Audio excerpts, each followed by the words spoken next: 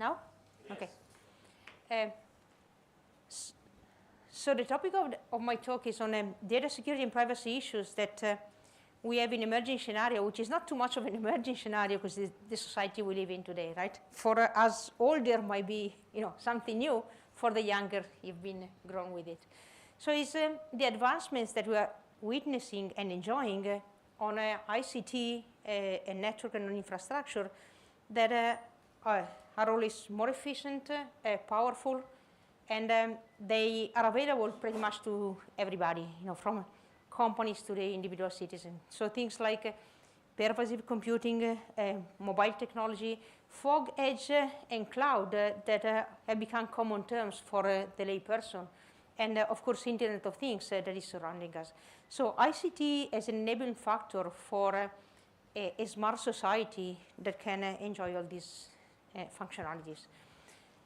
So if you think about it, things that we had a few years back, now we have it but smart.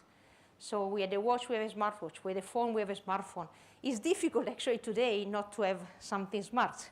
So I remember back then when I need to renew the insurance of my car, and they say, you have a discount if it comes with a black box. And I said, no, it's better not, because if you speed, then they know. Now it's difficult not to get a smart car, like it's difficult not to get a smart TV. So everything is smart. There is also the smart toothbrush that can alert you when it's time to brush your teeth, can see how you do it, the inclination of the toothbrush, how much time it takes, and so forth. And can give you scores and can be attached to your dental insurance company. And if you do things well, you get a discount. If you don't, then you're in trouble, right? So we are surrounded, and they're becoming the norm from these smart devices, smart functionalities that essentially rely on data collected from you. Like the toothbrush, to tell you if you're doing things fine, it has to see how you brush your teeth, how often you brush your teeth, and so forth. So we live in a connected, let's say hyper-connected society where everything exchanges data with something else, right, for providing you services. For a lot of benefit from business to leisure, from health services and functionalities to marketing, to business, to games, to transportation, and so forth. And even the COVID gave a big push to this, right? So if the technology was there, but in some cases we were reluctant to use it, the COVID and the fact that we needed to work remotely, we needed to stay at home, gave a big push to this pervasiveness of the technology for accommodating functionalities and need. How about security in this context? Well, better infrastructure, better functionality, better services is also better for security, because you can use this power, you can use this smartness for security, for getting better security services. So you have a better security and protection mechanism. You can have, given that storage doesn't cost too much nowadays, networks are efficient, you can also better business continuity and resiliency to failure. And of course, you can have in a system that is smart, in a system that can observe things that happen and act, react, or even prevent things, prevention and response, or getting alerted and acting right away if there is an anomaly or an attack or something happening, clearly can also work better. So from a security point of view, from a protection point of view for security mechanism, you're also better off with all this advancement.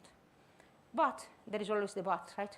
In a system so complex, in a system so connected, hyper-connected, exchanging data, collecting data, gathering data, and so fast to act, it is always the case that the weakest link is the one that can be exploited for attacking you or for violating the system. So it can cause, can be exposed to system hacking, to improper information leakage and exfiltration, and of course, to data tampering. And in a system that is so quick to act, clearly the fast response and act that can be used for the good can also be used for the bad, right? So even attackers, even intruders, even somebody getting in your system can actually leverage, and in this case I would say exploit, that fast speed and functionality. So I don't know if you remember this. This was going around the first, when people started talking about the Internet of Things, right? Because your machine, your dishwasher, everything can revert against you. And actually the problem there is if we live in an Internet of Things scenario where you have pervasive technologies that serves us, but is connected to the outside world, everything has an IP address, everything is connected to the external world, so everything can be actually exploited also as a point of entrance into your system. So somebody, instead of attacking your service, can attack your fridge. And one of these, the big problem is for cameras that you can put in the house, right? You might put cameras in your house for security reasons, but you have to be careful, because if it's not properly set, it can be also hijacked, or it can be a point of entrance from somebody observing your house while it shouldn't. So when Internet of Things, people started talking about Internet of Things, this was one of the things that was going around for the security issues that these hyper-connected devices surrounding us were bringing. Just little after that, first worry was security, but then, of course, there is also privacy, because it is true that these things can be exploited by people for entering the system, but can also be exploited for data exfiltration and leakage. So, one example was, I don't know if you remember when Samsung came out with the television with the gesture recognition, that the commercial was, people sitting on the couch and you could lower the volume or change the channel without waking up the person next to you. Well, if the television is observing you for gesture recognition, when does it stop? When can you be sure that that the television is not seeing what is happening in the home? Vizio, actually 7 years ago, got fined. Vizio is one of the television producers in the US. They were fined in 2017 because they were selling TVs that had as a default the automated pixel recognition on, meaning well, we're used nowadays that if you watch a smart TV, clearly you know that programs have associated metadata, so these metadata are communicated, I don't know to whom, but then people know which program you watch for how long and so forth. But the automated pixel recognition meant the TV was able to understand what kind of video you were watching, even if you had to put on your own DVD of a party or of a wedding party celebration or something like that. So from the pixels that were active on the screen, they could recognize the type of image and the type of video you were watching. So they were fined because customers weren't alerted that this feature was on by default. Right? And of course, even with smart meter, you know that from the smart meter activity, you can recognize whether there's somebody in the house, what time they do the laundry, what time they do the dishwasher, that kind of how many people are in the house, the kind of activities that are there. Sometimes for the good, there are also stories like, the guy who was actually accused for murder of the wife because the story he was telling was a match in the Fitbit. Because he said, I came in the house, I saw the body, I rushed upstairs, and the Fitbit doesn't say so. So sometimes it serves well, but of course, being always observed every single thing you do. And I don't know if you have this feeling as well, as individuals. Sometimes it's like, it used to be that you need to say something sensitive, just you don't use the phone, right? Nowadays, if you have to say something sensitive, you're talking and Siri says, I didn't understand that. Well, you're not supposed to be listening, right? So sometimes you have this feeling that you don't know when these devices stop listening or not. So, privacy is the other concerns that you have. So what does it mean to have security and privacy in the society we live in today? It means a lot of things, right? And from the security and privacy issues, you have to take care of them all, because otherwise you're always exposed to the weakest link being the weak point that it can be exploited for attacks. So any of the aspects is important. Protection of the infrastructure, protection of communication, protection of devices, from this big server to the feedband you might be wearing, all of them need to be protected, and of course protected against malware, virus intrusion. So you need to have software verification and so forth. So any of the aspects, let's say, in the security field, any of the topics, any of the area is relevant because you have a chain of problem and of life of the system that you have to protect in all the phases, in all the features. And of course, protection of data. So my concern, notwithstanding that all of these are important, I want to talk a little bit more about protection of data. Why data? Because what makes the system smart is the ability of the system to observe what's happening, to collect data, to gather them, to process them, to analyze, and extracting knowledge, which is the smartness that you can inject back to the system then. So what makes the system smart is the fact that you have plenty of data to work on. Well, we're used today, right? We were yesterday with the large language model. So is the data, is the availability of data that makes the system, that gives the system the knowledge that makes it smart. So data are the new oil nowadays. And if you think about it, who makes money today? Who has data? Okay, and it's a big step. Remember when Zuckerberg said, if you want to sell a Coke, you know exactly who to target to. And I remember already 15 years ago, if you had to look at the return on investment for commercials through Google or broadcasting, it was incredible, order of magnitudes different. And it is even more so today, right? So data give the knowledge, data give the power. And of course, if you are the individual or if you are somebody who wants to protect data, that is the most important resources that is to be protected through the complete protection of the whole system, but it's the resources that needs to be protected. So the big data society is the one we're used to live in, big in terms of volume, big in terms of amount of data that you have out there.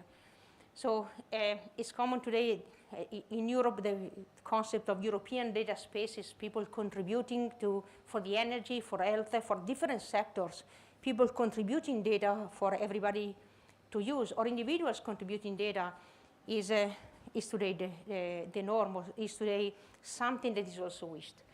Problem is, it's not that if you need to do data protection, you are the party pooper, right? And you say don't share, don't collect, don't, because the benefits are out there, visible to everybody and enjoyable by everybody. But if you don't have proper measures to protect data, or if you don't give proper assurance to individuals or business that data will be protected, actually you are preventing maybe sharing in scenarios where sharing could happen. Like, enforcing nice data protection is the option with respect to not sharing at all sometimes. Because if you can actually protect data well, then you can have actually more data sharing opportunities. But you do need to protect data.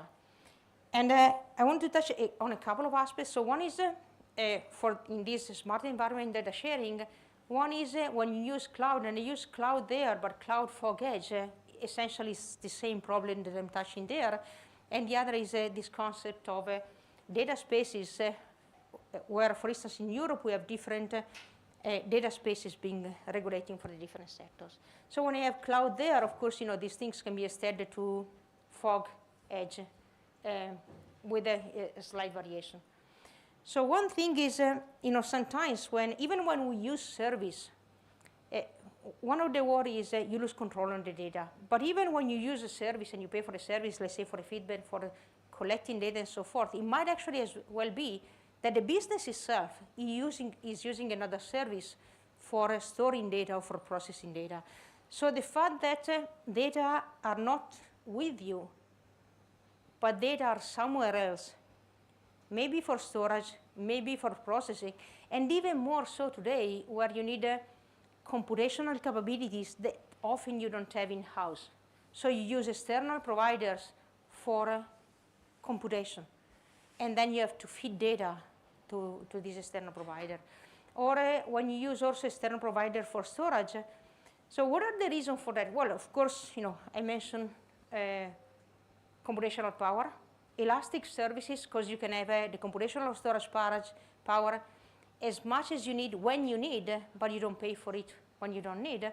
And typically is cheaper relying on external services, because this external service can enjoy economy of scale that you cannot do in-house. And even for security, if you take like small and medium enterprises or individuals, the external providers can probably do a better job in protecting your data than you can do in-house when you don't update the system, you don't have a technical personnel and so forth.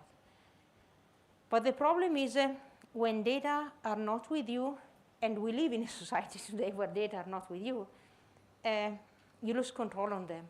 And you need to have a way to maintain control on the data, even if they're not under your own direct control.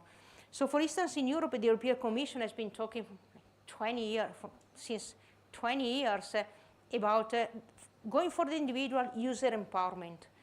But in general, data owner empowerment, meaning even if the data are not with you, but there is a chain of data usage afterwards, you need to maintain control on the data, which let's say belong between quotes, because if there was a privacy lawyer in the lure, there is no such a thing as a data owner, for them. But in the technical term, is the authority over data should maintain such control even when the data go outside the direct control. Direct control in technical terms, let's say. So often what happens is, you can use external providers for storage or for processing of your data, and you need to protect the data. Now, the first thing that comes to your mind is, okay, I encrypt data, right? So the first thing it comes to mind for protecting the data, oh, it doesn't matter, data are encrypted. And this becoming, even for individuals, even if they're not technically savvy, the fact of encrypting data when you store them somewhere else, it has become the norm, because you want to protect some data. And sensitive data, when you talk about health and money, it's the first sensitive data you think about, right? So you don't like to put your health data, your financial data, or maybe picture of family, if you have children or so, you don't like to put them outside in the clear. So first thing that comes to mind is, okay, encrypt data, doesn't matter. Well, the thing is, if you encrypt the data, but then you want some functionality for data access. So for instance, if you want to run queries, or if you want to do some processing on the data, now either you bring back all the data back to you, or if you want the provider outside to do the processing for you, then the provider needs to have access to the data. And if the data remains encrypted, there is only so much that can be done. So typically, when you encrypt data for external storage, it is the case that the key relies with the external provider as well. So the data are encrypted and protected for the external world, but not for the provider itself. Okay. So if you don't like that, it means the key needs to remain with you. But it means the data outside are encrypted, and the external provider providing you storage and maybe processing functionality cannot decrypt the data for operating on them. And then you suffer on functionality, because on encrypted data, there is only some functionalities can be supported, sometimes with a little bit of compromise with respect to the privacy protection, confidentiality protection, but there is only a given point at which you can become. So there is a trade-off there between security or protection of data confidentiality on one side, and the functionality that you can enjoy on the data on the other. So what people are working on is why can't we have both? So protect the data not only with respect to the external world, but with respect to whomever is not us or whomever is not authorized, while at the same time enjoying functionality for data analysis, query execution, and so forth. So when I mentioned before, the first level of protection you put on the data is encryption. You don't want to say just, encrypt data. Okay, but when you say encryption, again, there is encryption and encryption, right? So it's not that it's like, okay, you encrypt data, you're done. Because if you use, for instance, direct encryption, where you have a one-to-one correspondence between plain text and cybertext, then we know you're exposed to frequency attacks. So, and in general, encryption that offers some functionality on the other side, the functionality might expose some information on the underlying data, so leaking some information on the underlying data, compromising confidentiality. So again, when you talk about encryption, you have a stronger encryption and weaker encryption. So it's not just encrypt the data, it's how you encrypt the data. And then when data are encrypted, there are things that become, and I'll touch upon it again after that, there are things that become more complicated to do. So it's not only that you encrypt data, but then if, even you are an individual, you put data outside, but then you want to do something on the data, so the functionality, you want to share data with others, or if you are let's say you are a hospital, you rely on an external provider for your information, for your information system, then you need to cater for your services for the different users who need to access your data, so you need to have some access control in place. You might need to have some regulated sharing with other hospital, with the ministry, with the region, and so forth. And of course, you might have a protection because it is so wished by the individuals, by the company, as well as if we're talking about privacy, not confidentiality, privacy is confidentiality of the individual. If we're talking about privacy, the different regulations that you have out there. So for instance, in Europe, there is the GDPR, the AI Act, the Data Act that are touching upon different, the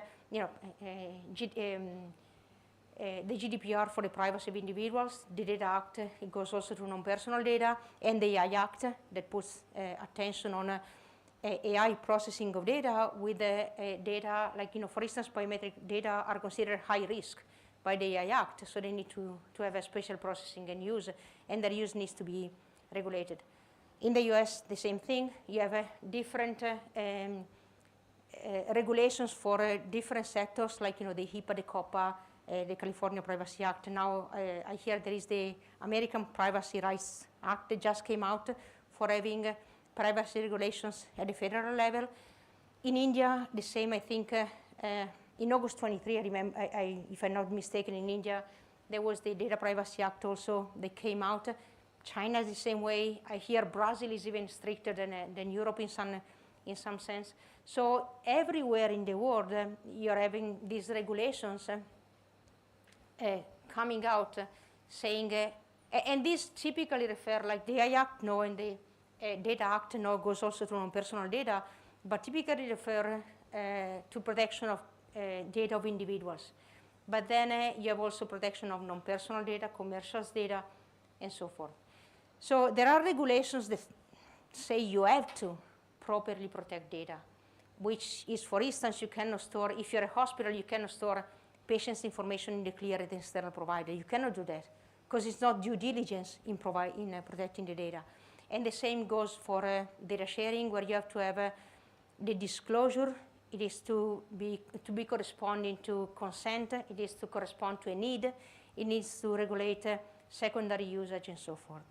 So you have all these regulations, plus you have company policies, business rules, and so forth. So let us touch on some of the problems you might have. And there are different, actually there is not one-size-fits-all problem, one-size-fits-all solutions to how you protect data in the cloud or in these scenarios. Because actually it's like, when you talk about security, what I usually say is, when somebody tells you, is the system secure or is this thing private, the answer is not yes and no. The answer is, what do you mean about secure, right? And we know, all of us know working in security that providing security means just respecting the properties or the actions that you are required that the system should obey, right? So you can prove that the system is secure according to the definition you give. And even in this context, there is not one-size-fits-all definition of what it means to guarantee data security or privacy in such a context. So you have there, for instance, 3 dimensions according to which you can characterize the problem or the scenario, and different dimension solicits different need for protection or different solution. So, and you can actually add and other dimensions, like these are just, three that I came up with. So one is what do you mean by security? So what is security to you? For instance, typically we have the three R's CIA, confidentiality, integrity, and availability. So you might be worried about confidentiality, you might be worried about integrity, you might be worried about availability, which in this scenario can take the form of service level agreement. So availability is authorized users have the assets they're authorized for, right? So availability is you have the service that you're paying the provider for. And the other dimension I have there is you have security, and then how about the functionality that you need to respect, right? It depends on whether you just throw in their data as a backup. So it's just like if you're, I lost my phone, and given that I'm smart, I didn't have a backup. Okay, so I lost everything. So maybe you're using the cloud. If you're smarter than me, you're using the cloud as a backup, which I'm going to do since tomorrow when I set up the new phone. So you're using the external provider as data archival, or you might have using the data provider also for providing some functionality. And then you have to see if the security measures that you put there, if the mechanism is impacting, is affecting this functionality. And then, of course, the other aspect is the architecture you are in. Is it you that you're storing the data outside, or do you need to store the data outside for them maybe sharing with other authorities, sharing with your users, and so forth. So let us look each of these dimensions. What is confidentiality? And I wanted to touch on different issues to give a flavor of the different aspects that need to be taken care of. So one is confidentiality. Of course, I mentioned before, confidentiality of the data externally stored. So let's say you store the data outside, health data, financial data, or your own data, your own business, your medical record, the picture of your family. So you want to protect the data also against the provider who's storing the data, right? So one thing is data protection. Let's say, for the time being, you encrypt it. Okay, let's make it easy. The other thing is protection of user identity. So maybe you store the data outside, you have to give access to people, but then you might need to maintain the, let's say, anonymity of the users who access the system.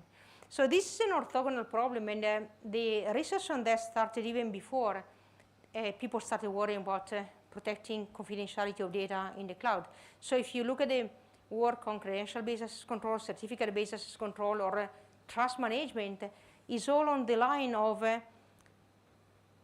used to be this the claim, if you can enjoy some privacy when doing things in the real world, why shouldn't you have the same privacy in the digital world?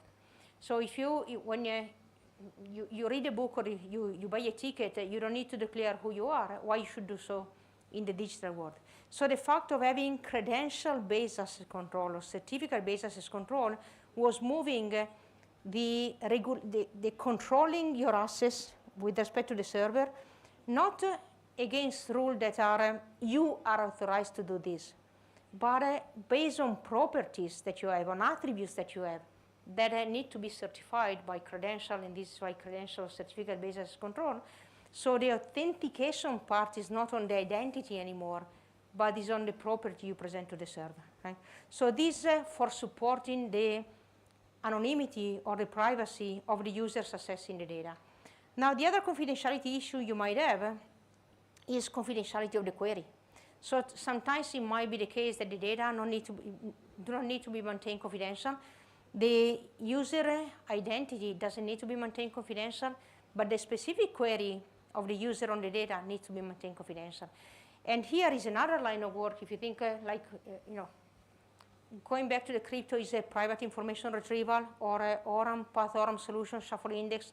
They are all responding to, like for instance, the typical example here, if you're interested in checking for a given illness, if you go to the library, you take a volume of the medical encyclopedia, you look at the entry, and the specific illness you looked at is your own business, right? The librarian doesn't know that. But when you query a server storing a medical encyclopedia, clearly the query is disclosed, right?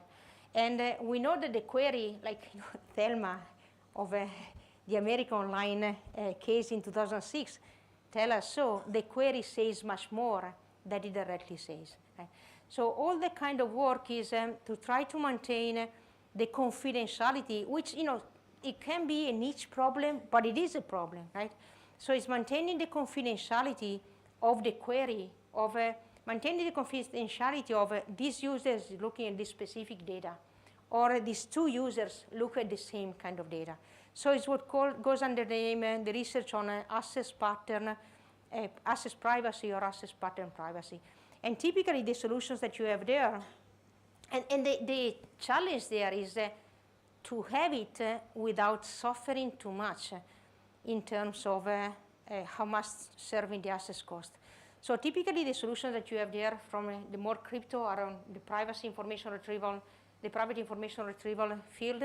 But then when I mention ORM or path ORM or the shuffle index, they're typically based on the idea of, well, first of all, whatever is stored there needs to be encrypted clearly, because it needs to be covered, because otherwise the access to that is known. And they are typically based on breaking the otherwise fixed correspondence between content and place where it is stored. So essentially, the idea is, and they do it in different ways with different flavors, but the basic concept is the same. Every time you access something, that read operation translates into several write operations. Every time you access something, the position of where the content is stored is changed. So it's like you shuffle things around. It's like when you put books from a library, when you put them back, you put them in a different position. And it's like if all the book are covered so you don't see the real cover of the book, right? So whenever someone else comes and takes the same book as you, it will go to a different shelf, right? And the librarian doesn't know which book is being taken because all the books look the same to them. So data are encrypted. Every time you restore them, you change the encryption, you change the cover anyway, and you change position every time. And now you see the challenges are, for instance, if every read operation becomes a write operation, first of all, its concurrency control needs to be changed. Okay? What are operations that can be done together, like read operation? They are a shared lock. They become an exclusive lock because you translate them in write operation. So it's the cost of serving the operation changes, right? They are exclusive access, and typically you don't read one item, but you write several items. So for instance, ORM with respect to path ORM, different variations, they were trying to cut down on this cost. And the other thing is, if you have multiple users accessing the data and the position of the data always changes, you have also the problem of maybe some status to keep at your side. And then if you have some status to keep on your side, the other thing is how much storage the client is required to have. Okay? So there are several issues that are that you need to be taking care of there. And concurrency and the cost of access is clearly the big challenge there. The other problem is integrity. So what does it mean to have integrity? It means that the data are fresh, correct, and complete. Okay? So when you store data outside, typically data are not in-house anymore. And of course, users who access data, which might not be the data owner, don't have the original data in the first place, right? So when they retrieve the data, you need to give a guarantee that the data are fresh, complete, and correct. And having guarantee, and of course, you cannot say, I guarantee data integrity, because that comes in two steps. When you talk about data integrity, the first step is giving the data consumer the ability to assess if data have integrity, so to understand if data have integrity or not. And then the guarantee comes with diversification of risk and resilience to failure. So diversification of risk means having different copies outside, or meaning if you have to do some computation, having different people doing the same, different workers doing the work, then you can check if there are mismatch. And the integrity issue is relatively simple if you're talking about static data storage. Let's say you put some file outside and then you retrieve them. So understanding that they've been tampered with with encryption measures can be relatively easy. It's much more difficult to guarantee integrity, or to guarantee even the ability to assess if there is integrity for data dynamically retrieved. So when you need to do a computation, when you need to get the result from queries, for instance, when the data that you're retrieving are not static, but they are obtained performing a query, how can you have guarantee of integrity where the result is dynamically computed? So for instance, you have their authenticated data structure like skip list, Merkle tree, and so forth, that are typically based on chaining data, and then maybe having some check of a hash that you can retrieve. And if the hash doesn't match, then you know that something is going wrong. But like things like Merkle tree, you do that, you build a tree and you build the control information with the hashing based on the key of research. But if your queries are just random, so today I ask, retrieve the patients that were in the hospital last week. Tomorrow I ask, give me the patients who were in the hospital for heart problems 2 years ago, or so forth. So the queries are not predefined. You cannot chain all the possible data in all the possible way, all the possible results that you can obtain. So what people are working on there for integrity is to have probabilistic guarantees of integrity. So probabilistic guarantees, it means you don't have guarantees certain, like in the authenticated data structure, but you have the probability of understanding that something is going bad by some control information that you're injecting. And control information is essentially of two kinds. One is fake information you put in, and then if it is not there, then you know that something is going wrong. Like for instance, suppose that you have 1 million patients, you put some fake patients there. If when you run a query, your fake patients are not there, it means the result is not complete. Or data duplication. And of course, encryption here serves to protect also your control information. Data duplication means for some patients, you duplicate them, like you have a twin, right? So if when you retrieve the result, one patient is not there, one patient is there, but the twin is not of your control information, that you know the result is not complete. It's like, I remember once I was at the university where kids coming to City University, and the teacher said,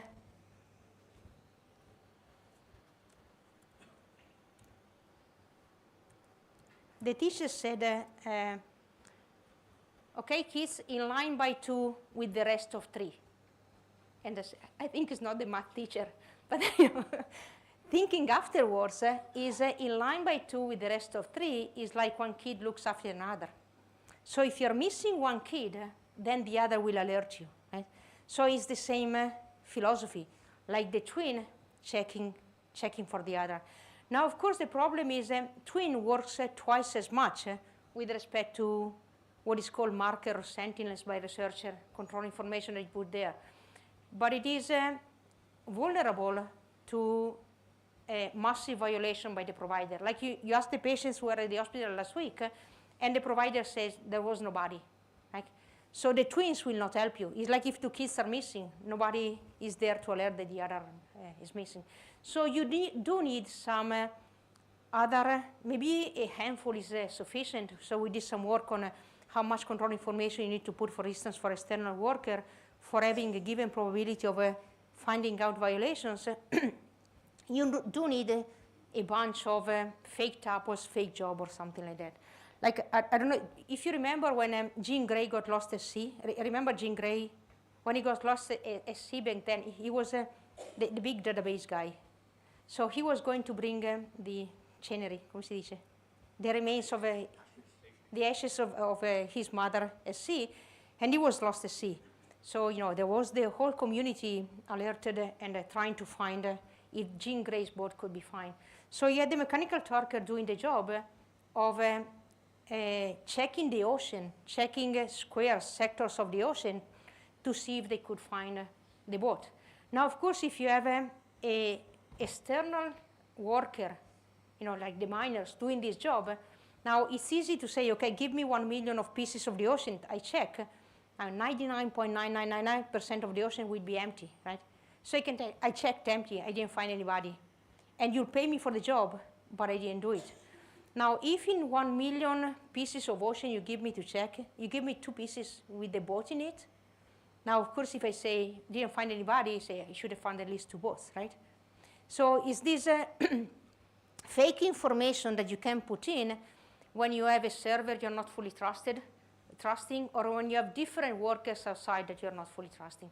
So this for integrity, and the thing is, with this probabilistic control, again, for instance, is better to have twins or is better to replicate more? How do you distribute the control information to worker? How about collusion? Okay. How you make twins indistinguishable one from the others? So you have different challenges there. And the other, I should skip faster. I should go faster. And the other thing is SLA compliance. And of course, here you have different problems. And there are some things that, with respect to SLA compliance, they're easy to measure. Like, for instance, if I'm promised a given bandwidth, a given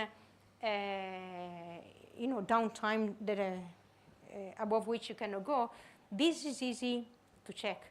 But if and also the crypto community here again, proof of work, proof of possessions, there are different solutions that are coming there.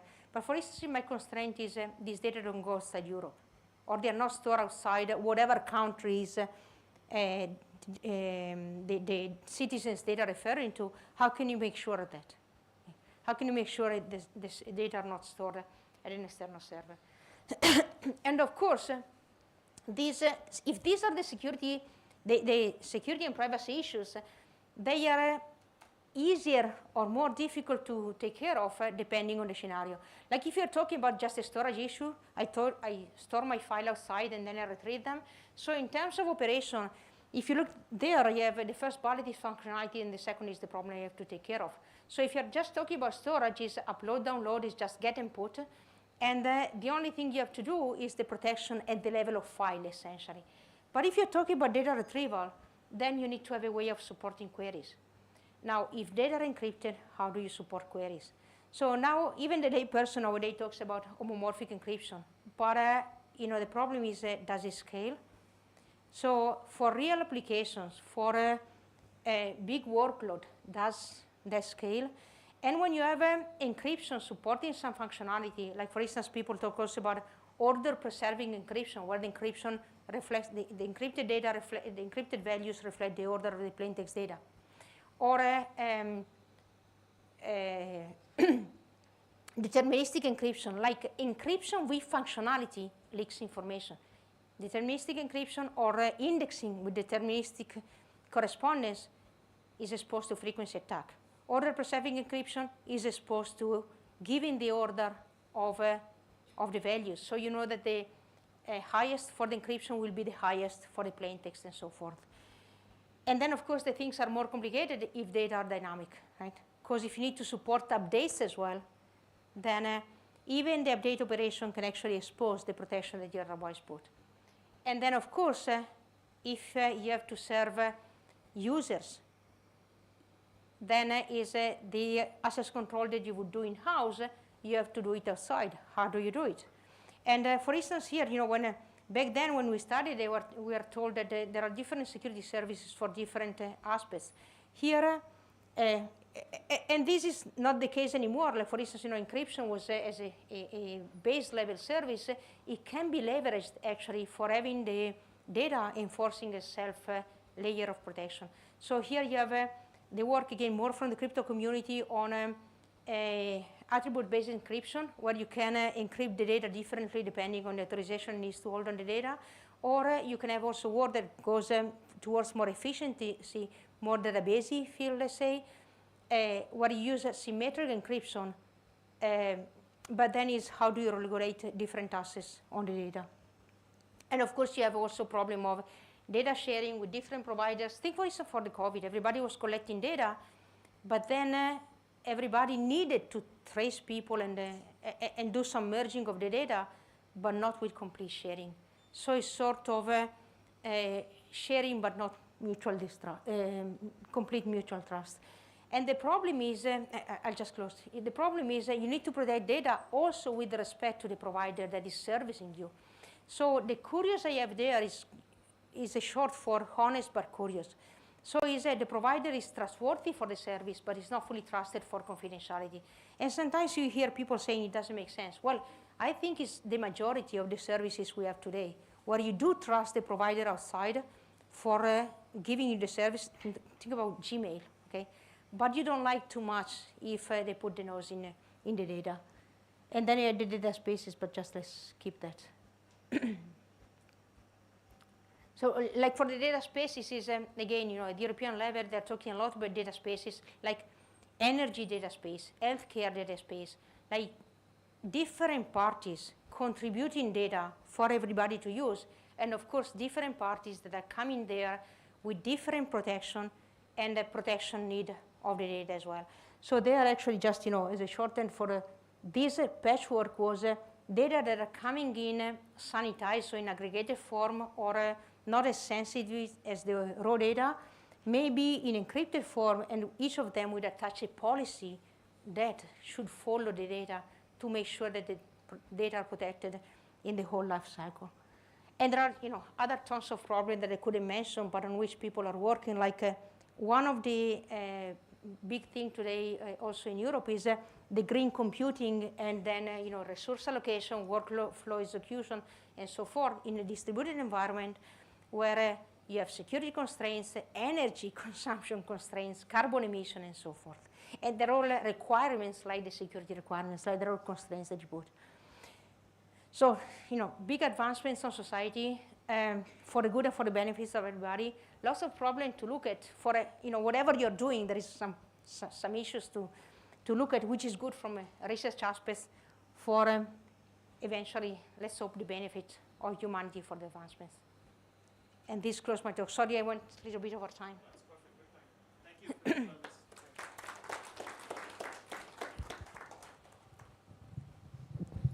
So we have time for a couple questions. If you have a question, can you please see a show of hands? I can start it off while others are thinking. I think the last, not here, but before the spaces, you had a couple of slides where I think that's where the complication is, where there are here? The one before this, right?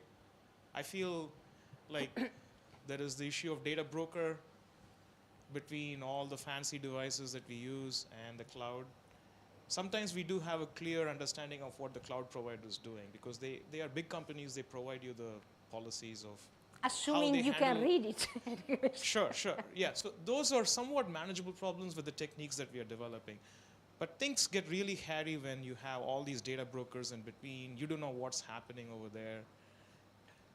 There's absolutely no privacy in that space, right? So when I provide data, I don't know who are all getting access to it and who are all taking it and sharing it further. Yeah. And if you go, like, for instance, for the privacy consent that sometimes we have to do, like there is also this opt-in, opt-out, right? So according to GDPR, for instance, the user should opt in. It cannot be that the user opt out and otherwise the information is going. But sometimes you do as a service that you have, like even when you use Doodle, like to set a meeting, if you go to the privacy consent, it's never ending, right? Yeah. And then there is a macro there, because otherwise if you go in it, there is like 50 people to which they're providing information. Or even if you look, like sometimes the browser says, block 34 trackers.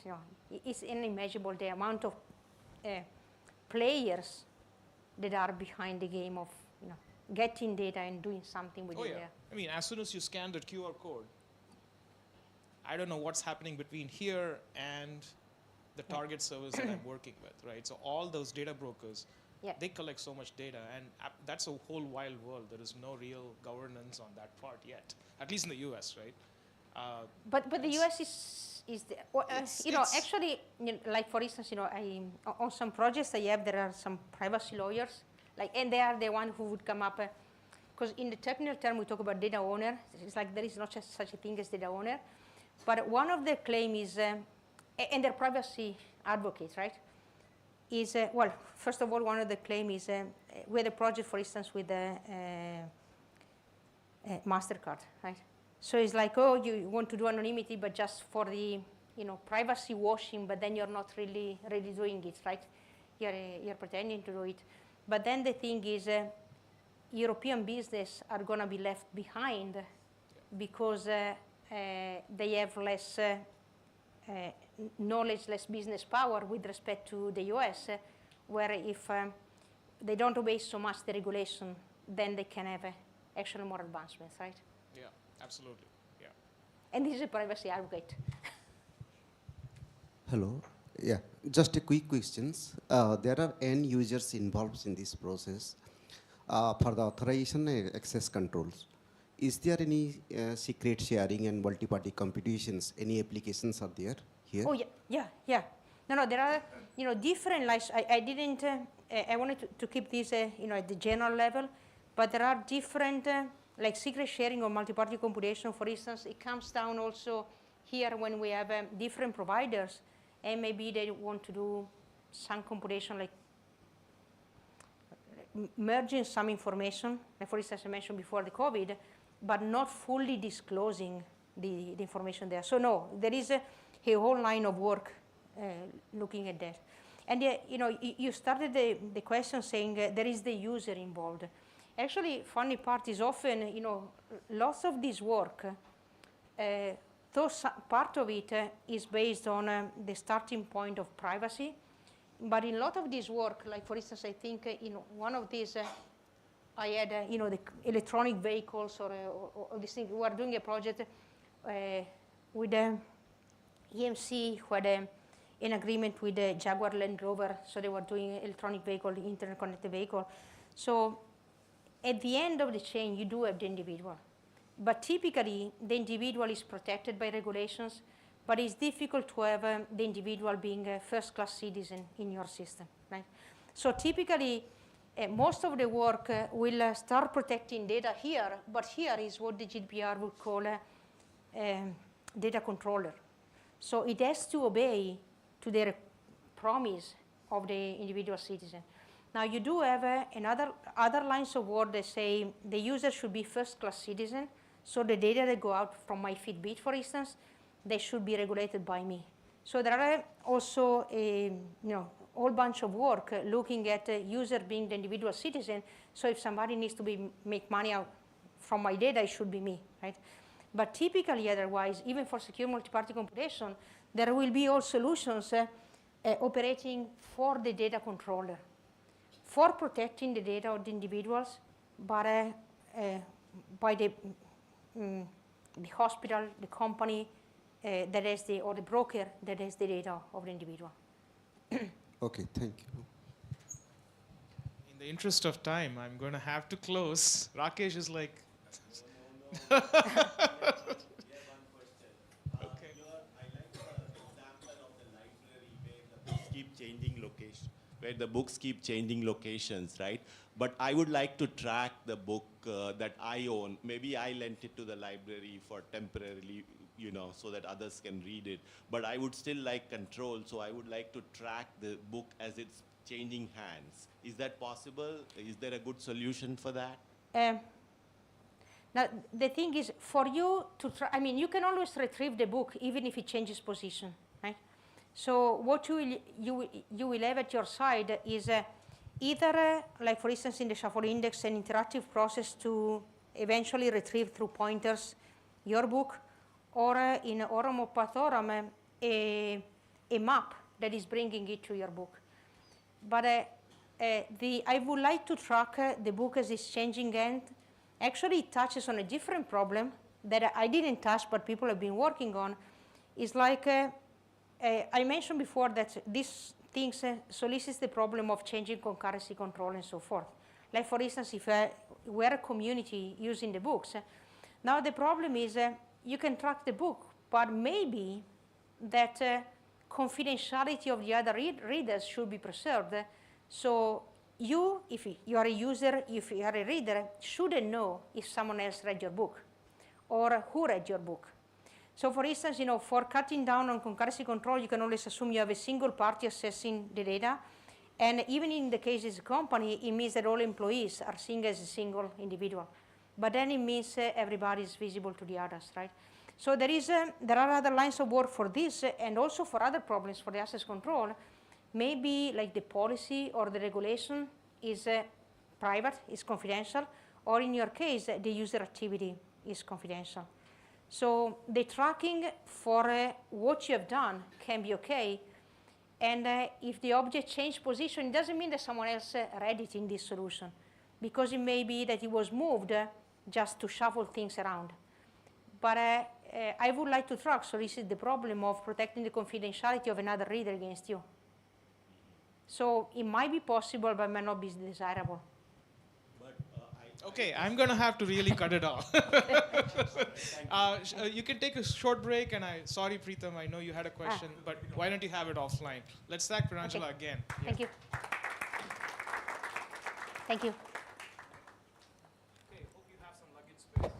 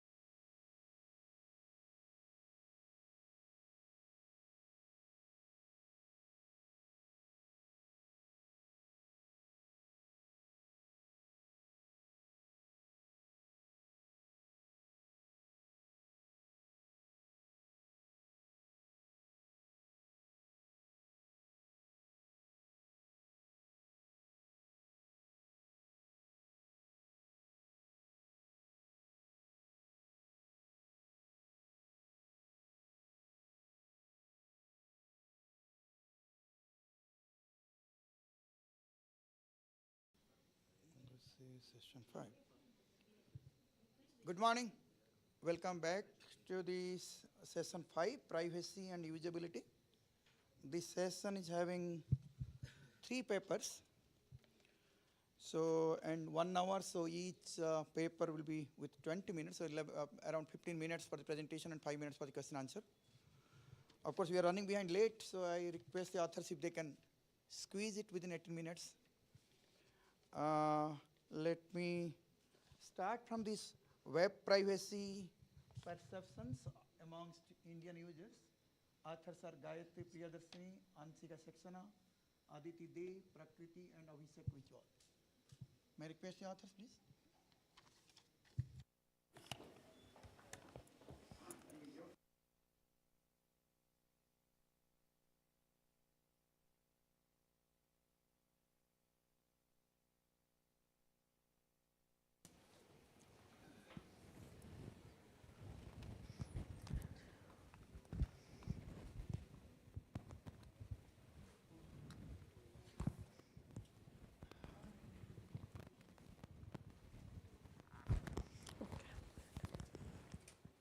What's this for?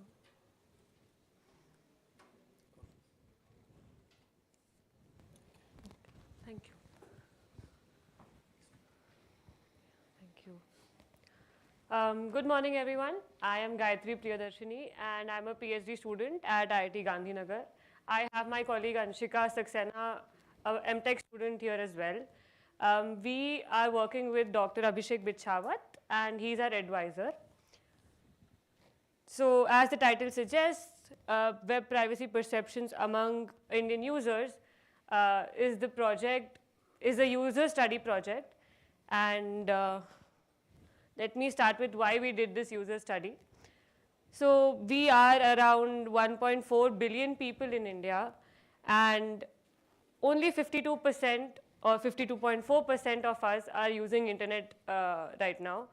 Let me give a disclaimer first that maybe this may not be a very precise statistics, but this is just to give an idea that Indians are new to internet. Maybe after COVID, we have increased the number of people who are using internet, but at least it gives us some idea of how many people are actually using the internet. And we are using internet for different reasons like streaming or online shopping, online learning, or connecting with or to connect with people through social media.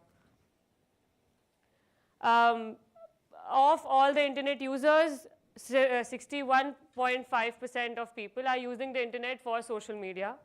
And you can see that there are different platforms of social media like YouTube or Instagram, LinkedIn, Snapchat, Twitter, Meta. So there are different platforms on which the people are connecting with people around the world. Again, the statistics for this was collected using ad networks.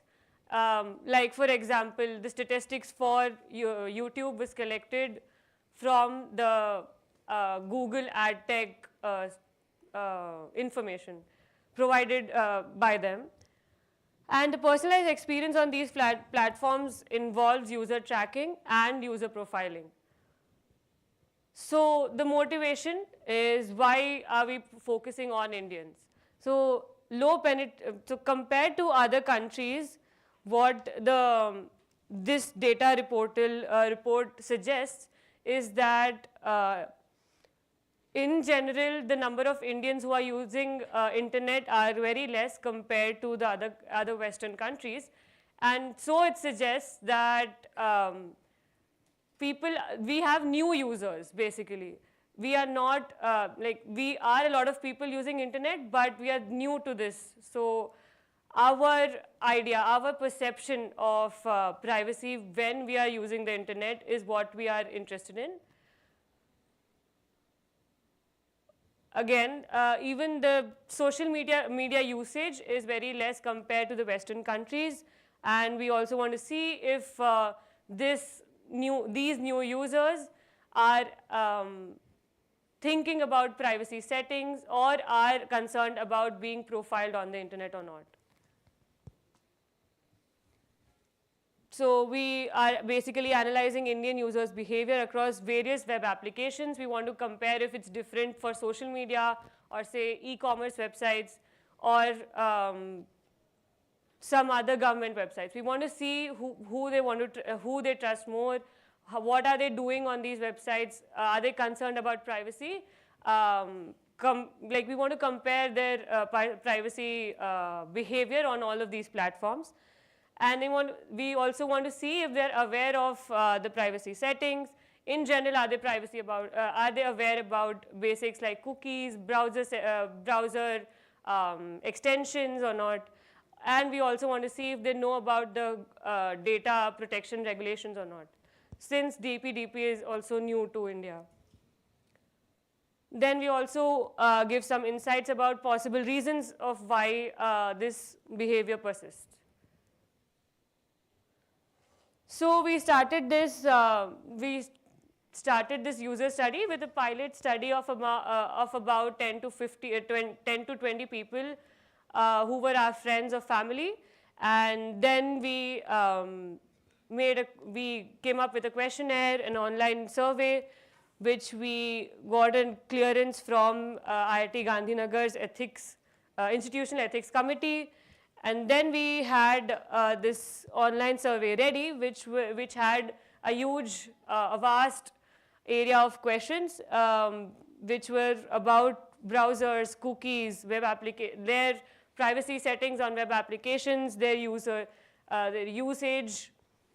anonymity, different options that they have for anonymity, and their personal incidents about data breaches or other cyber attacks that they would have faced. So we had about 168 participants, and we had some attention checking questions which ruled out some of the participants, some of the responses. And in the end, we had around 155 total participants. And we tried to keep the age, like the range of the participants a bit different. But of course, having people above 55 who actually use the internet on the institute was lesser than the number of students we had who were willing to participate. So yeah, we kind of have some diversity, but of course this is one of the limitations. I'll talk about the other limitations of the participants later in the slides. We made most of our evaluations based on 3 demographics, that was age, gender, and occupation. And we did qualitative and quantitative analysis on the data that we collected.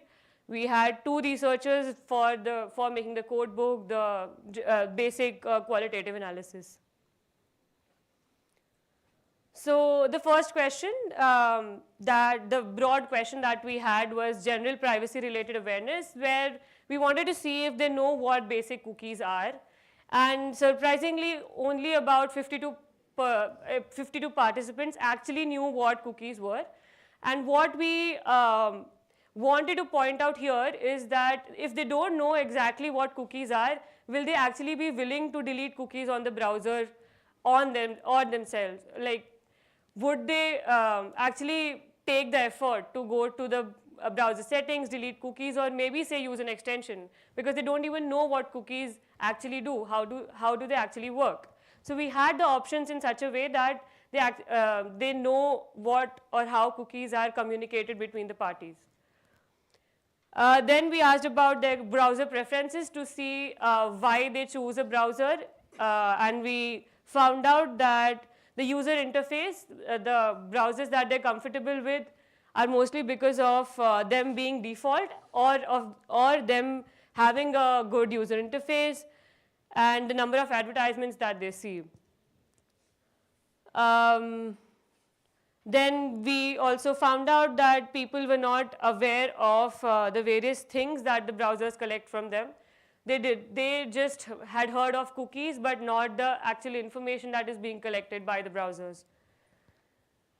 Then we also talked about like banners, or do they know if why the websites are supposed to show them banners, and if they know about the privacy policies, And in general, they are not very aware of the the existence of privacy policies and that the websites are supposed to use them.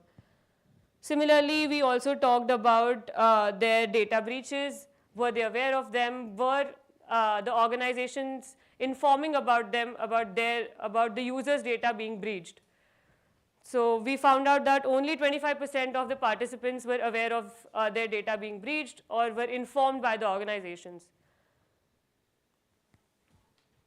Again, we we had questions about how they make privacy settings on social media applications, other web applications.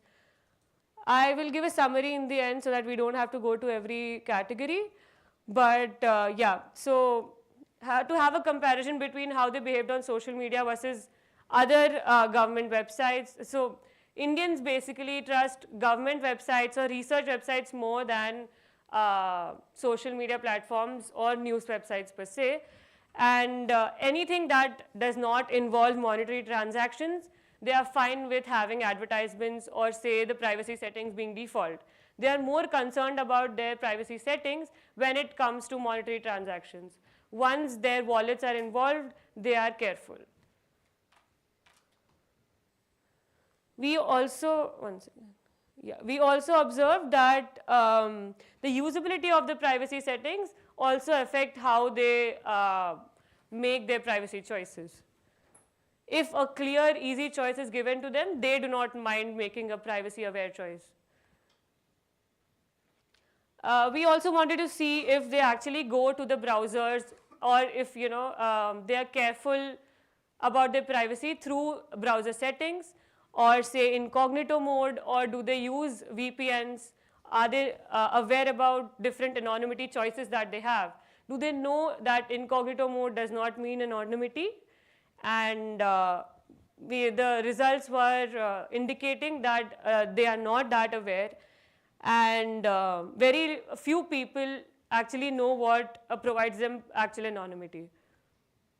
Again, settings for websites, people may not explicitly delete cookies until and unless the cookie banners are very easy for them to understand and are giving them an option to deny cookies at one go.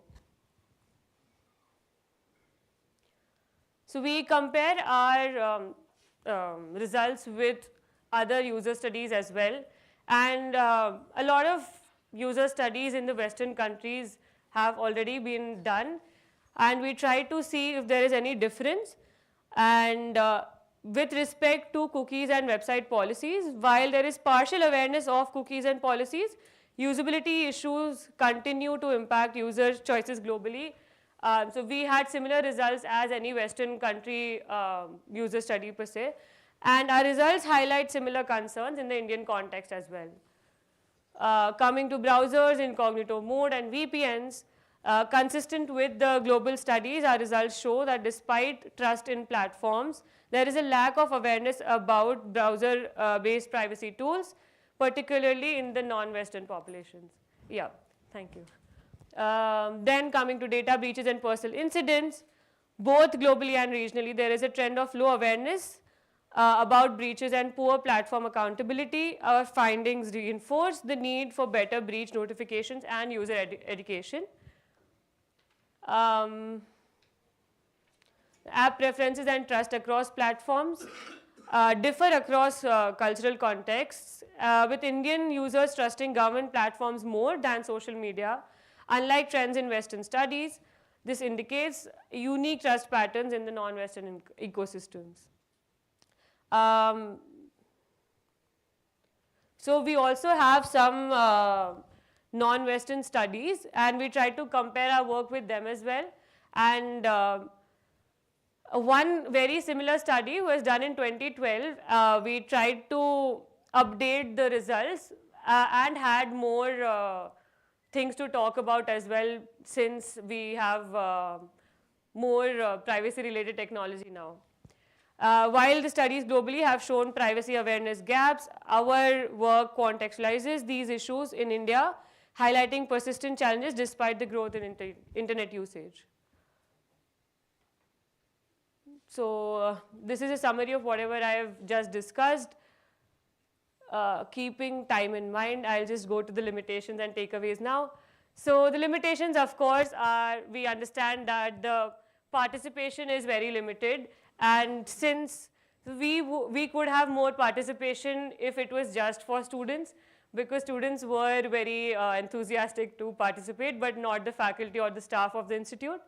We could have, of course, reached out to more people, but having, we just had one Google form, and since we did not have Prolific or MTurk for free in India, we could not use those platforms. Again, the findings may not apply to other non-Western countries, and since people knew that this is a privacy-related study, they might have been a little biased towards what they're answering, how they're answering the questions. But we see a positive side for the same. Since the students and the staff of this institution are digitally active, we get a perspective of people who are actually using the internet on the daily basis and who are educated. Of course, IIT Gandhinagar consists of people from all across India, so we have that regional difference, but not urban and rural difference. We could not do that. Also, since most of them are part of the institute, we could nudge them to do the study properly, and we had focused responses. I think this study would be a foundational basis for a larger study, which could be done in different parts of India at different levels, demographic levels.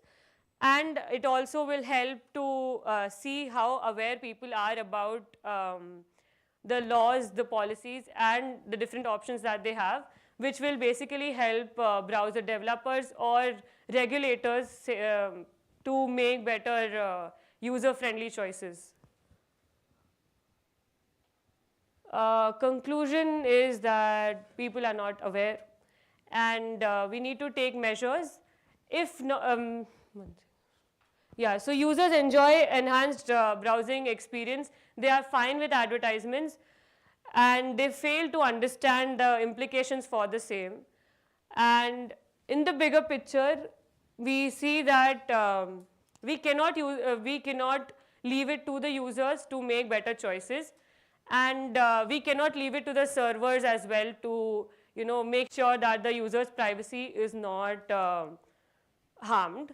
Because we've seen in different measurement studies, online measurement studies, that the websites or the servers may not behave as according to the GDPR or say DPDP. So what we propose or what we are currently working on is to have a browser-based consent management platform so that all of these things can be managed at the browser rather than leaving it to the users or say the servers. Thank you, and I'm open to questions.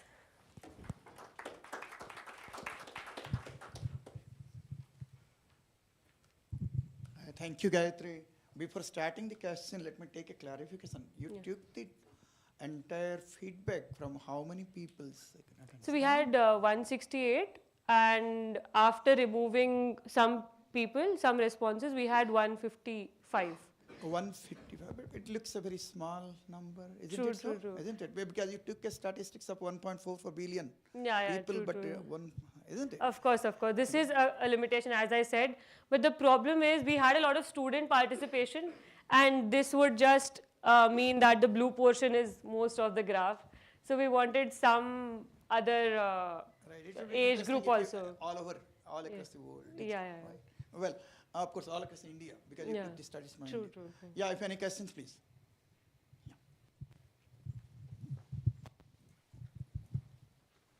In the same line, what Professor said, right? 155 students, and also in your one of the slides you mentioned that it was limited to the institute and Gandhinagar area, where you did not find the rural population, right? Yes, But from the methodology perspective, I want to understand what stopped you from taking the survey online. Yeah, so Prolific and MTurk both are like not free in India. So we did not actually take a pro version of it and go with it. In like we could have taken funds and we could have done that, but yeah, we wanted to first do it at the institutional level and then see how it goes, and then like maybe do a better study across different institutes in India, or say not just institutes but at rural areas as well. Sure. I think there are other platforms through which you can do the Yes, online yes, survey. sure. And I have another question. So you're talking about the age group here, right? Yes. So I see it starts from 18 to 25. Yeah, yes. 18 to above 25, 55. yeah. I think at this age, in this era, 8 to 18 or 8 to 16 is a crucial age. True, true, right? true. People are more exposed to the internet now. Yes. Everyone, even 6, 8 years kid also True. has a mobile. Do you think that's a good idea to include that? Yeah, initially we also had that in mind to include those people also in the survey, but we somehow didn't get the clearance at the time that we needed, and we had to wait for 6 more months. So it's just a technical excuse that I'm giving. But of course, this is a very good point that you made. And when we plan to do a better study or a larger study, we'll keep that in mind to include children or people from 8 to 15 as well, 8 to 18 as Thank well. you. Thank you. Any more questions, please? Yeah. Yeah, one more question you can take.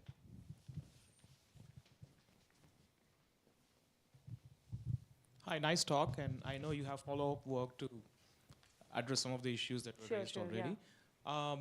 When you started the study, what was the motivation? Did you think Indian users might perceive privacy differently compared to the rest of the world? And if so, or if not, doesn't matter, was there any difference? Yeah, actually, it started because we were actually following the DPDP Act a lot. Like when it actually got passed, we thought that DPDP is new, and at that time we were doing a lot of measurement studies with websites, not related to this project at all. But at that time we saw that there is a very large difference between how the websites on in the EU Act and how the same websites are acting for an Indian user. So we thought that since websites are not giving us that behavior, are the users at least concerned about it? So that was where we thought that we should ask if the users are thinking about maybe using a better, more privacy-oriented browser like Brave. So some of my friends were like, yeah, we are using Brave, and Chrome is like this, Chrome is like that. I wanted to see if even not just my lab mates, but if other people are also thinking about using different browsers or say extensions. So we wanted to know if people know about these policies, if they know about the different browser options that they have. So yeah, that's why we started this project. Okay. Thank you, Gayatri. Yeah, thank I you. can close this paper. So next paper is Making EULA Great Again, a novel nudge mechanism to improve readability, user attention and awareness, by Bin Jahid, Samim, Ghosh Birsti, Aishwarya, et al. Right. I request the authors to be present. Who is the presenter?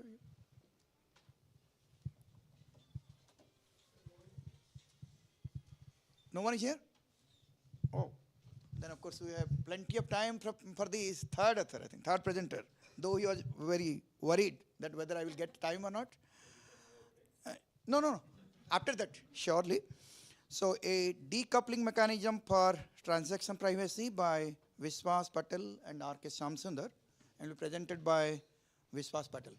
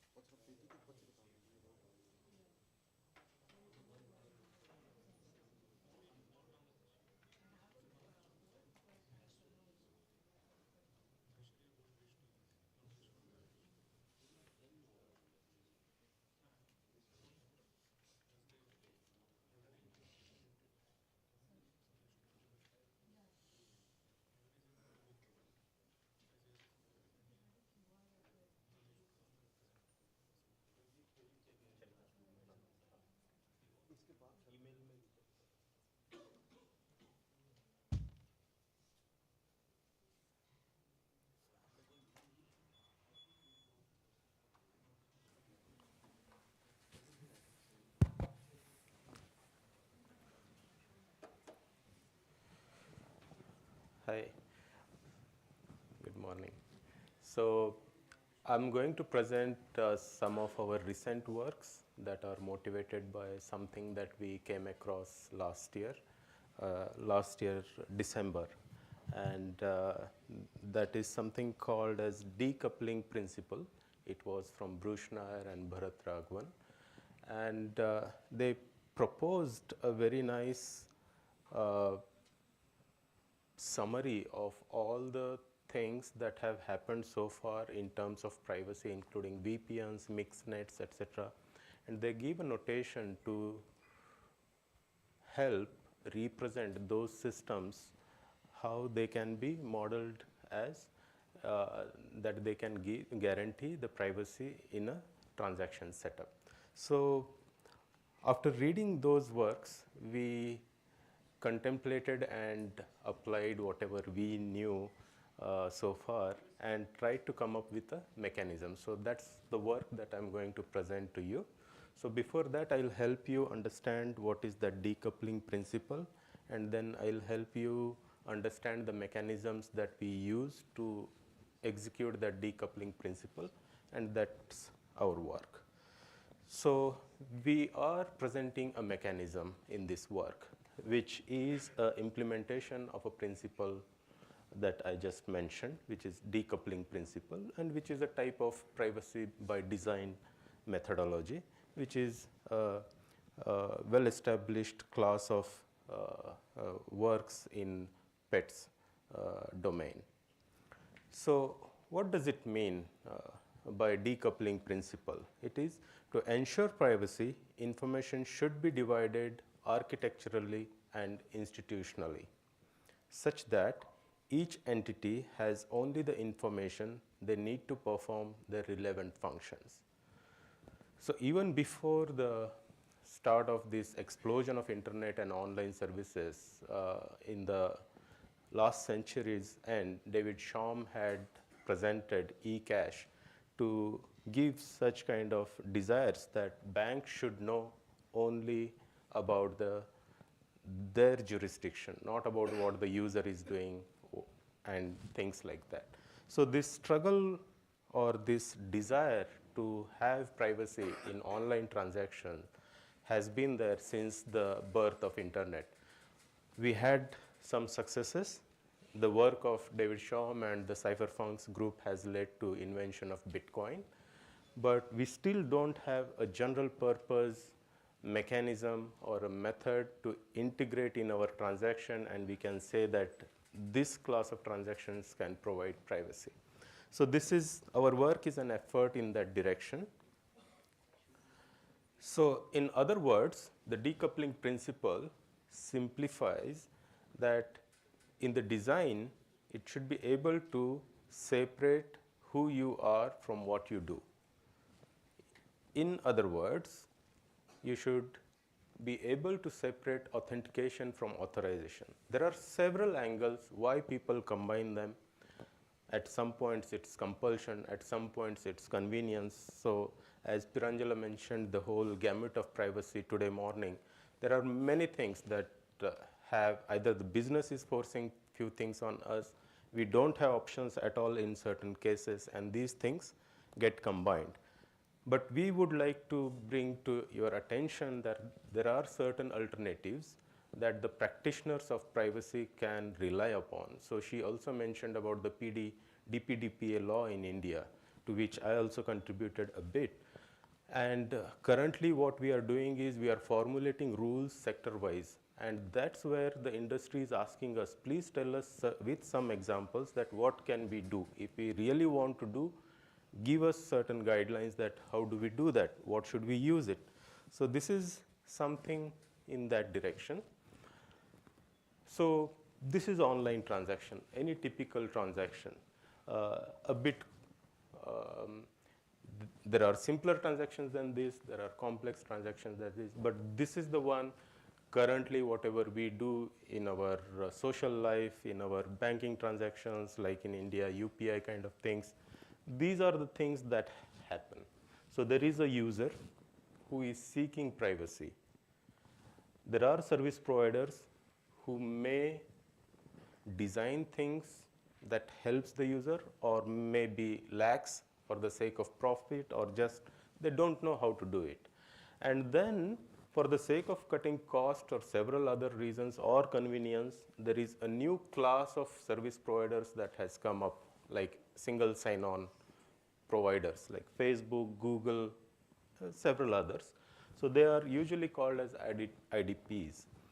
So in a typical service composition, what happens, there is a user, there is a service provider, and there is a identity provider. So the job of identity provider is typically to provide guarantee about the identity to the service provider, so the service provider reduces cost in performing these tasks.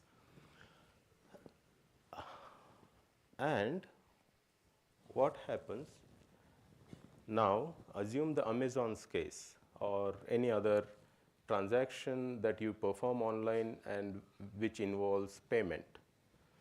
So in a typical transaction, your service provider knows about you, what you are interested in. Indirectly, the IDP also knows a bit about you, not about what exactly you are doing, but at what time you are doing. How frequently are you doing? So IDP's job was to just give authentication, but it knows a little bit more through the metadata. Now imagine this is another entity that is coming into picture, which is a bank. So the payment has to route through the bank. It could be, again, there are several layers of payment instruments. It could be either card-based, bank-based, or like UPI-based, or crypto-based, whatever it is. So, and then imagine that product has to be delivered. So one more service provider is involved. So our service compositions for online transactions may have these players. There could be more players. We again don't know whether this gets sublet to someone else. So can we guarantee that each one of these entities are doing only their job? No, we can't compose like that, because currently we don't have mechanisms to do things like that. Either it is costly, either it is tedious, or it is just difficult for implementation. But through this nice decoupling principle and one of the mechanism that we are going to present today, we think it is a step in that direction. So let me explain with some analogy. So this is an e-commerce application where this user wants to listen to some music file, and our objective is the bank who is helping make payment for that purchase should not know which file the user is buying or listening to. So if you carefully look at the colors, the seller knows what it is selling, the buyer knows what it is buying, but the bank should not know what the user is buying. Bank should concentrate only in facilitating the payment. That's all. It should not know what was purchased. However, the intermediary which we are introducing and the e-commerce platform should not know who is the buyer. The seller should be happy as long as the payment comes, and the bank should be knowing only about the user, not what exactly has been sold by the online platform. So this is the objective. So let me put the notations. So these are the notations that I'll use. So carefully see that the triangle is for user and the circle is for data or metadata. So when we say this, this means whoever has this state knows precisely about the user and precisely what the user did. So what should be our objective? Our objective should be, in a transaction, only the user should have this state. No other entity should have this state. In other words, going back to the example, what should we have? In this transaction, only the user should have this state. Other entities can have, so this entity knows what is being sold, but not to whom. The intermediary may know a little bit more than that, but not about the user. Here, the bank knows precisely about the user, but not what has been sold. They may know a bit of metadata. So if this is the way we help the practitioners to visualize the things, then we are of some help to them. And Schneier and Raghavan give analysis using these notations about what has been done for the sake of privacy in these sectors. So we are going to try that e-commerce. In my conclusion, I'll tell you what we have covered. But these are the things. But as I mentioned, still this privacy kind of implementation is not well integrated in our online services. There are several reasons, and one of those reasons is this. So we all agree that digital certificates play a very critical role in providing the confidentiality, integrity, and authentication properties for the users over the internet. So if you allow me to denote a digital certificate like this, which means this is the issuer which has identified Bob as KB, so a root has issued a certificate to KA, so this is the representation. So this is allowed in X509. X509 version 3 also allows to add certain attributes, like whether this certificate can be used for web services, can be used for MIME or email, and any other extension that you can add in V3 and use it for that specific purpose. So this is what X509 allows. So this is successful. This has been running without much problem for 3 decades, but it's very rigid. It doesn't allow us to express. Anything changes, if you have any attribute change in your service, the certificate won't help. You need to revoke. Revocation is a very costly operation in this platform. But there is an alternative.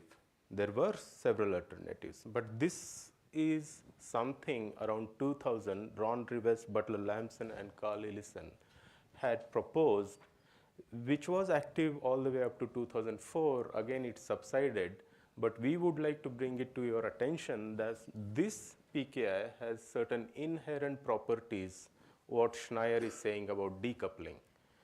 And we show with some examples that this is helpful. So let me help you remember this. So this is the digital certificates that we currently use. It is nothing but there is an issuer talking about somebody. So if I issue a certificate, if you are KB, that means I have issued a digital certificate to you. That's all. And you can take this certificate and anyone who knows me, present this certificate and you will be authenticated at that place. So this is the utility. However, in Spooky, it is called as, you are allowed to express your local namespace the way in our natural life we organize things. You can define a local namespace like friends. You can issue 3 certificates. If you see the left-hand side is same, it essentially means when KA friends, a policy like this could be written, and you can, with one certificate, you give 3 authorizations about Wi-Fi to your friends. And as this policy is in place, you are free to delete or add things into this namespace. So namespace is separate, authorization is separate. Authorizations are allowed to write for policies, and namespace is separate. So going further, there is a concept called extended namespace. So this is one example that we saw. This is an example of extended namespace. You are allowed to refer to a namespace defined by someone else. You don't have control how KD defines family. KD is free to define family, disown a kid or something like that. And that will reflect into the policy directly over here. This policy says KA gives Wi-Fi to friends. That means B and C. KA friends also means this extended name. And if this gets evaluated, whatever K has defined under family gets evaluated. And this extension can go all the way up. So Rivest and Lamson also provide the closure algorithm, which we can use and build the proof of chain. So the cost of building proof of chain is slightly higher than X509, but it is doable. So similarly, there are several other features that Spooky allows, like in this delegation bit is set. That means any entity who receives this privilege can further delegate it. This means the privilege is restricted only to first level. It cannot be delegated. And this entity is free to change these things. So this gives this very rich expressiveness in specifying namespaces and also controlling the 3 minutes more. You said 2 authors' time is given to this. This is very unfair. So yeah, maybe you knew what is the next slide. So though this is not readable, what we have done is we have put in place all these SSO type of mechanism, X509 of mechanisms, traditional LDAP mechanisms, and we tried to reason about what are the differences. And here we tell you that Spooky, please take a look at that, and it has inherent properties, and there are 2 examples that we have presented in our paper to show that it is helpful to build this mechanism. So our findings are, the work that we have done is helpful only in offline setups. We still don't have answer for online setups like Zoom calls, which are synchronous, means where we cannot delay the things. So far we have come. So we are working on these things. We are also working on reducing the criticism over Spooky that it's not practical or things like that. So we are dealing with how Spooky could be integrated with DNS protocol, and also the X509's extension, how we can insert those things into that and make it scalable. So these are the works that we are doing. Thank you. I'll take questions.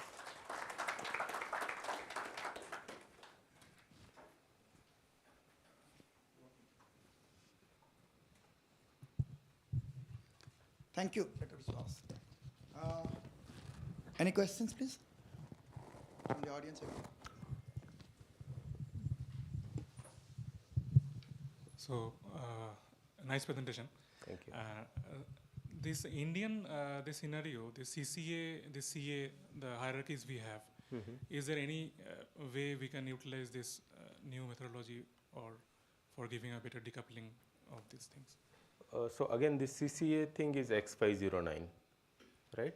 So what we are doing, we are not going to present something new and tell people come here. No. What we are doing in X509, there is something called version 3 extensions, where you are allowed to write your own extensions. So we will anchor Spooky definitions into that extension. So whoever is compatible with Spooky, want to use Spooky, can still rely on X509 protocol, which is working fine, and then get the spooky certificates communicated or the proof of chains communicated. So we are working on that. So my student, one student is working on that, the other student is working on using DNSSEC how this communication can happen. Hello, sir. So I'm Ashish. So I have a question, not maybe exactly related to this. So what is the role of security patterns like that, to preserve the privacy? So if you give some like that insights, security patterns. Patterns. Patterns, yeah. So like it's a low level architecture descriptions that will help privacy or not, like that, to preserve the privacy. Sorry, I'm not getting, maybe Yeah, we'll later. discuss it, yeah. Yeah, let me close this because the lack of time. One more presenter, that the second presenter will be in the online. Okay. I'm sorry, you can interact with them, right? Okay, please. Sure. So the second presenter, please make it ready. Okay, my question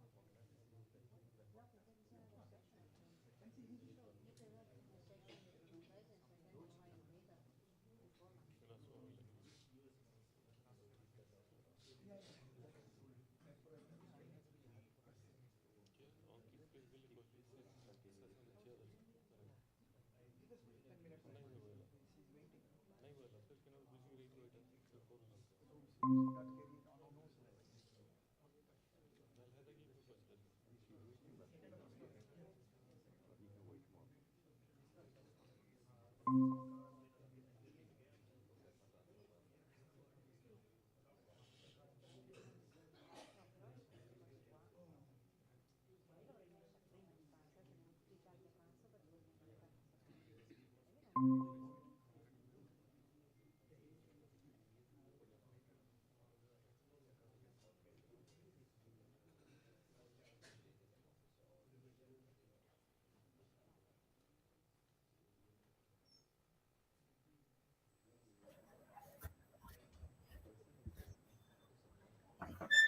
I could not.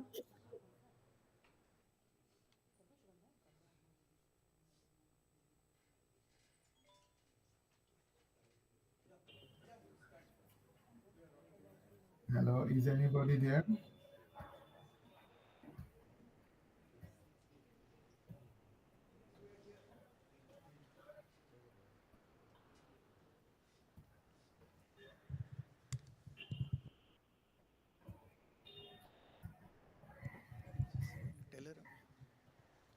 Yeah, please start.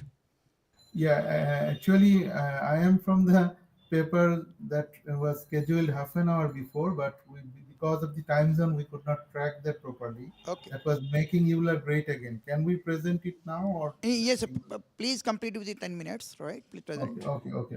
Yeah. There was another. The presenter is actually waiting in the queue. Could you please let him in? Yes. Okay. Thank you.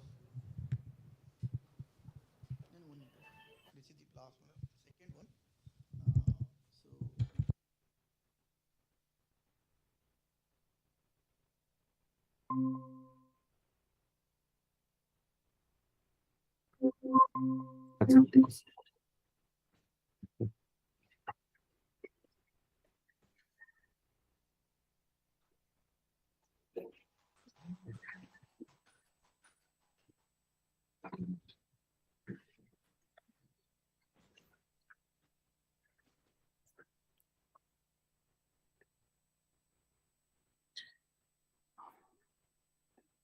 Hello, good morning.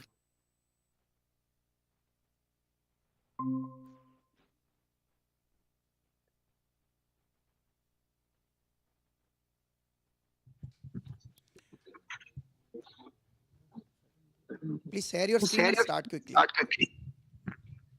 Hello.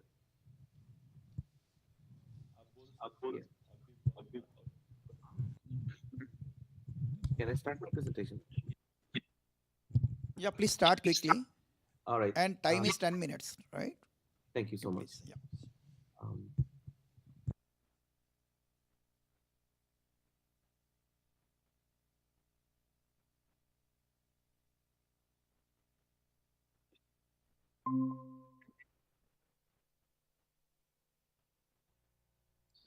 Good morning, everybody. I'm really sorry that we couldn't make the time earlier. This is a paper that that we conducted to understand how people perceive EULA, the end user license agreement, and how nudge, a typical nudge of feedback with feedback and attention module could actually help people to get more aware of what they're clicking before they going to use any type of software tool. I am Moinul Zabir. I'm a professor from Dhaka University, Computer Science and Engineering Department, and director of Data and Design Lab, where we actually conducted this research. And this paper was written by with the colleagues that the names of them are shown here. We all are aware of EULA. However, the problem is we don't really have much time to actually read them. Whenever we see these type of contracts coming up in front of us, while we go to one web page to another web page, we just press the agree button. So the problem with that is, like, it is a legal contract. It is a legal protection for the providers and also protection for the users. And so it is a very important document, a legal binding for the user and the service provider. So what happened? What was the reason why are we actually not really paying attention to EULA? So first of all, it is because most of the cases it is very complex and lengthy. The presentation is not, most of the time, is very poor. And there's this thing called time-bound rationality, where we want to actually get into the business first, and we don't really want to waste time on something that we don't perceive very important. So the thing is, we don't perceive these things very important, and people, the common practice is people don't read EULAs. So we basically did a survey, and among 173 participants of undergraduate computer science and engineering students who are supposed to know this issue better than most other people. And we have found that most of them are either rarely or never reading or looking at the EULAs. They just jump through the EULA page. So they just agree on whatever the thing is saying.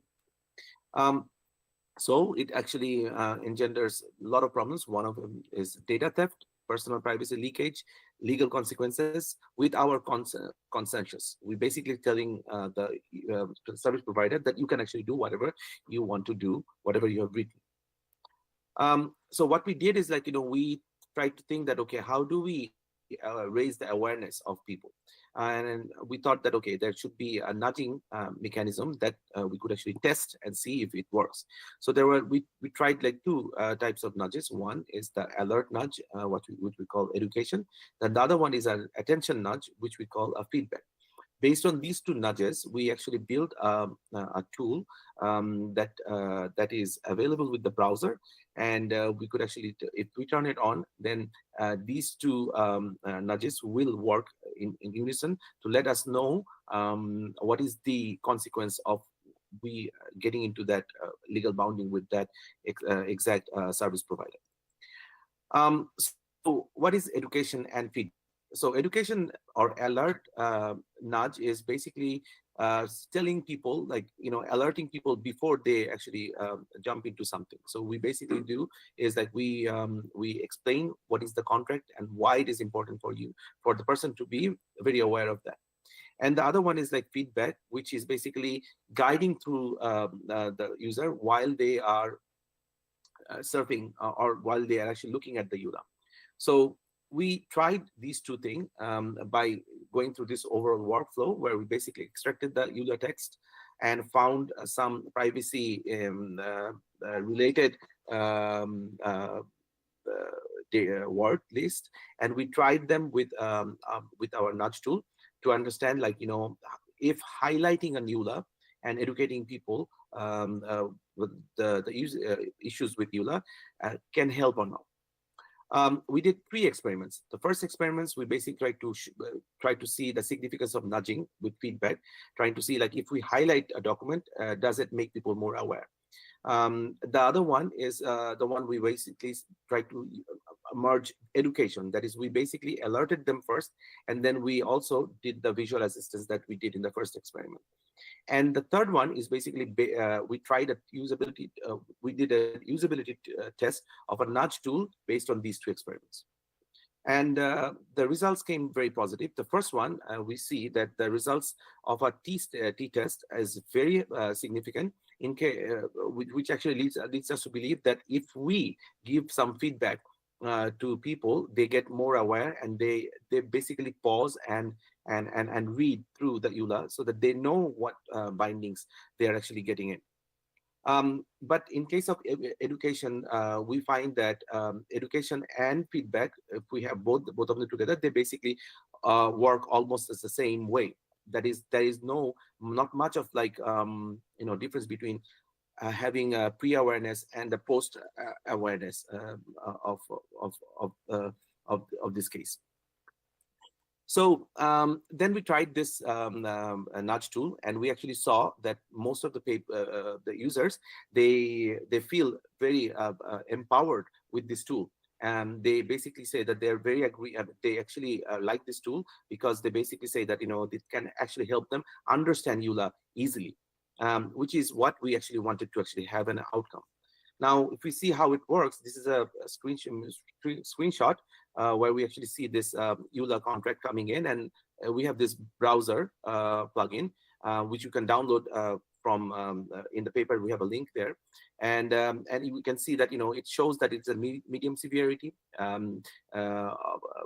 page, and so here you could actually break down what type of things are bad or good. So, for instance, in the third-party sharing thing, this is red, while personal data access, it is green, which is good. In terms of another web page at Telegram, we basically see that it's medium, and there are reasons why it is medium, because, like, we see many of the cases it is red. So explaining people to these things make them more aware of this stuff. And we also see a very low security issue, which is a platform like called Daraz, where we actually see that, okay, there is not much of security issue from that person. Now, if it is available here at GitHub, and I would like to give you a small demonstration of how this thing works.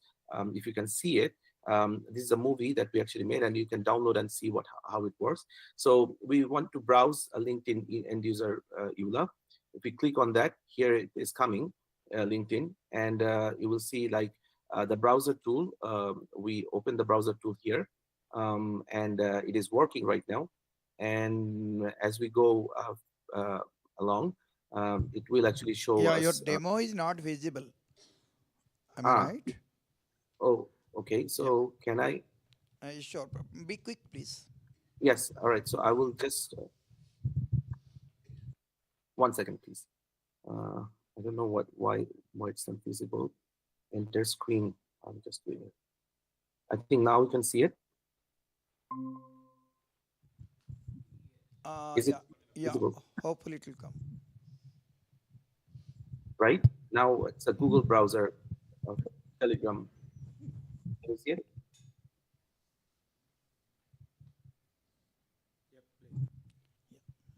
Right.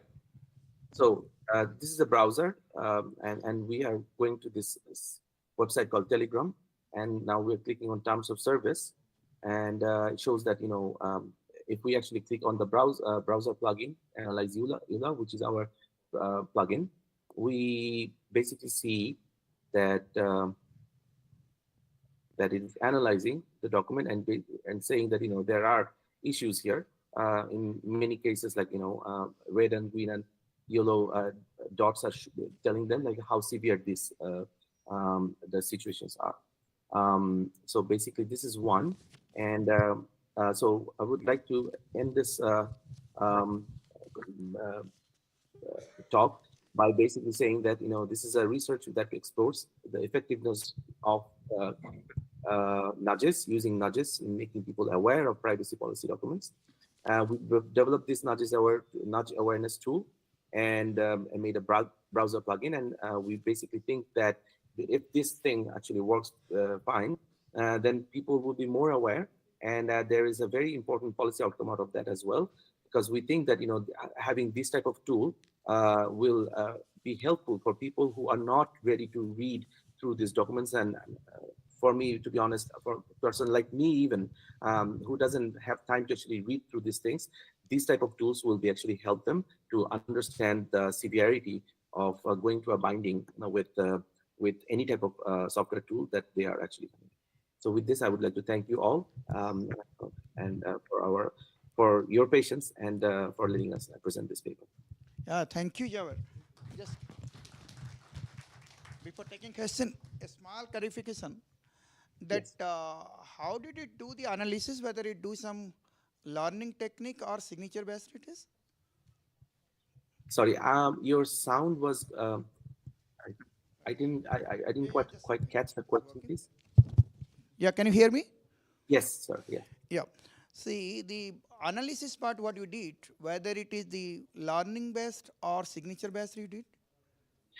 So we basically did. It was what we did is like there were two nudges that we tried. As I said, one is to actually give them a learning, which is a some kind of like exposure to what these nudging problems are.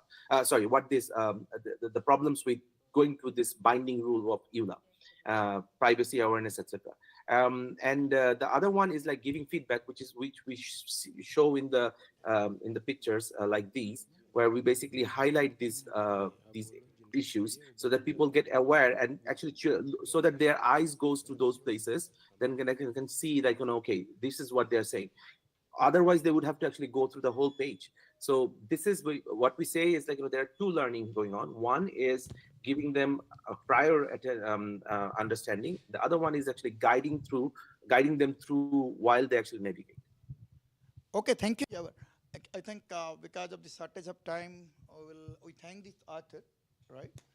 And we can start the next session now onwards, right? Yeah. Thank you so much. Those of you who need a break, need tea, it is outside, and we'll continue with the next session. You take it. Your session मैं sheet. Call रहा हूँ कोई बात नहीं ठीक है कुछ problem नहीं बस टी ब्रेक होगा नहीं. Yeah. So you can close the session. Break नहीं है. अच्छा But we are continuing. आप ले लो. Next session आप chair करो. और इस list List is there.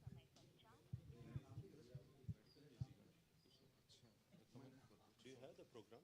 Program, please. Yeah. Thank you. So call one by one.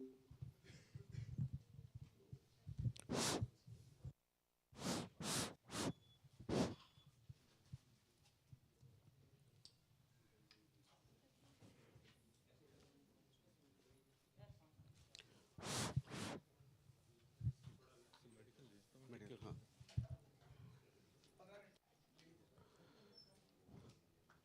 Can we start? This was we can start. You can start. This one, right? Enabling privacy. कर रहे sir.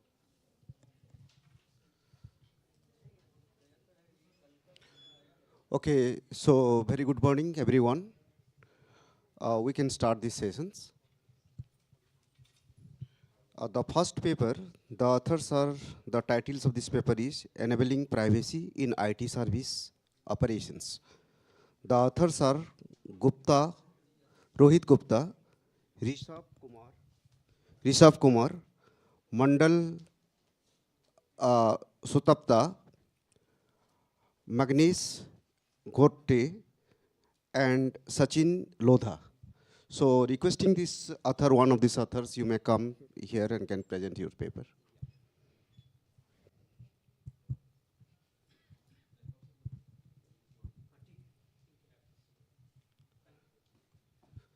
So you will be allowed for 10 minutes.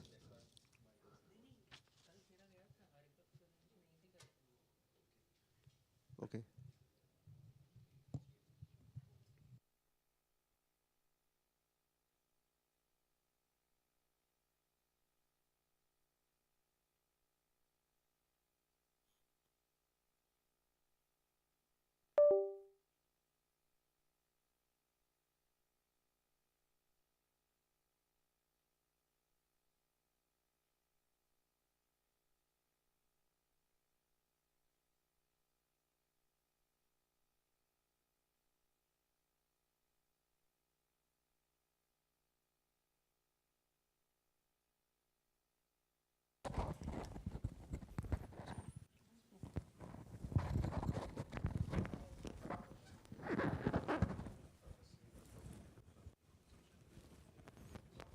It's fine now.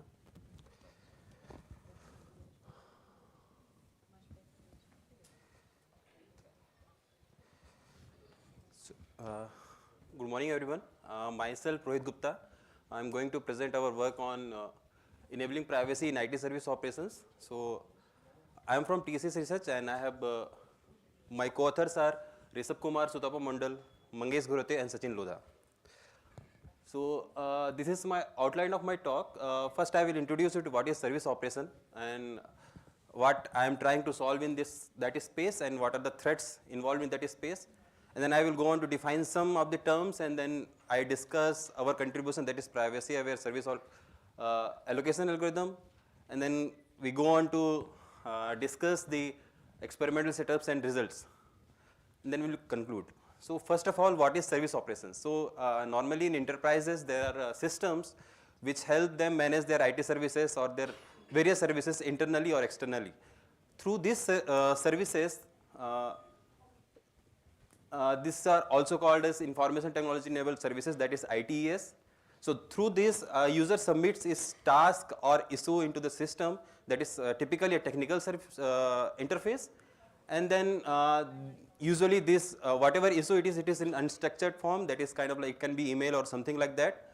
And then once it gets registered in the system, it gets allocated to the authorized agents, which are authorized to resolve this issue or to complete this task.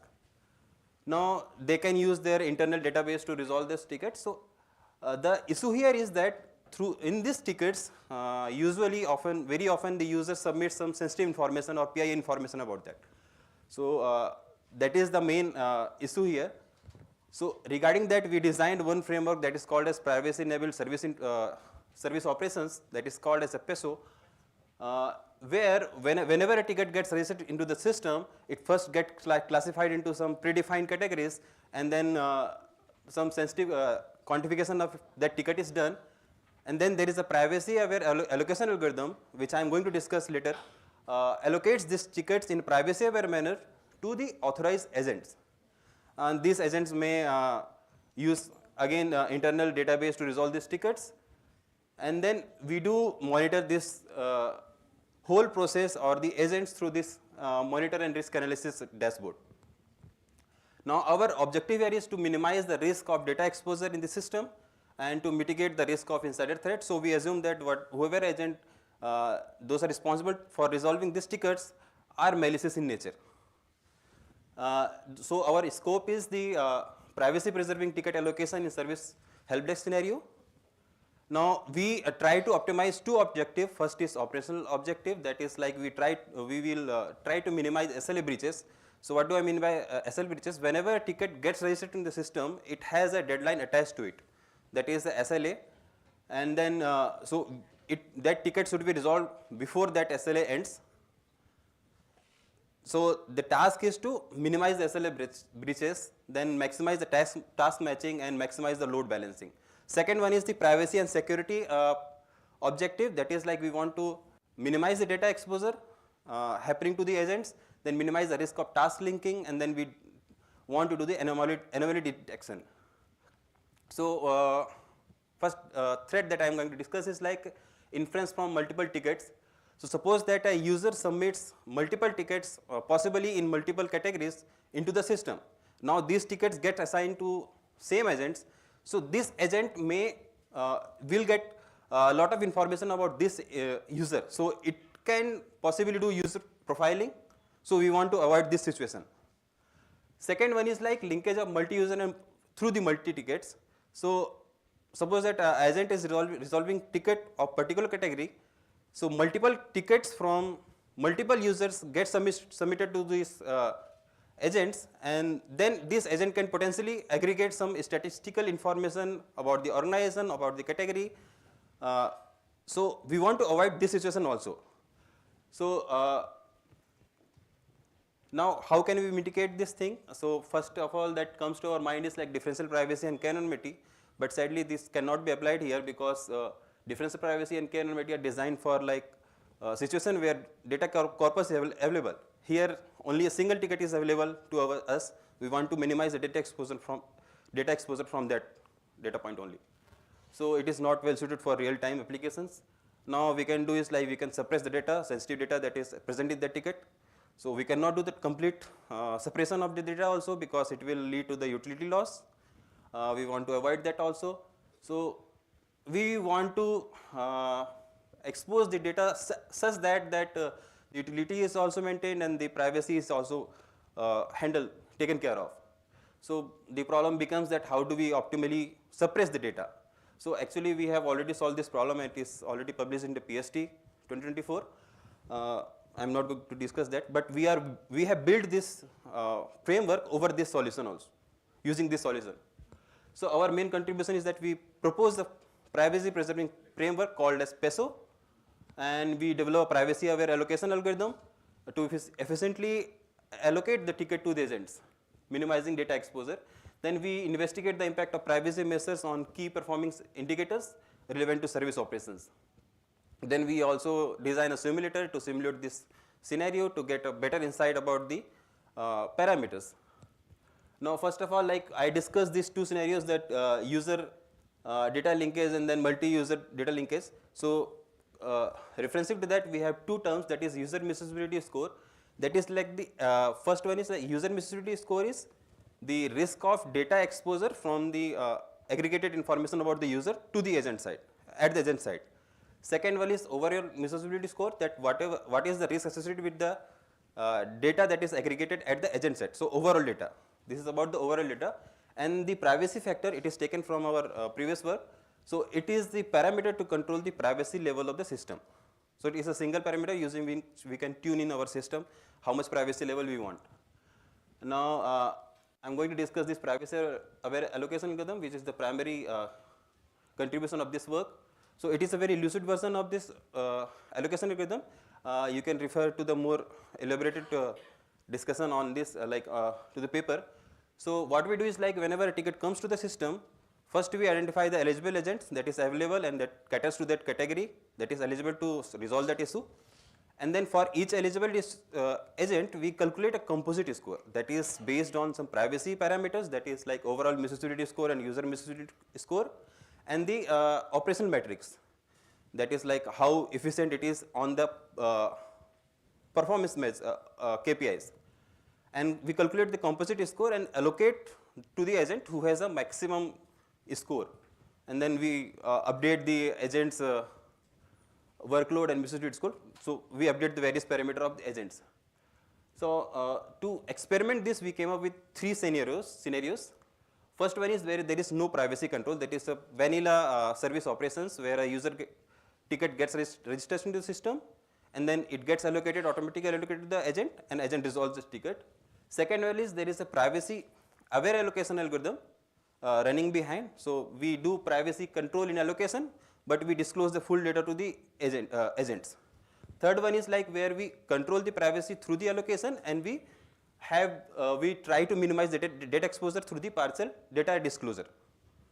To simulate this thing, we generated synthetic data. With the ticket arriving Poisson distribution with arrival rate of 0.35, and there are 20 tickets in the agents in the system, and 1,000 tickets with 60% tickets having sensitive attributes or PII information. And in this experiment, we choose a privacy factor of 0.6, and there is one more parameter in the system, that is deciding factor. First we discuss how is the is this allocation algorithm and performing over this data aggregation, how it, like whether it is able to minimize the data aggregation of the users at the agent end. So if we see the first and second scenarios, the difference is not much, but we can see that these peaks are not there, and also the standard deviation gets reduced by significant, like 130 to 100. And when there is, in this third scenario, the data exposure is reduced very significantly. So we can say that in stricter privacy control leads to minimizing the data exposure, but it also leads to higher SLA breaches. So in these two cases there was 0 SLA breaches, but in this case there are 58 SLA breaches. So that is a kind of like trade-off that we have to make. That is a price we have to pay for having privacy in the system. Second is like user accessibility score. So these heat maps, these dark spots denote the user data accumulated at the agent end. So Gupta, now time is. Yeah. Okay. It's 15 minutes, right? Yeah. 15 minutes. Another 5 minutes. Okay. So this higher, darker shades indicate that higher aggregation of the data at the user end, agent's end. So in first case there are more darker shades, and then in second case there are no or very less darker shades compared to first case. In third case there are no darker shades. So we can safely say that we are able to minimize the user data aggregation at the agent end. So it reduces the sensitive data aggregation, and then third is like privacy factor analysis, that parameter that I discussed. So how the system performs with it. So having a privacy factor of 0.0 close to 0 is like having no privacy in the system.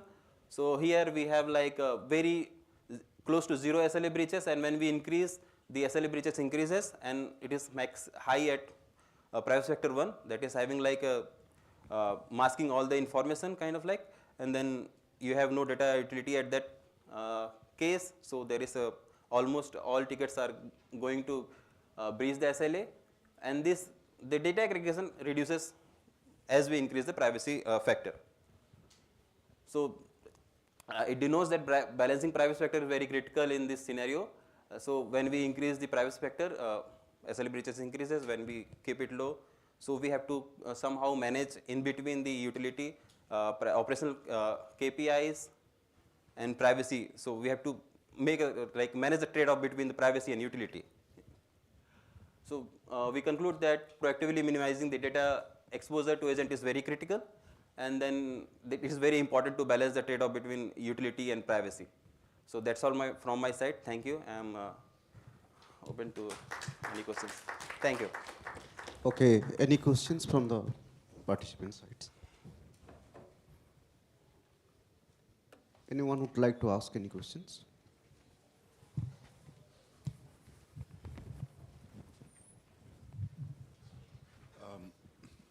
When number of users are more and Yeah. the agents are less.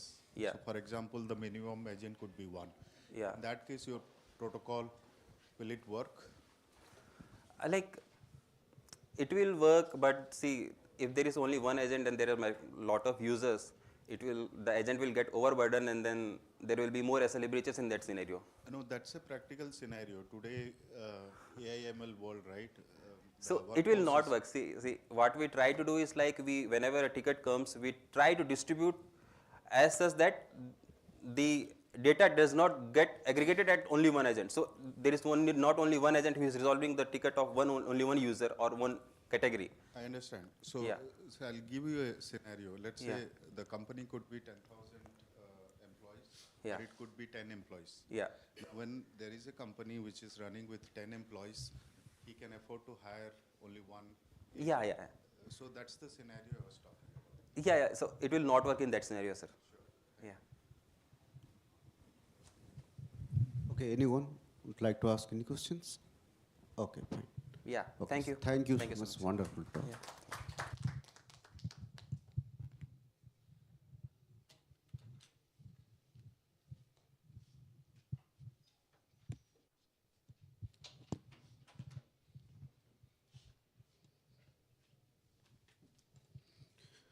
Okay, next is that already is as the paper title is privacy preserving photo sharing and SSI use case. So already author is here. So your name, can you please introduce? Shihu Shadiki. Okay.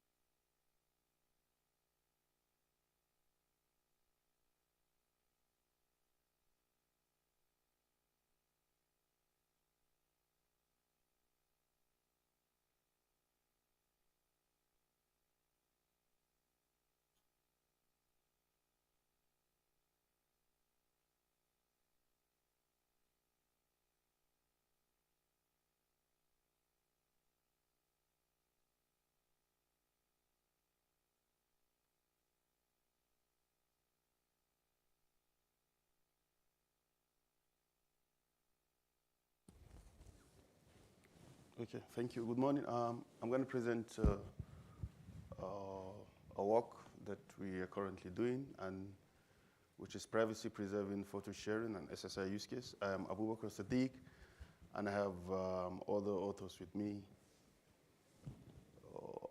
Ashley and Nick and Steve Schneider. This is a work that is done at the Surrey Center for Cybersecurity at the University of Surrey in UK. So why do we need this? I give a little background on why we thought about this idea. So currently, we use a lot of internet applications. Social media, which is one of the most used applications, has provided platforms that enables us to share our photos. And in a way, most of these photos tell a story that we want to share to whomever we are sharing these photos with. So I give an example of this. The first photo tells a story about prisoners that are being taken into custody and prisoners that have been taken into custody and their rights are being violated. The second second picture tells a story about law enforcement officers that are taking bribes, while the third picture tells a story about police brutality in suppressing protest. So the need for this is that here we have another photo, which is a party gate that happened in the UK during the COVID lockdown, the first and the second picture, which was about the then Prime Minister that was holding public gathering when such gathering was actually banned during the COVID. So why do we actually need this? In all of these, the pictures are telling story that the public might be interested about. However, the general public, however, the government or the people involved might not really want their identity to be revealed. So the Partygate, for instance, created a lot of perception to the public that the law, the people making the laws are not actually abiding by the laws that they create. So for us to be able to do this, we propose an SSI-based solution. So we want these stories to be told to people while protecting the privacy of the storytellers, I mean the people who are sharing the photos to the public. And to do this, we are proposing an SSI-based solution. The objective of this is that we want to enable anonymous sharing of photo content, and we want to provide a privacy-enabled platform that will enable photos or content to be shared while without tampering with the originality of the content itself, while also protecting the rights of the person or the people whom are sharing this content. And in able to do this, we are relying on an SSI based tool, which is the Hyperledger Aris Toolkit. So let me give a little scenario of what we are talking about here. So we have a photographer, which is Ruth, and we have a newspaper agency, which is Franklin News. So what Ruth wants to achieve is that Ruth wants to be able to share her photo without identifying, want to be able to share sensitive photos that she has acquired without compromising her privacy. And she prefers platform that will not require her to provide other identities that are not needed for the content to be shared. And she also wants to remain unknown to Franklin News. However, Franklin News just want two things. Franklin News want to be sure that they are getting the right photos from Ruth or whomever is sharing the photo, and they want to be sure that the content that they receive is received from a legitimate owner. But with the traditional way that we use at the moment, Franklin News can achieve this. In the Celoid identities, if Ruth is able to sign on to a single system and share her photos, well, Franklin News is able to get that. Likewise, with the federated identities, if Ruth is able to sign on to a single system and her identities is shared across other systems, Franklin News is able to get this. However, Ruth is not able to, the privacy of Ruth cannot be guaranteed in these two traditional methods. Then we are switching to self-sovereign identity. So the main idea behind self-sovereign identity is that both Ruth and Franklin News can achieve their goals while protecting the privacy of Ruth. So self-sovereign identity is an identity management model that evolved from the traditional Celoid and federated, and the main aim of it is that content owners should be able to determine their privacy according to use. So in Celoid, you have Ruth can be signed on to a single system, whom by providing her credentials, we can say a username and password to a specific system. So she will be only known to those systems. While in federated identities, Ruth will be signed on to, for example, the Facebook or the Google that we use. Ruth will be signed on to, for example, Google, and her identity will be federated across platforms that are federated with Google. Then she'll be able to provide the photos to Franklin News. But with self-sovereign identity, Ruth is able to get her credentials from an issuer and provide the services that she wants to provide to Franklin News without having to share her identities with Franklin News. She only shares the content that she wants to share with Franklin News without providing an identity. So this is the underlying architecture of SSI framework that we are relying on. It has an issuer, a holder, and a verifier, and a verifiable data registry that underpins the credentials that are generated by the issuer or by the holder and the verifier indeed. So the issuer issues a credential to holder, where the holder is able to generate a proof of identity to the verifier without having to go back to the issuer to verify the credential that is generated by the issuer or being held by the holder. So to achieve what we want, we use, as I said from the onset, we use a toolkit, which is our Hyperledger Aris toolkit, which supports the verifiable credential ecosystem that for creating, storing, and transferring of verifiable credentials. And it also supports the DEED framework, which uses the DEED communication and cryptographic standard as well. So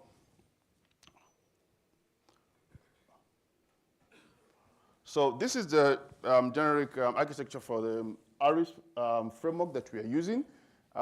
It has Aris protocol that we're going to use in Aris protocols that we are using here for generating the verifiable credentials, for issuing of the verifiable credentials, and for verification of the verifiable credentials.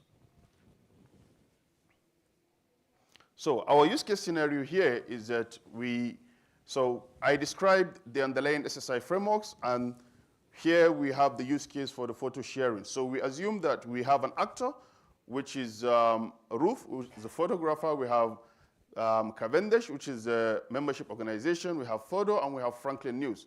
So Ruth is the photographer that wants to share the picture anonymously to Franklin News.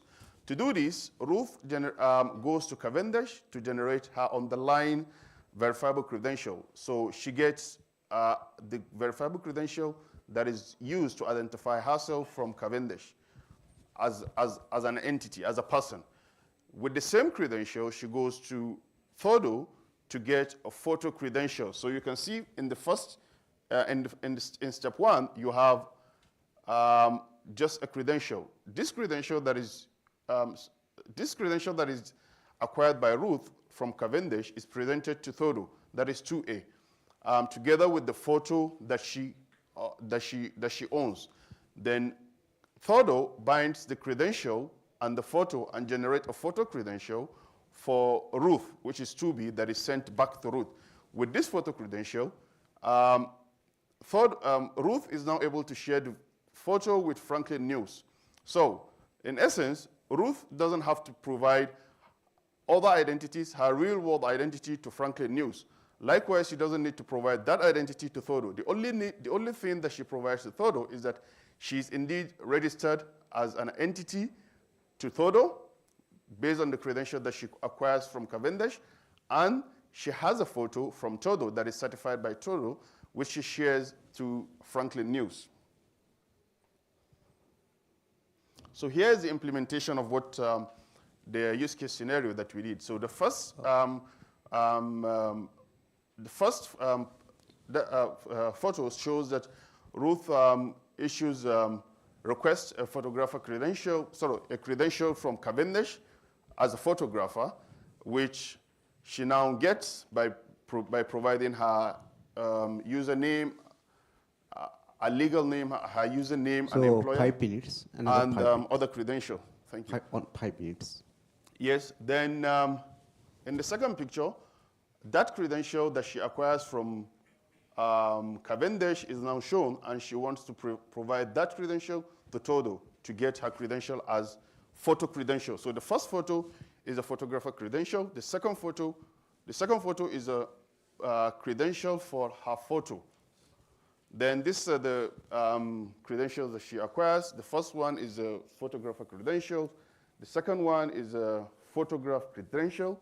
And the third one is the presentation to Franklin News.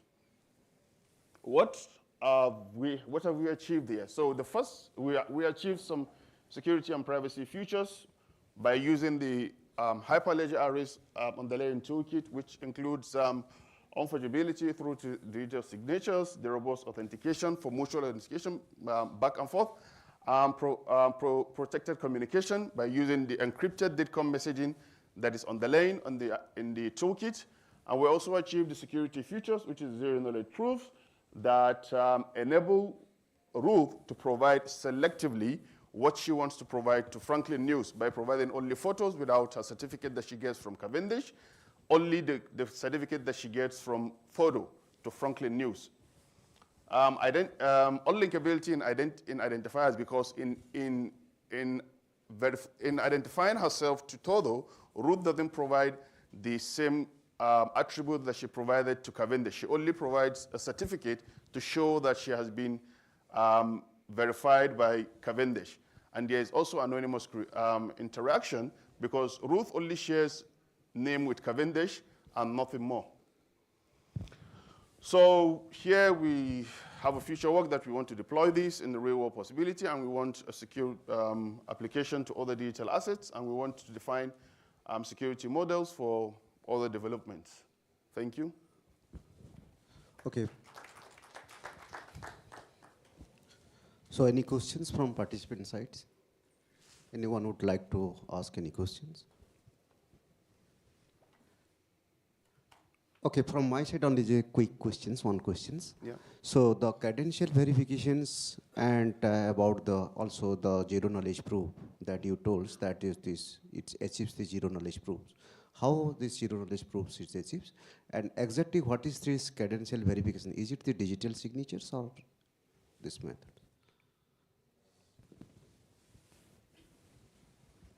So the credential verification depends on the, I didn't mention this. For every verifiable credential that is generated, there's a deed that is assigned to the verifiable credential, which is stored in the decentralized registry. So whenever the verification is to be conducted, that is, a verifier can verify a certificate that is issued, let's say TODO, can verify the proof of identity issued by Ruth on the verifiable registry. So this credential has the signature of the issuer, which is Cavendish or Thodo. So whenever Cavendish or Thodo issues a credential to Ruth, there's a signature that is attached to that credential and stored on the decentralized registry. So if Franklin News want to verify that that credential is coming from a reliable source, it will be done on the decentralized registry. Anyway, the credential will be attached through the digital signatures, right? That's it, yes. Just about the zero knowledge proof, just quickly. Zero knowledge proof that I asked that. Sorry, what's the question again? No, zero knowledge proofs that achieves the zero knowledge proofs. Yeah, okay. Otherwise, it's okay, fine. No. So with the zero knowledge proof, Ruth is able to prove to Todo that she has a photo. While the registration, for the registration from Ruth to Cavendish, she can give her attributes, let's say the age or whatever the case may be. But that age that she provide to Cavendish, she doesn't give the same thing to Franklin News. She also, Franklin News, automatically, from the credential that she gets from Ruth, Franklin News automatically accepts that the rigorous procedure to get the verifiable credential from Thodo accepts that the age is, Ruth is of age to go through the identity proof method. I don't know if you get what I'm saying. So the idea of zero knowledge proof is for you to prove that you indeed have something without revealing what you have. You are of age to access a service, but you are not presenting your date of birth or something like that. So Ruth, during the registration process, gives her age and name and whatever the case may be. But during the authentication process or verification process, Ruth doesn't give that name or location to Thodo. Okay, it I only understood gives without showing the informations that you are not going to disclose this information, yes, right? Yes, okay. That's it. Thank you. Okay, thank you, sir.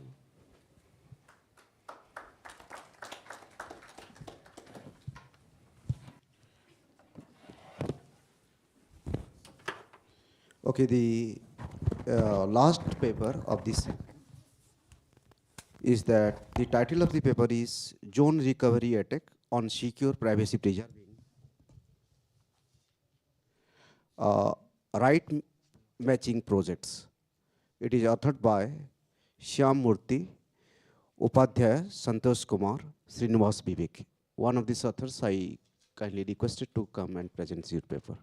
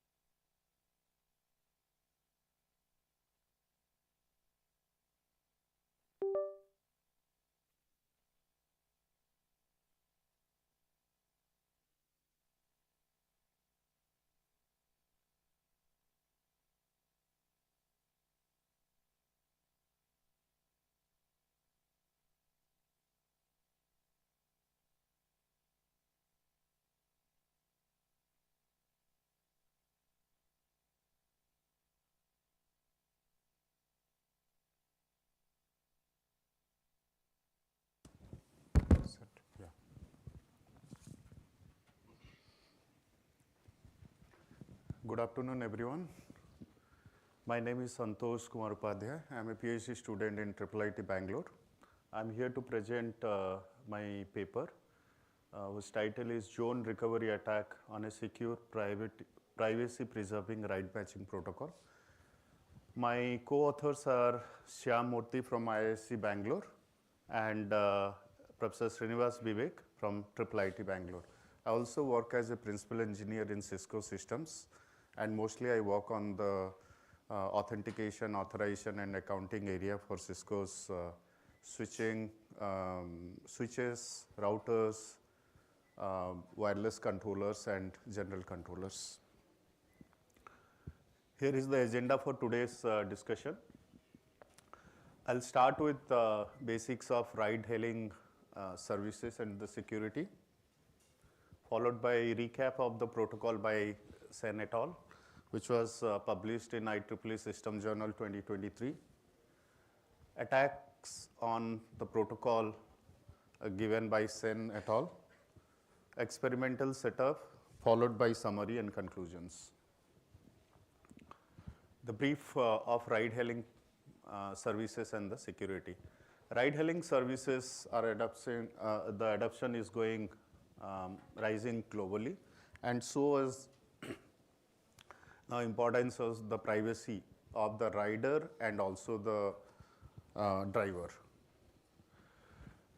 There are three main entities in a ride-hailing service. First one is the service provider.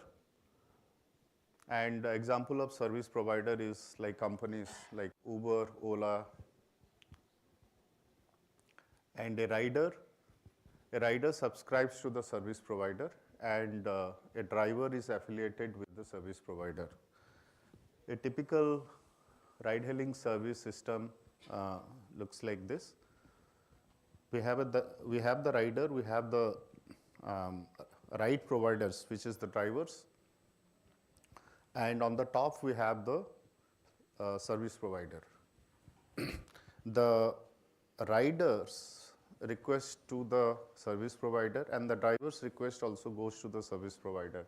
And the matching algorithm is run in the service provider's end, and the matching result is been given to the passenger and the driver.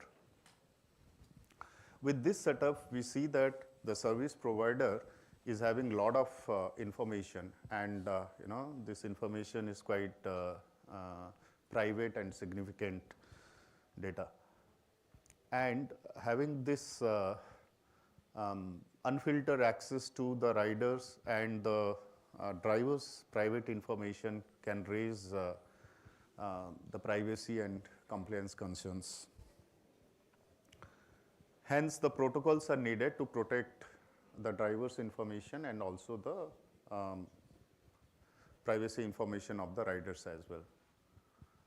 Strong privacy protocols are crucial for maintaining the trust, and hence, this will ensure the compliance with RHS ecosystem.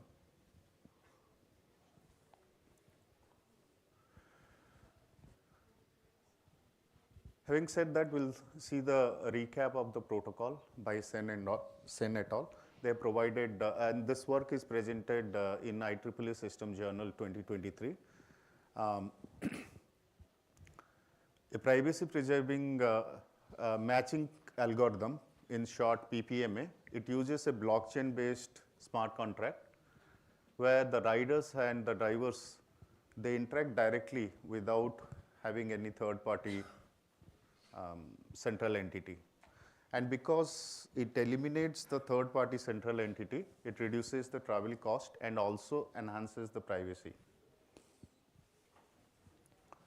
In this protocol presented by Sen et al., the encrypted zone information, the driver and the rider basically encrypts their zone information, and this zone information is stored in a blockchain. Then the PPMA protocol uses this zone for a oblivious comparison, and the result of this comparison is a Boolean, which determines the ride matching process, and the driver and the riders are intimated. There are three kind of messages as per the protocol: ride request, ride offer, and ride match.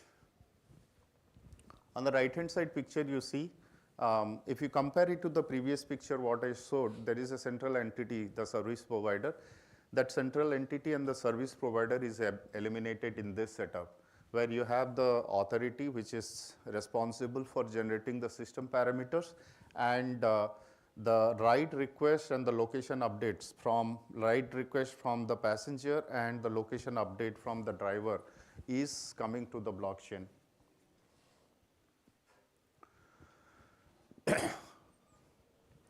How the write request is encrypted according to SEN and all's protocol. The service provider basically chooses a security parameter lambda, and it produces the system parameters P, G, Z, H1, H2, and H3. P is a large prime number, G is a multiplicative cycle group of order P, small g is a generator, and H1, H2, and H3 are collision resistant as functions. With this algorithm, we have this keygen algorithm which generates the private key, which is alpha 1 and beta 1. Public keys are computed, g to the power alpha 1, g to the power beta 1, and two random integers r1 and r2 are chosen from a suitable range. Here, this point, location P, location for the passenger, this is an important piece of information. So this is basically the location of the passenger, and it is represented in the binary form, and the location is encrypted using the public key. Then finally, the write request, which consists of C1, C2, C3, C4, C5, computed as mentioned in this equation, are being sent to the blockchain along with the trapdoor information beta 1.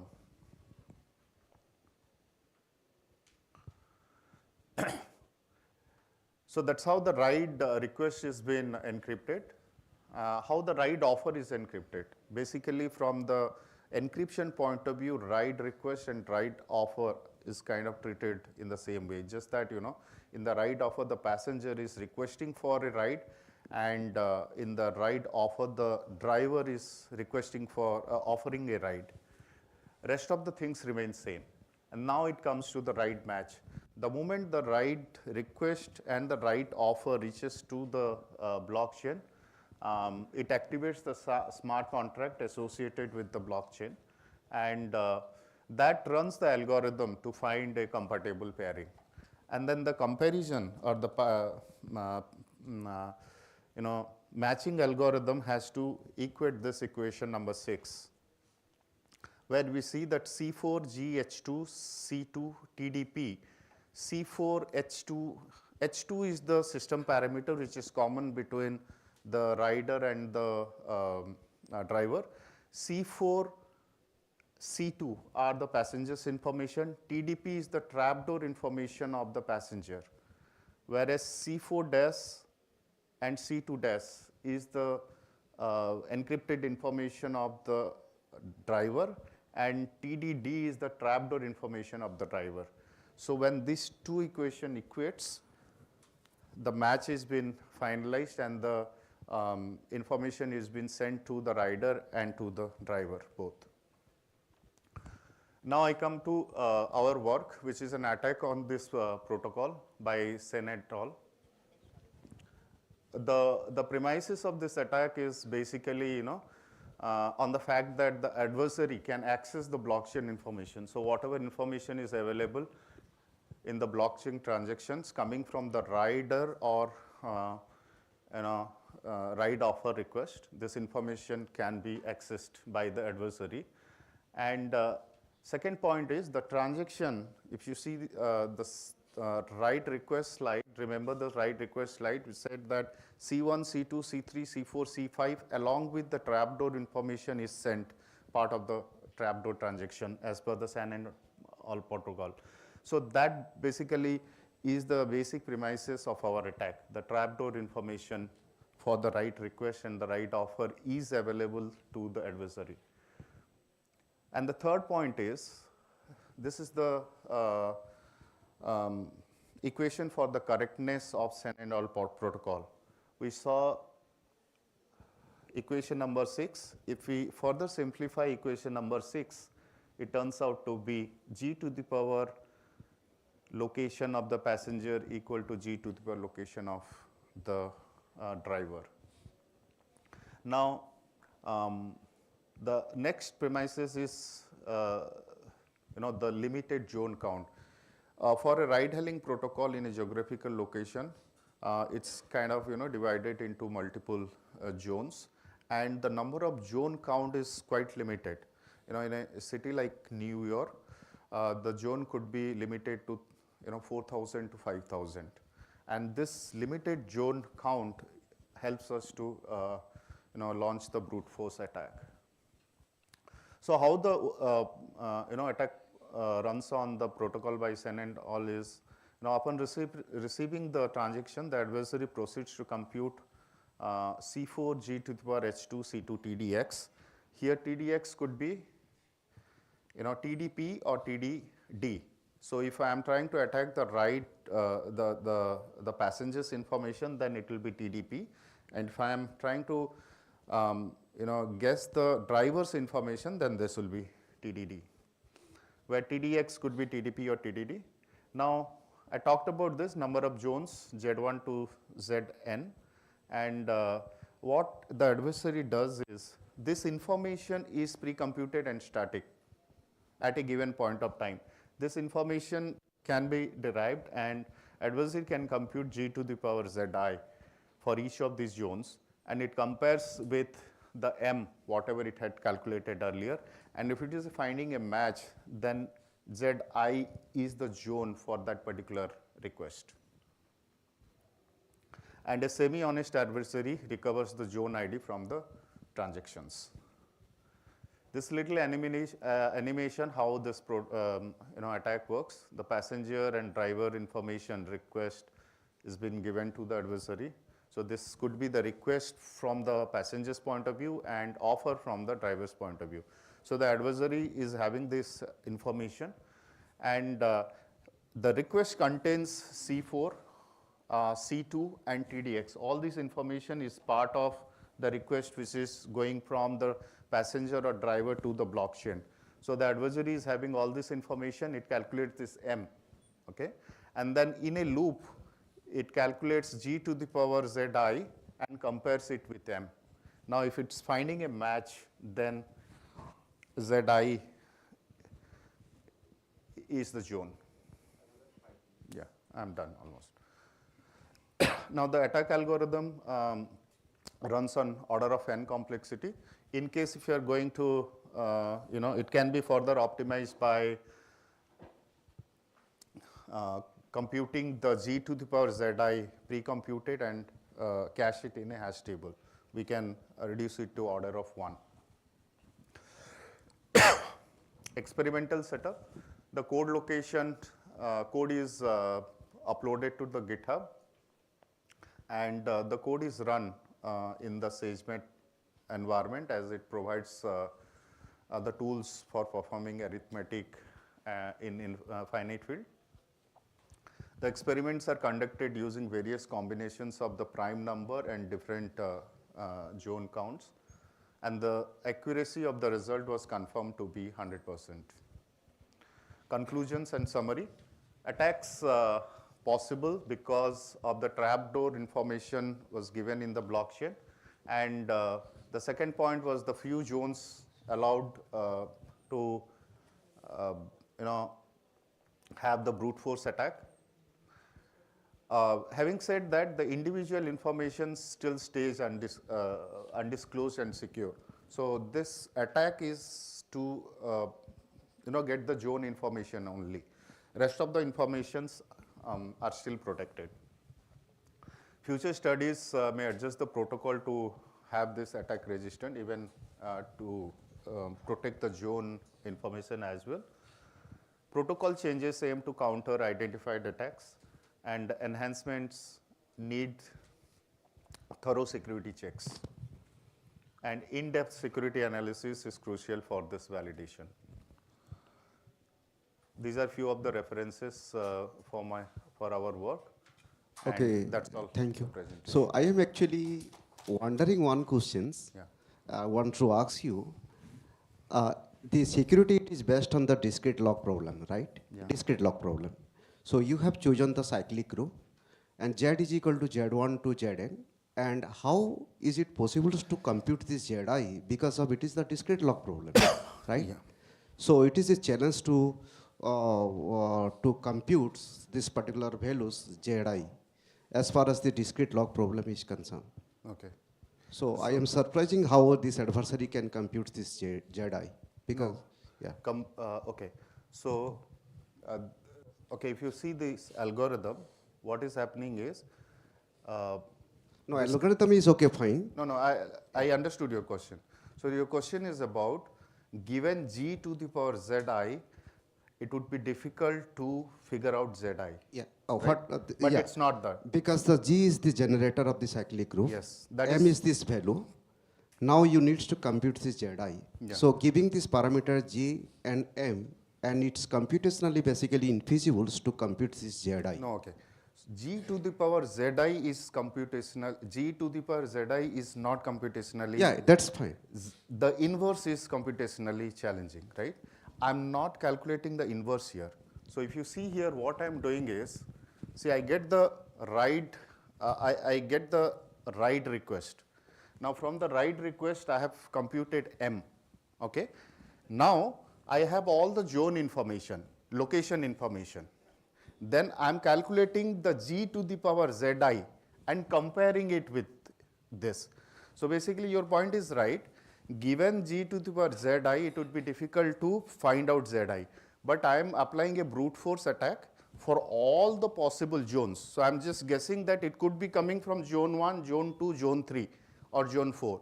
I have calculated G to the power zone 1, G to the power zone 2 So and that's then why, comparing it. That's why for the limited zone it's okay, fine. But while you are applying the brute force attacks, so if it is a large cyclic group, definitely it will take the exponential Absolutely. time. Exponential time. It is not in the polynomial times. That's why. I was, Absolutely. Okay, So that if you see, what we are saying is few zones allowed the Okay. brute force attack. fine. This is the that is the conditions that. Yes. Okay, fine. And then this is a practical assumption because in a bigger city like New York, we have seen that it's limited to 500. So, any questions from 5,000. participant sides you may ask? Any questions? Otherwise, we will move for the launch. Next. Okay, thank you so much. Thank you, sir. Just a quick announcement. I think we are running 10 minutes late, so we can start at 1:40. We'll start at 1:40. We have an excellent keynote on biometrics and AI, so please be here at 1:40. We'll start on time. 1:40 is on time.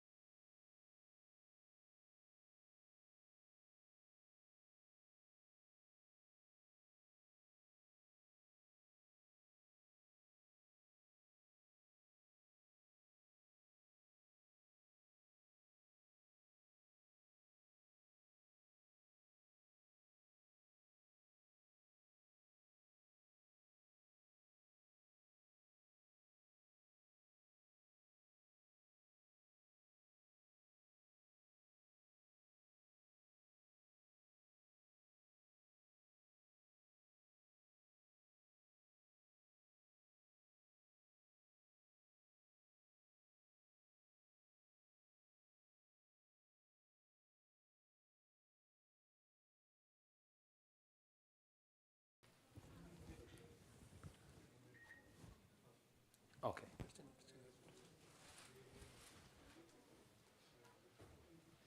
Perfect, thanks. Super, yeah. I'll do a very brief bio. Sure. Can you start? Sure, anytime. Check. Good afternoon, everybody. Welcome back. It's my distinct honor to introduce the next keynote speaker, Professor Vincenzo Puri. He's a full professor at the University of Milan since 2000, where he was also the department chair. He's in his 36th year of continuous and active service in IEEE, first as a student member and a volunteer, and more recently as a member of IEEE Board of Directors for 4 years, and IEEE Vice President for Technical Activities. He's an IEEE Fellow and an ACM Distinguished Scientist. Please give him a warm welcome. Thank you. Thank you. Thank you for the nice introduction. Ladies and gentlemen, good evening, good afternoon. It is a great pleasure to be here with you today and present some ideas, some opportunities offered by artificial intelligence in the area of biometrics, so that we can better understand how we can use these technologies that nowadays are more and more helpful, have been developed much more than in the last 30, 40 years. And especially we have now the computational capabilities which are offered by various types of GPUs in order to implement these techniques in an efficient way so that we can use them also in real time for many, many applications. Biometrics are a set of features that we see in the body of people that characterize the individuals more or less according to the type of biometry, and are also allowing us to have some ideas, to some information about individuals, not only according to physiological traits, but also by using behavioral traits. How I walk, how I talk, how I sign, how I use the keyboard. While the most effective biometric traits which allow us to recognize the individuals are typically the face, the fingerprint, the iris, and some others which are really unique for this purpose. Biometrics is nowadays very pervasive around the world, around each and every one of us in our daily life. Even if we are not paying attention, actually we can see many of these applications based on these technologies around us, and we are using them in many, many cases. Just for example, if you want to protect your iPhone or your tablet or your computer, nowadays we are actually using much more than a PIN, just our face.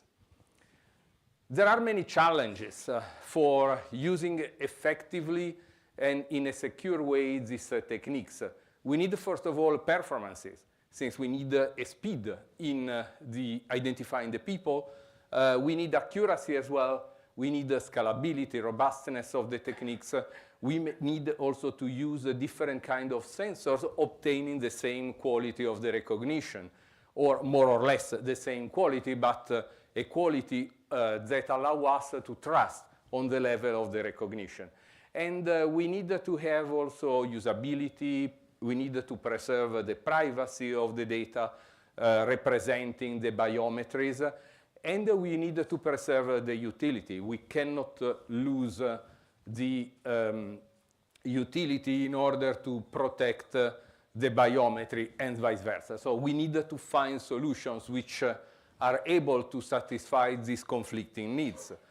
And of course, we need to have an ethical use in applying these techniques. And there are also many other aspects. Artificial intelligence is actually offering a very innovative and fundamental opportunity to address these challenges. Of course, there are many algorithmic approaches that are working fine. Some of them are still the best, but the artificial intelligence is emerging much more in this field as really an opportunity to improve the quality. There is a lot of work that needs to be done, but the results that we have so far are very, very promising, and some of them are already the state of the art in this field. Artificial intelligence is a broad spectrum of techniques of scientific discoveries, and that are spanning from the machine learning, supervised learning, unsupervised learning, that includes, for example, many other techniques like convolutional neural networks, deep learning techniques, deep learning networks, but also include some other aspects like computer vision, robotics, reinforcement learning, other statistical based techniques, and include also the natural language processing. And the one you are surely aware, the large models, the large language models that more and more are used. But here we are not focusing for biometrics on the analysis of the language, which is the typical approach that you can see in ChatGPT or other tools like this. Here we are focusing on the analysis of images and signals from which we want to extract sufficient information in order to identify uniquely the individuals, or at least to get some information about the individual, about their behavior, so that we can put together all this information and serve better the user of services, or support many other applications in the government in the recognition of people. Let's have a quick look how we can use the biometric techniques. We can use biometrics for verification, for authentication. We want to compare the biometric trait of an individual with what we have on file and check if the person is exactly what he or she claims to be. Or we can perform the identification. We are looking to the biometric trait of the individual, and we want to look in our databases of individuals, of the biometric traits of individuals, who are the ones who are matching the characteristic of individual we are observing, and among them we pick the one with the highest score in this perspective. These approaches can be used, of course, to ensure the access, the physical access to protected area, to critical area, to areas which are restricted, control the access to public building, to the banks, or to transportation. So that, for example, instead of going around with a token, you can just show your face, be recognized, and use the metro or board on a plane. We can use these techniques also for government application, for identity card, passport, healthcare card for the automatic border control, and so on, in order to facilitate, to simplify the identification process and eventually be able, with the surveillance, to detect the possible presence of criminals or suspect behavior as earlier as possible in order to prevent possible crime or catch criminals. But we can use the biometrics also in the biometric traits different from the ones for recognition in the area of security. For example, I can observe the motion of the individual, and from how the individual is moving, how he's behaving or she is behaving, I can understand if that individual has possible inappropriate behaviors. For example, if maybe someone who is bringing a bomb or other objects and a suspect who is trying to rob in an area according to how the person is moving around. Or I can look also to emotion, gesture, for example, to implement a better user interface, a user interface which is much simpler for the users to understand and use. Basically, the idea is to use exactly the type of interaction that we have with other humans. And we can use these techniques also for logic access control in order to allow the individuals to use services like the use of credit card to pay in the supermarket, to use e-commerce systems, or, as I mentioned before, to open cell phone or computers and so on. But we can use biometrics also to create a much smarter environment, so that when I enter in an environment and I move in an environment and I want to interact with the environment, I can actually do this in a much more natural way. I can be recognized when I enter in my house, for example, and the light is coming up as I prefer. Maybe the music is coming up. I can automatically implement the services that I prefer by using the domotic support.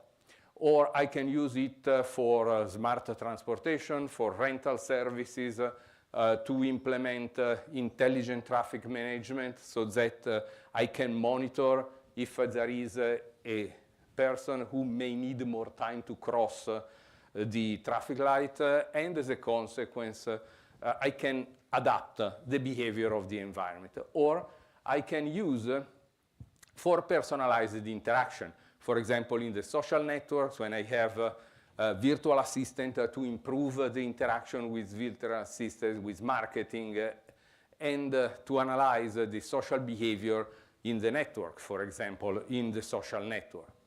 But let's see how these systems are actually operating, how I can implement them in the reality. Basically, we have an initial phase in which we need to collect the biometric traits, is the enrollment.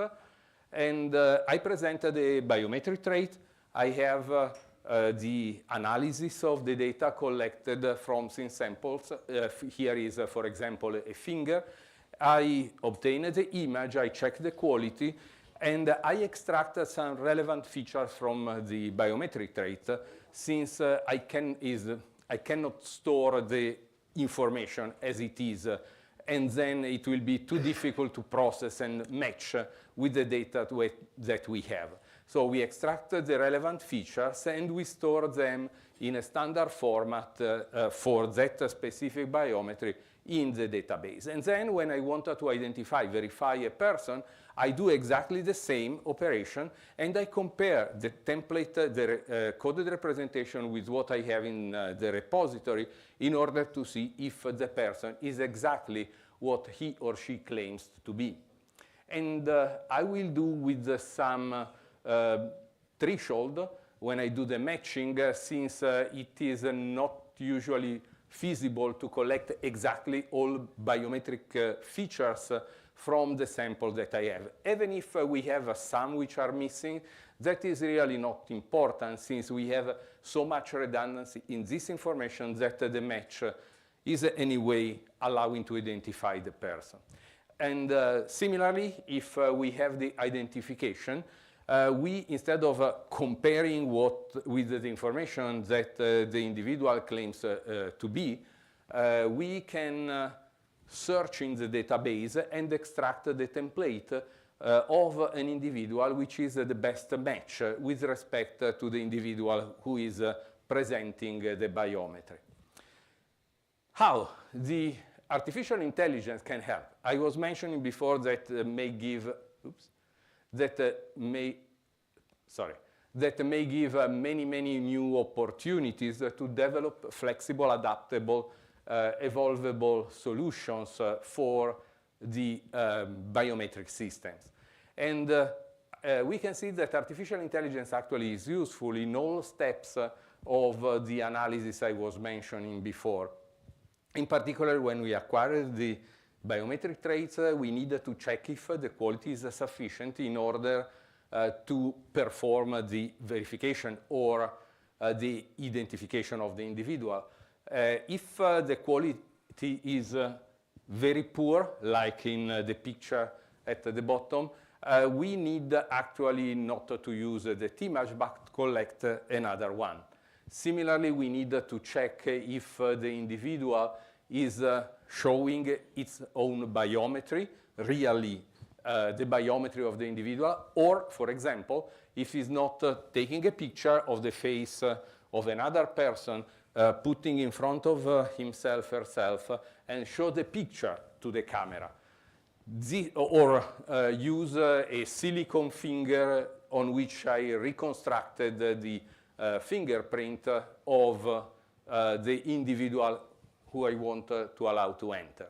So we need to understand the liveness in order to prevent, to implement anti-spoofing systems. But we can also use the artificial intelligence in many other applications for biometrics. For example, in order to extract the features from the samples, in order to perform the classification, the clustering, the match with the templates that we have in the database, and in order to allow to store the, for identification, store the patterns of the biometries in a much more searchable way. If we have millions of individuals recorded in our database, it makes no sense to scan all of them. So what typically we do by using artificial intelligence techniques is actually to create bins of containing a smaller amount of biometries, and with the artificial intelligence extract some minimal features that allow to classify, to understand which is the bin in which I have the highest probability to find the individual that who I want to recognize. Basically, to perform the identification, when we have the authentication process, we are matching the two faces by applying a binary classification, the classical binary classification. And when we have to do the identification, we have a multi-class classifier that we need to implement. And artificial intelligence with the neural networks in particular, or also with some fuzzy classifier, may help in this perspective. For the verification, basically what we can do to extract the relevant features is to use nowadays the CNN, like the one shown here, in order to extract progressively the features which are really relevant for our purpose, without having an a priori understanding which are the features which are important. And then we use this network for the verification process.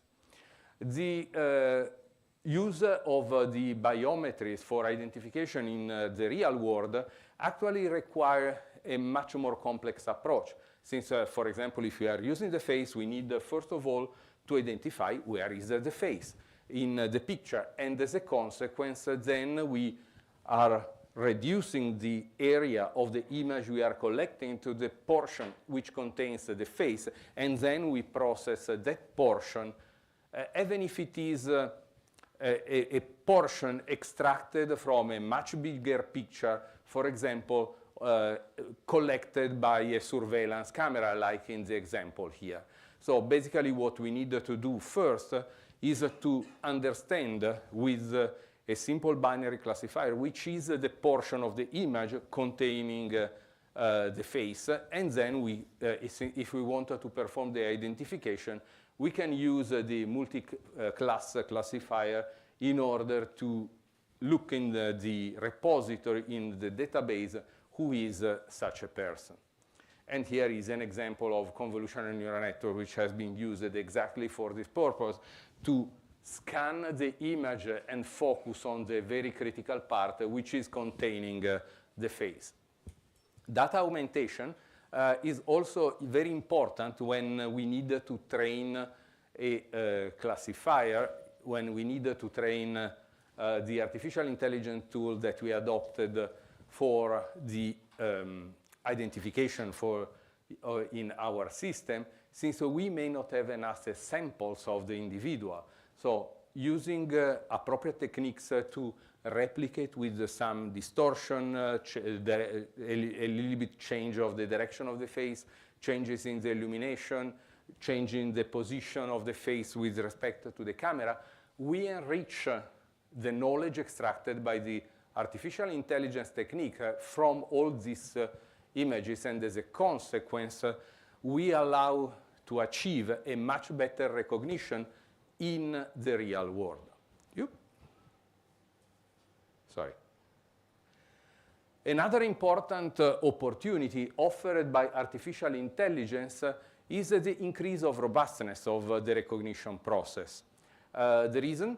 Well, when we have to identify an individual, we need to have some comfort zone with respect to the image we have collected from the representation of the biometric trait that we have collected, in order to be sure that we are not misclassifying the individual with someone which has some similarity. So what we wanted to do by using artificial intelligence techniques is actually to push the borders here by creating sufficient variation of the representation of the individual in order to make much more robust the recognition. If the area in which we have the different samples of the individual is sufficiently larger to make us comfortable, then we need to have a tussle of the space containing such an individual sufficiently larger to contain all these samples. And artificial intelligence, in particular by using the generative adversarial network, is able to explore the area around the templates that we have collected for the individuals in order to increase robustness. Here is a funny example of a Chihuahua and a muffin that are similar from the picture, but actually may help the recognition process between a Chihuahua and a muffin, of course. But we can use artificial intelligence also to deal with images of the biometric traits which contain some difficulties in extracting all relevant features. For example, if I have if my hair are combed in this way, so I have some occlusion, or I have also the glasses or other parts which are not allowing to collect the complete image of the face, artificial intelligence techniques can be trained in a sufficiently robust way in order to overcome these limits. Of course, the occlusion or the concealing of the biometric traits need to be not extreme, otherwise it will be very, very difficult or practically impossible. But if there are some limited occlusion, some limited reflection, limited inaccuracy in collecting the trait, that can be definitely overcome. There is also a variability of the biometric trait according to the age of the individuals, and the artificial intelligence allowed to start from the image, for example, which has been collected in the passport, and make the individual older and older in the image, of course, so that we can perform some matching with the individual we have in front of us and and an image which is expected to be very similar to such an individual, but generated by artificial intelligence in order to add the age to the individual. And that may help in some critical applications. Or we can, in the real world, we may also need to consider that the operational conditions are not so excellent. Like, for example, when I'm trying to pass the border control entering in a country. And in that case, if I use the automatic border control, I have to show my face in front of the camera. There is a good light in front of me. There are no occluded parts. I am requested to remove the glasses. I am requested to stay still in front of the camera for a while so that the camera can get a very good picture of me. But this is not the real world. If I'm going around, if I need to use these techniques in many practical applications, in many practical situations, I need to be much less constrained in the process. I need to accept contactless recognition, for example, fingerprinting recognition without the need to touch.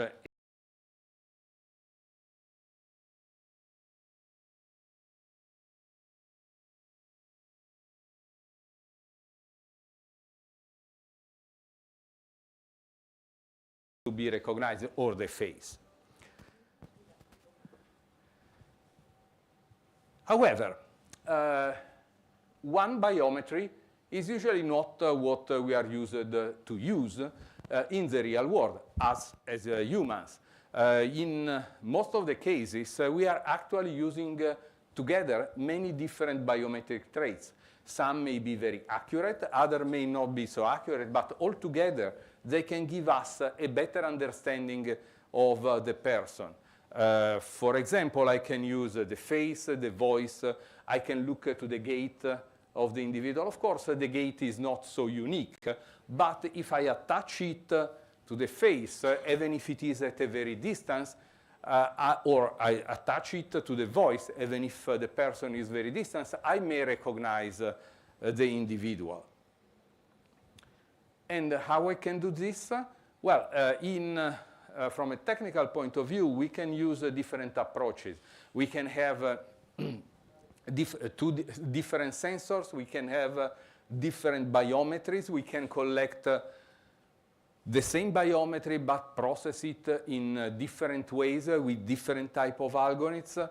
And we can perform the collection of different traits of the same type, different fingerprints, for example, and so on. Putting together this information, merge them together, we can actually increase the accuracy of the recognition. And artificial intelligence can help a lot in performing the fusion of this information. We can also use these techniques for continuous authentication in the real world. For example, to make sure that someone who logged in an information system is actually the person who is continuously using and not just had a break for lunch or for a coffee and someone else sneak in the room and use the system impersonating that individual. And here we can use for this purpose not necessarily the strong authentication like the face or the iris, but we can use also other type of techniques. For example, how we type on the keyboard. Deepfake is another very critical area in biometrics, since more and more you have seen in the news or in social networks that we can try to create fake images, especially of individuals, and think that they are the real ones. With artificial intelligence, we can actually understand if an image is the real person or if it has been modified and create a fake. In distributed systems, artificial intelligence can help, for example, to perform a distributed learning, a distributed configuration, so that we can split the work among different systems. We can have, for various reasons, we can have separate repositories. For example, for police purposes in countries like, for example, in the European Union, where there are different countries, the police want to keep in the country, the repository of the individual of that country, and share the information. But the share needs to be done without sending the biometries, but performing a distributed query in the entire set of databases. And, and we can perform the distributed match in the various repositories, and then we can put together all information in order to perform the final identification of the individuals. But we can use them not only for this type of government application, but also to create ambient intelligence in social networks and in many other applications. Another important aspect that we need to consider when we implement a biometric system is that by design we need to consider the privacy of the data we are processing. And the critical points are all over the process, in the sensors, in the handling of the data, in the processing and extraction of the features, in the repository, in the matching, and so on. So it's very, very important to be careful in adopting the appropriate techniques in order to make sure that the privacy is really preserved and avoid that the biometric traits are stolen or some wrong information are injected in the process so that we can have some impersonation of individuals, even if they are not the authentic individuals. We can, for example, consider a critical aspect for biometric privacy, not only in the government application, but also in the daily life. For example, when we use the social network, when we perform, if we are a marketing company, sentiment analysis, if we want to create a virtual assistants or support e-commerce, or we want to perform marketing analysis. In all these applications, really we need to be very, very careful in identifying the people. If the person is actually providing some biometric traits, it's essential that we preserve this privacy. And we need, in particular, to be very careful when we are enjoying the use of social networks, since we are exposing many biometry of us, many biometry of people who are around us. So this is a very critical aspect, since otherwise we may be impersonated. This biometry can be stolen. For example, a simple picture in posted in one of the social networks, I can definitely extract some relevant features of the face or the iris and impersonate someone using this information. And as a consequence, it's very, very important to protect this information, to adopt techniques to conceal the critical aspects. For example, in images and videos, is possible, by using artificial intelligence, to introduce some anonymization so that we can actually create the same impression, the same type of views of what we are showing, but not revealing exactly the identity of the individual, so that we can prevent possible misuse of this information.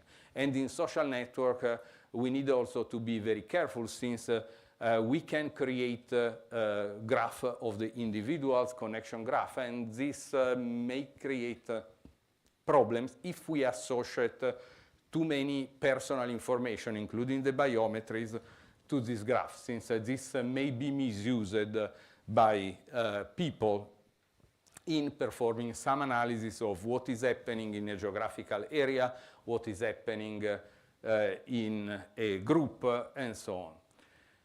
Another important aspect related to biometrics and the use of artificial intelligence is that we need to be very, very careful when we design a system and implement techniques, and as a consequence, we need to develop the appropriate scientific approaches in order to protect these situations. Since we may have injections, hacking of information during the entire enrollment and verification and identification process and in the database. We need to be careful in avoiding that some wrong information is injected, some wrong images are injected in the system, and as a consequence, the recognition process may become impaired since this information have been considered as legitimate images and stored, merged with information which are actually collected in the database. So it is important actually to protect also the artificial intelligence support for these processes.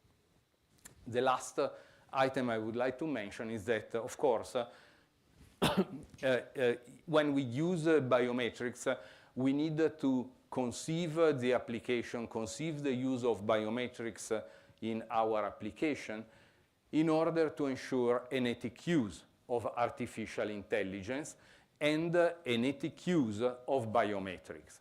We need to make sure that these criterion which have been analyzed and identified as critical points are actually supported by the approach that we are going to design. And as a consequence, we may want to develop techniques, scientific approaches in order to address these various aspects. But this is true for all areas that I just mentioned in which we can use artificial intelligence.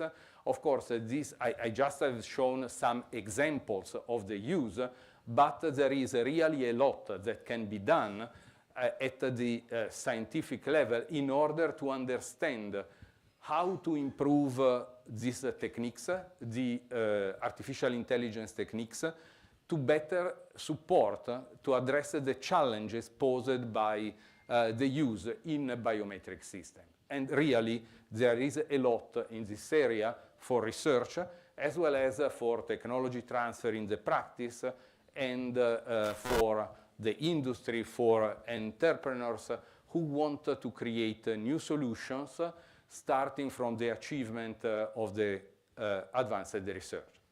With this, I would like to thank you for your attention, and if you have any question, be happy to answer. Thank you. Thank you for an excellent timing. We have some time for Q&A.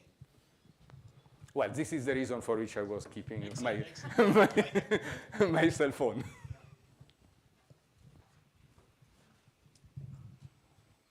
So, yes. Oh, yes. So this is Mohit speaking. So you were talking about biometric and the technological usage of it, but I as a user quite apprehensive about this technology, biometric, because this, once you give it to other, you cannot change it. And worldwide there is already apprehension about targeting minorities or vulnerable groups.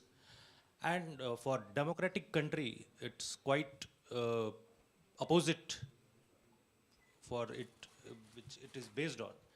So governments and all can use it for different purposes. So what do you say about it? Because I feel it, this technology is against the democratic system itself or other things. Yes. Well, thank you. Actually, I have not mentioned, but there is also, since there are also many other challenges like the one you posed about the fact that a biometric cannot be replaced by itself. But there is a lot of research, scientific research, and technological applications of solutions which are actually extracting from the image of the biometry some information which are not, which are strictly related to the individual, but can be replaced without any problem, without replacing the biometry.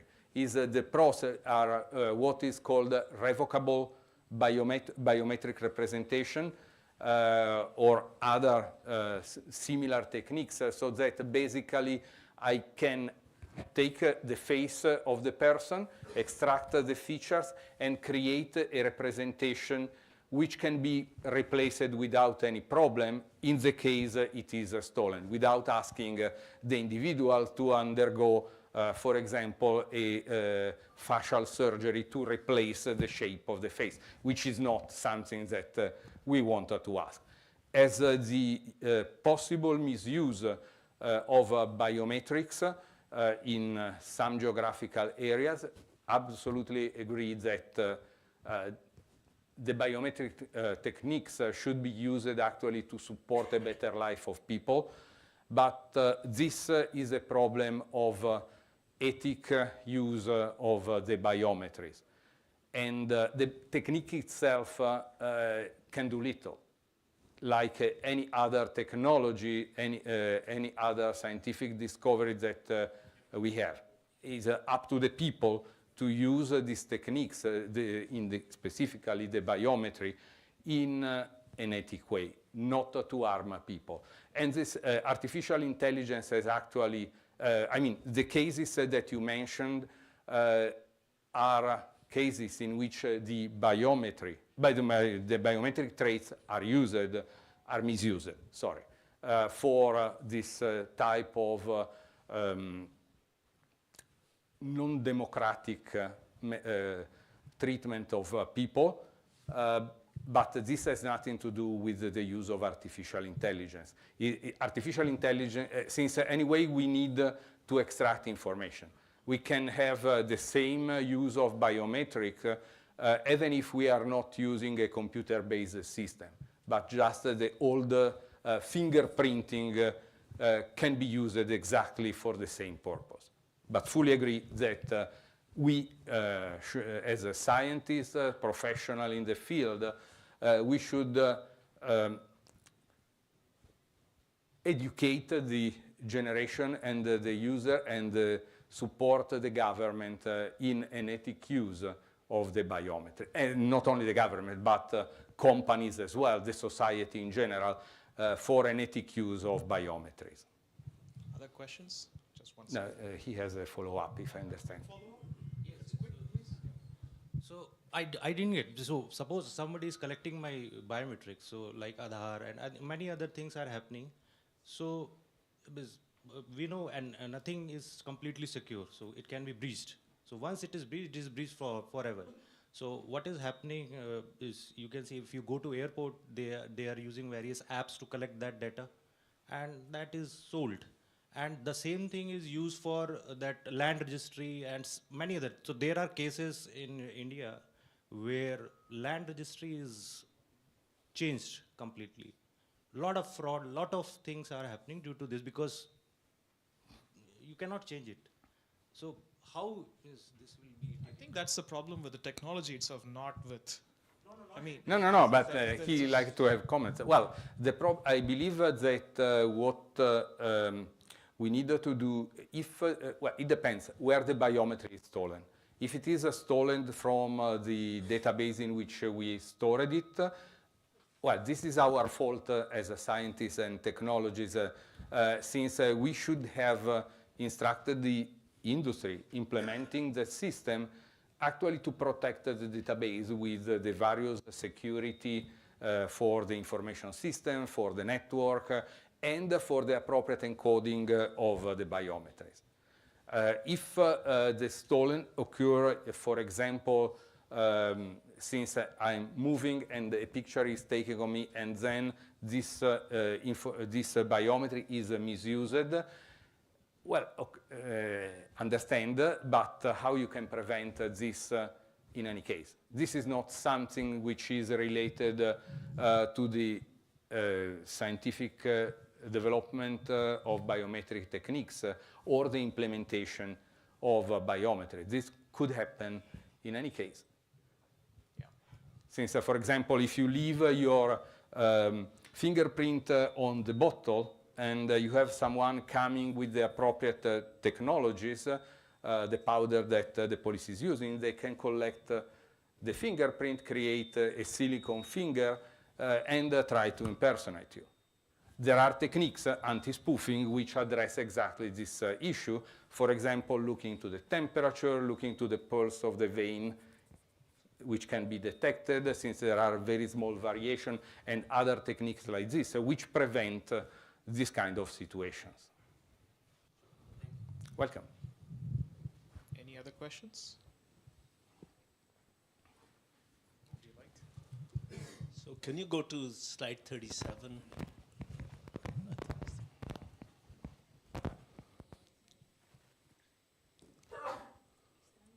Okay, I should have not numbered it. Maybe it's not 37, maybe 38. Oh, 27, sorry. Or, no, the one about distributed, you know, the challenges. Yeah, this one right here. So, you know, Professor Samarati and I, we did a lot of work on, you know, privacy in outsourced databases. You know, certain associations that should be disclosed together, not certain others. So I wonder if that work could be useful here. Absolutely. I believe that this kind of techniques can actually be used to split the biometric information, for example, separating the biometric information from the personal data, the name of the person, the ID of the person, or other personal information, so that the biometries, even if are stolen, cannot be associated directly to an individual, even though they need to be still protected. So there's a lot of work we have. Absolutely, absolutely, absolutely. One last question? Okay. Let's thank Vincenzo again. Thank you very much. Thank you. Thank you. We have a little souvenir. Now you have to carry two.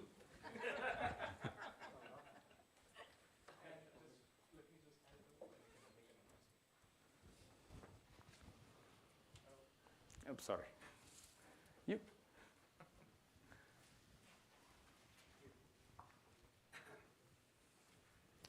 Thank you.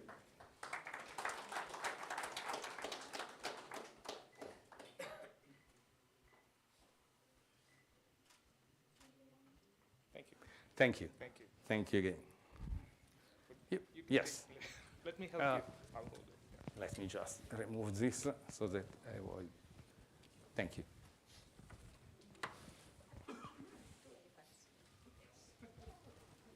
This is this. Oh, yes.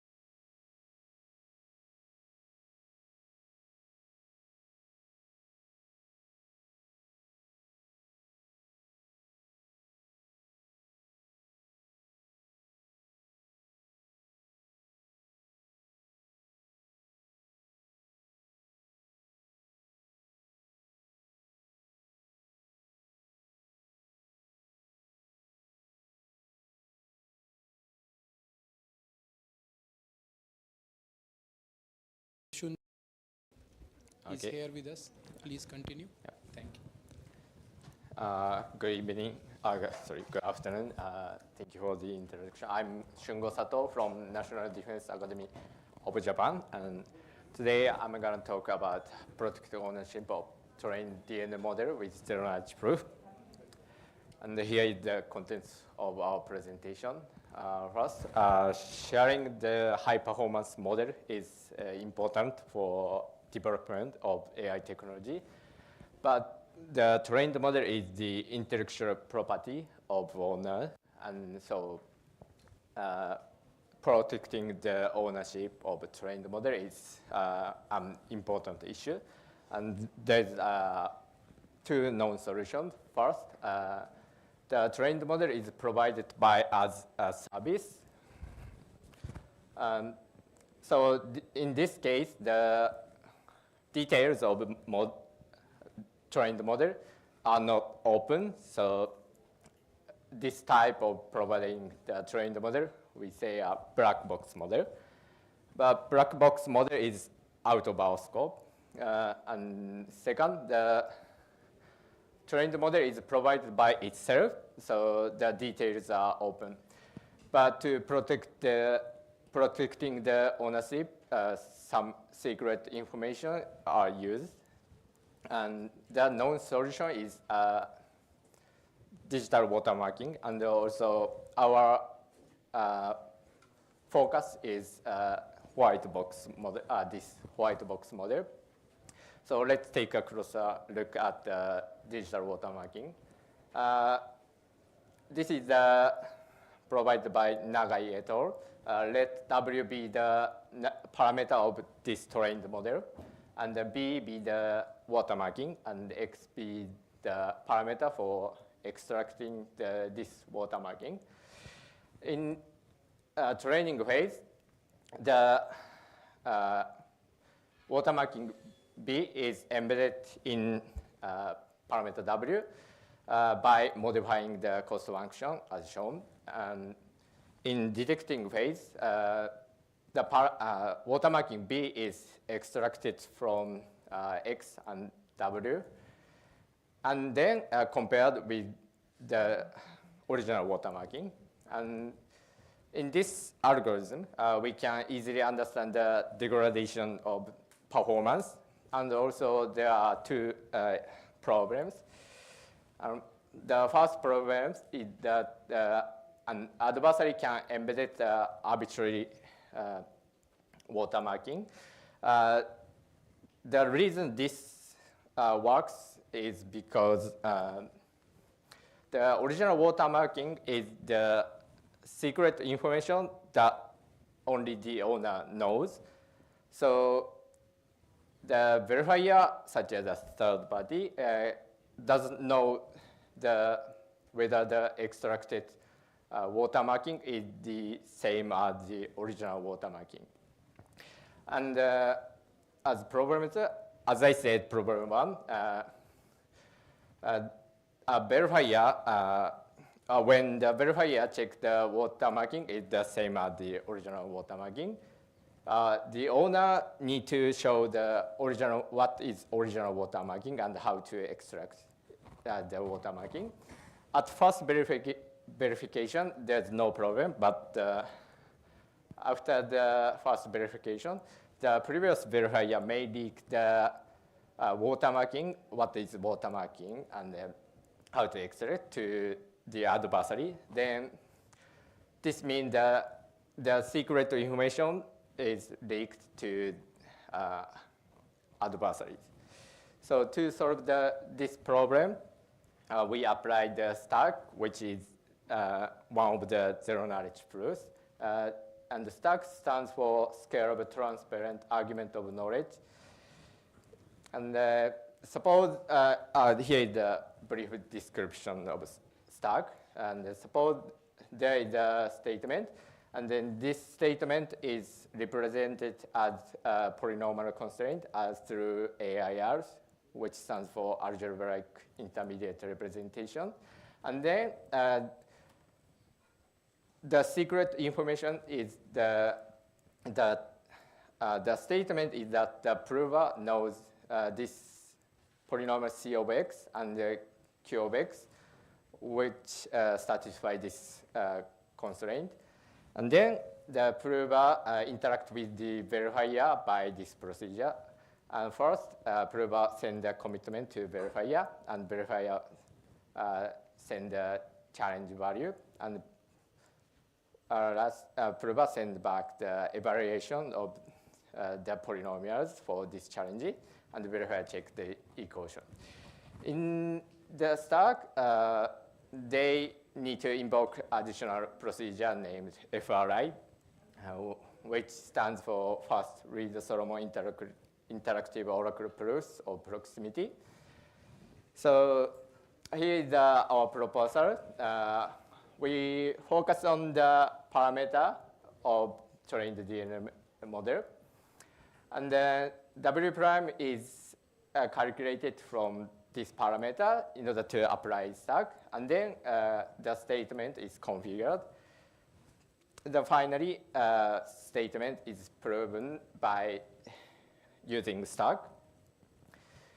So this is our proposal more concretely.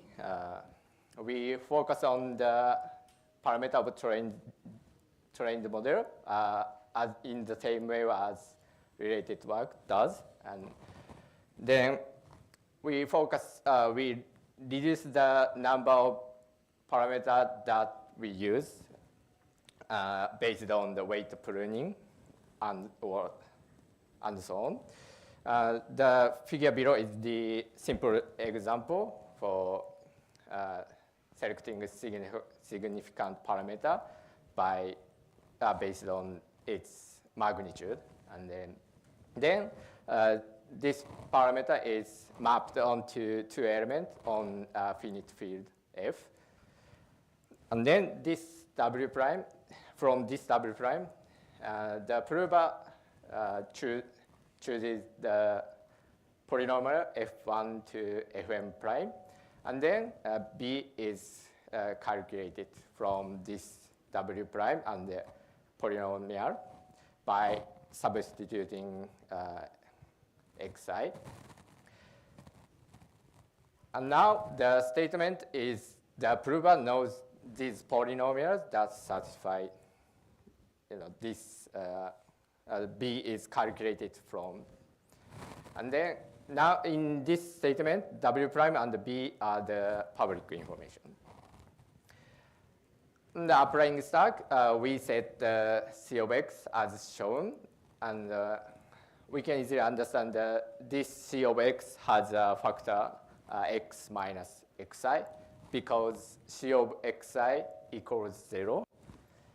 So when we set the z of x as shown, this C of x is represented as C of x equals z of x times q of x. And for efficiency, q of x is represented using the polynomials whose degree at most n, and as shown. Finally, the Merkle tree of these polynomials are calculated over H. And then we set the public and the secret information as shown. In the public information, MTR stands for Merkle tree root, which means the root value of Merkle tree. And in secret information, MTP stands for Merkle tree path, which is the set of nodes that Merkle tree is calculated from.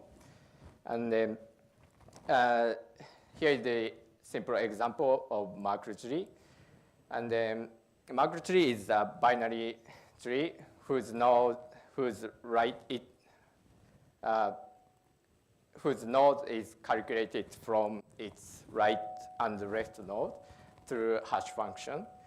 And then in this example, MTR of phi of x is phi 15, and then MTP of phi of h1 is phi 2, phi 10, and phi 14. So this is the verification phase. As I said, start, the verifier sends the challenge value, and the prover sends the polynomial evaluation of polynomial, and the verifier checks the equation. And then verifier need to check the two things additionally.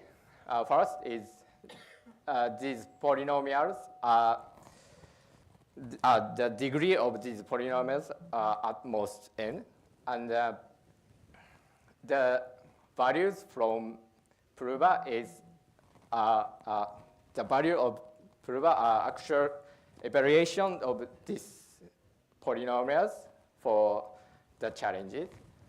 So to do so, they invoke FRI, and then for efficiency, they use batched FRI. So here is the security analysis. We suppose that the probability that adversary who know this algorithm are able to steal ownership. So in the scenario A, we suppose the adversary forges the polynomials like f prime to f prime 1 to f prime n prime. So to pass the verification, adversary, the forged mark tree of adversaries need to match the original mark tree. So considering the number of mark tree, as we mentioned before in secret information, public information, the overall probability is like evaluated like this, where the rho is the probability of the hash collision. And if we suppose that the successful probability by adversary is less than 2 to the minus 128, this probability is evaluated like this, and then we get the size of the range of the size of H. And if we set the concrete value, the size of H is not infeasible. And as scenario B, we consider the probability that adversaries pass the verification in the case of knowing some secret information. First of all, the adversary cannot compute all nodes of the mark tree from mark tree root because of the pre-image resistance of the hash function. So to pass the verification, adversary gets some secret information by eavesdropping and so on. So let the K is the number of leaked value. And if we suppose that the verification is repeated C times for one verifier, the probability is evaluated as like K over the size of H to the power of C. And again, we set the successful probability is less than 2 to the minus 128. We can get this evaluation of C. And the figure below is this evaluation. And at the inflection point, the repeated time of verification is about 45. And also, if we set the maximum repeated time to be 100, at most 100, the limit of leakage of secret information is around 40%. And here is we consider the analysis of the owner able to claim ownership multiple times, because we said problem 2 in the watermarking algorithm, the owner can claim the ownership just one time. So we consider that in the case of claiming ownership against verifier, we suppose the number of repeated times of verification is CL. The previous evaluation of C, we can get this equation. And the figure on the right side is this CL, where the size of H is 2 to the 32. And if we suppose the maximum CL to be at most 100, we can get the repeated time, the time of claim, and how many times the owner can claim is at most 37 million, which this number is considered the number of software engineers in the world. So we think that this number is enough for the security. And here is the conclusion of our proposal.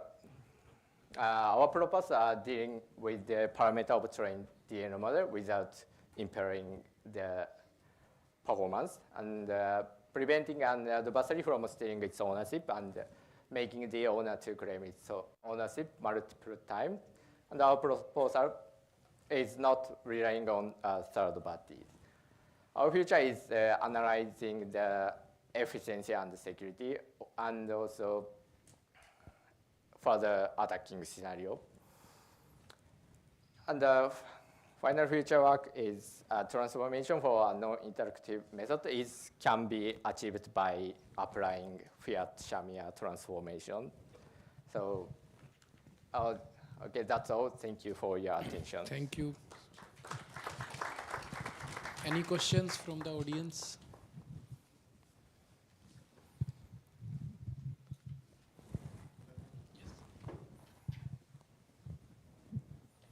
Thank you for the presentation. I don't know if I didn't get it correctly, but you said one of the methods to prevent the adversary is using the Merkle tree. And another method is to ensure that a verifier or a sender doesn't get the same message more than once. But does the method ensure that there is an authentication between the identifier and the verifier? Because what I understood is that you verify the message that is sent, but you don't verify the identity of either the sender or the verifier. Is that correct? Sorry. Do you verify the identity of the sender or the verifier, or you just verify the correctness of the message sent? Oh, no. That's not in our proposal. We just claiming the ownership, so we don't care the communication process or other things. I mean, you're concerned about the message, not the sender of the message. Is that clear? Yeah. Okay, any other?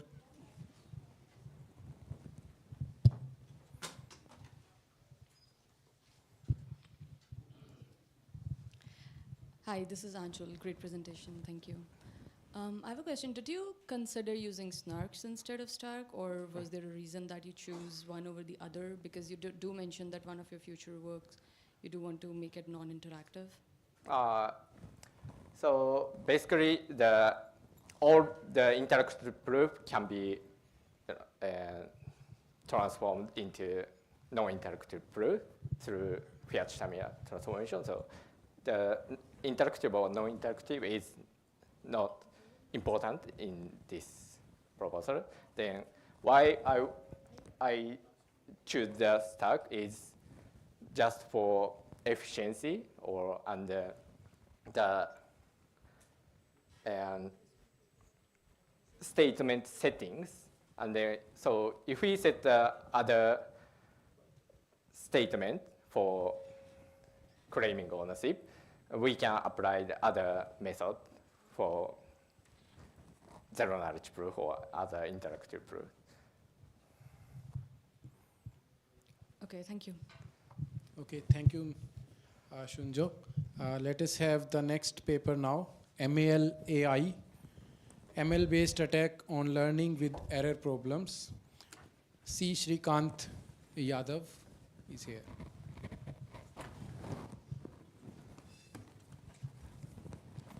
So Shrikant, we'll have 15 minutes.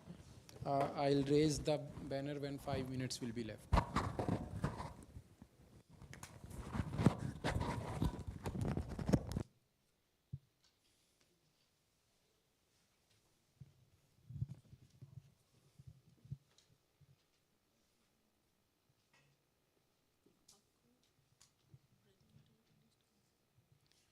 Registration paper presentation की जो Excel थी ना वो तो registration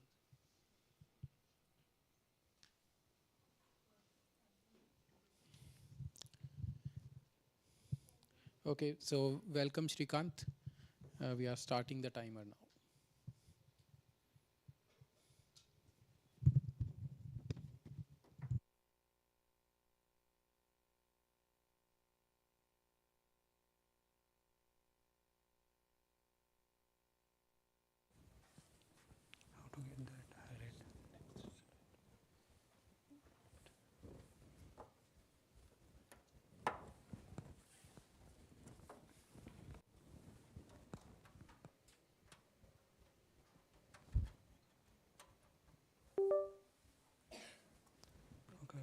Red button.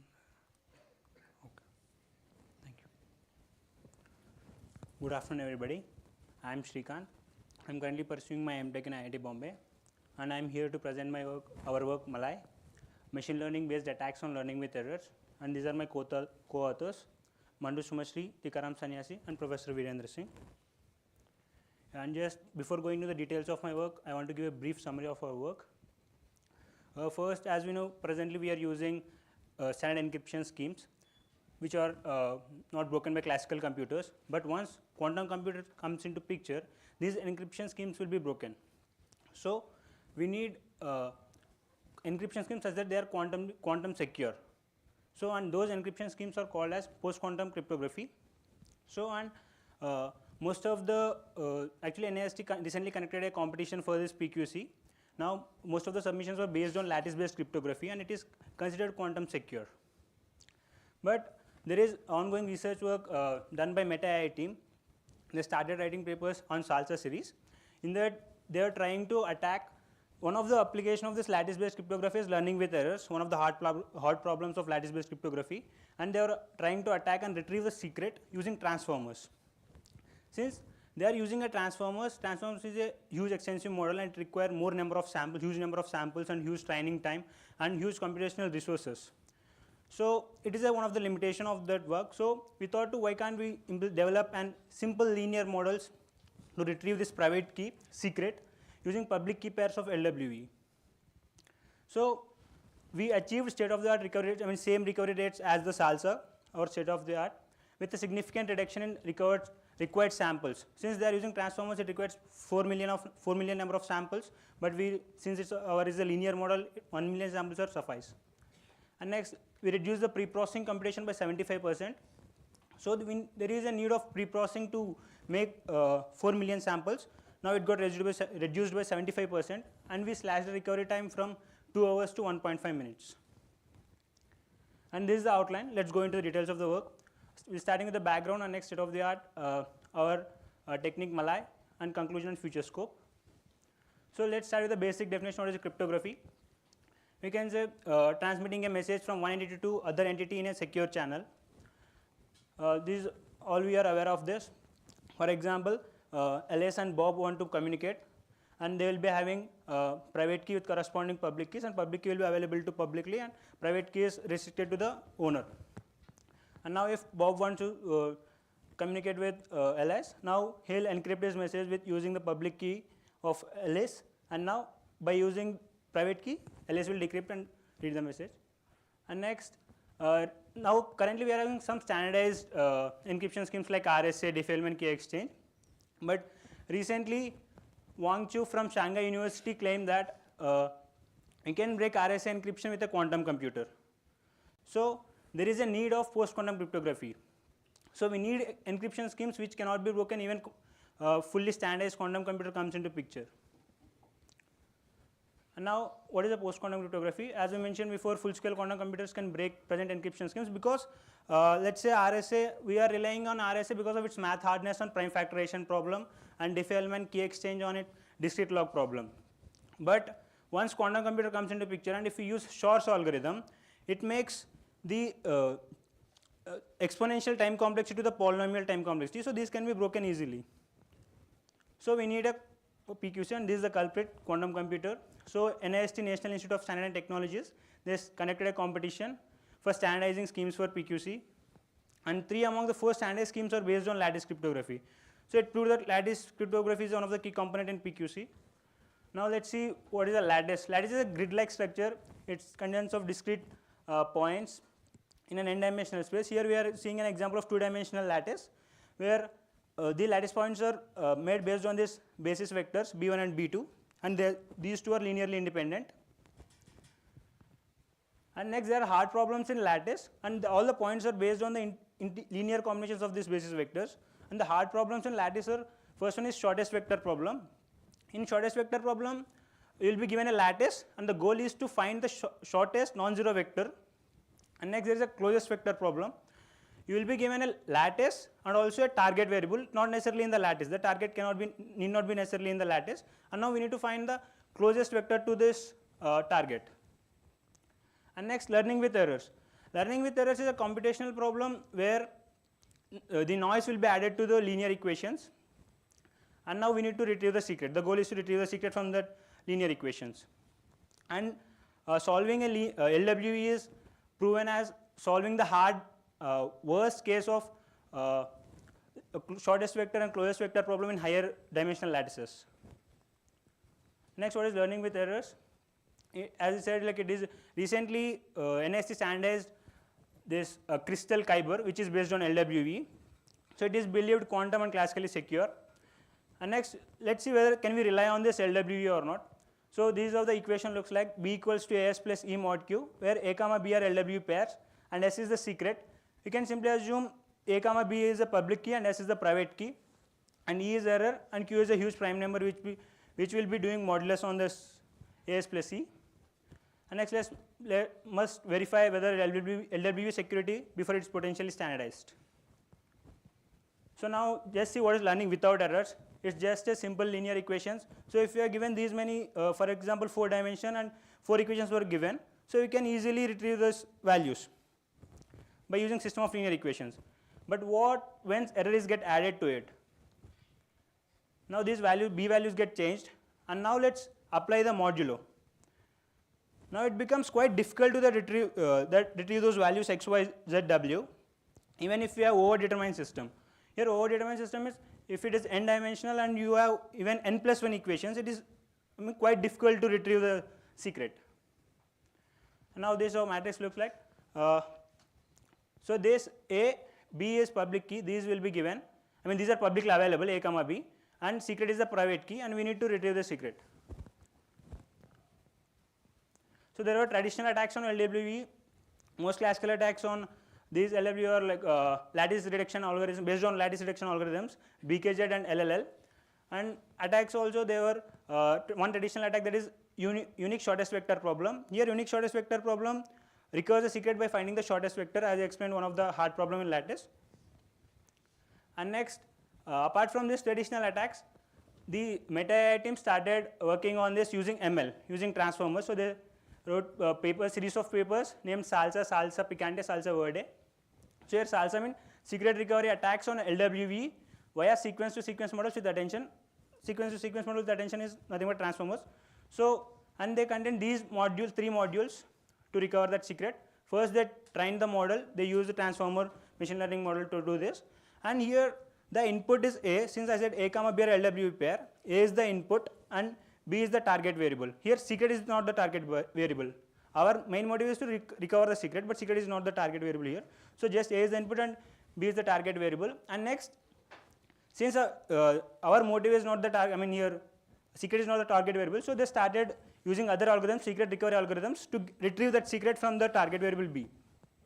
And next they use some direct secret recovery, distinguished secret recovery algorithms. And next, after getting the secrets, they want to verify whether those secrets are correct or not. So they used again verification procedure.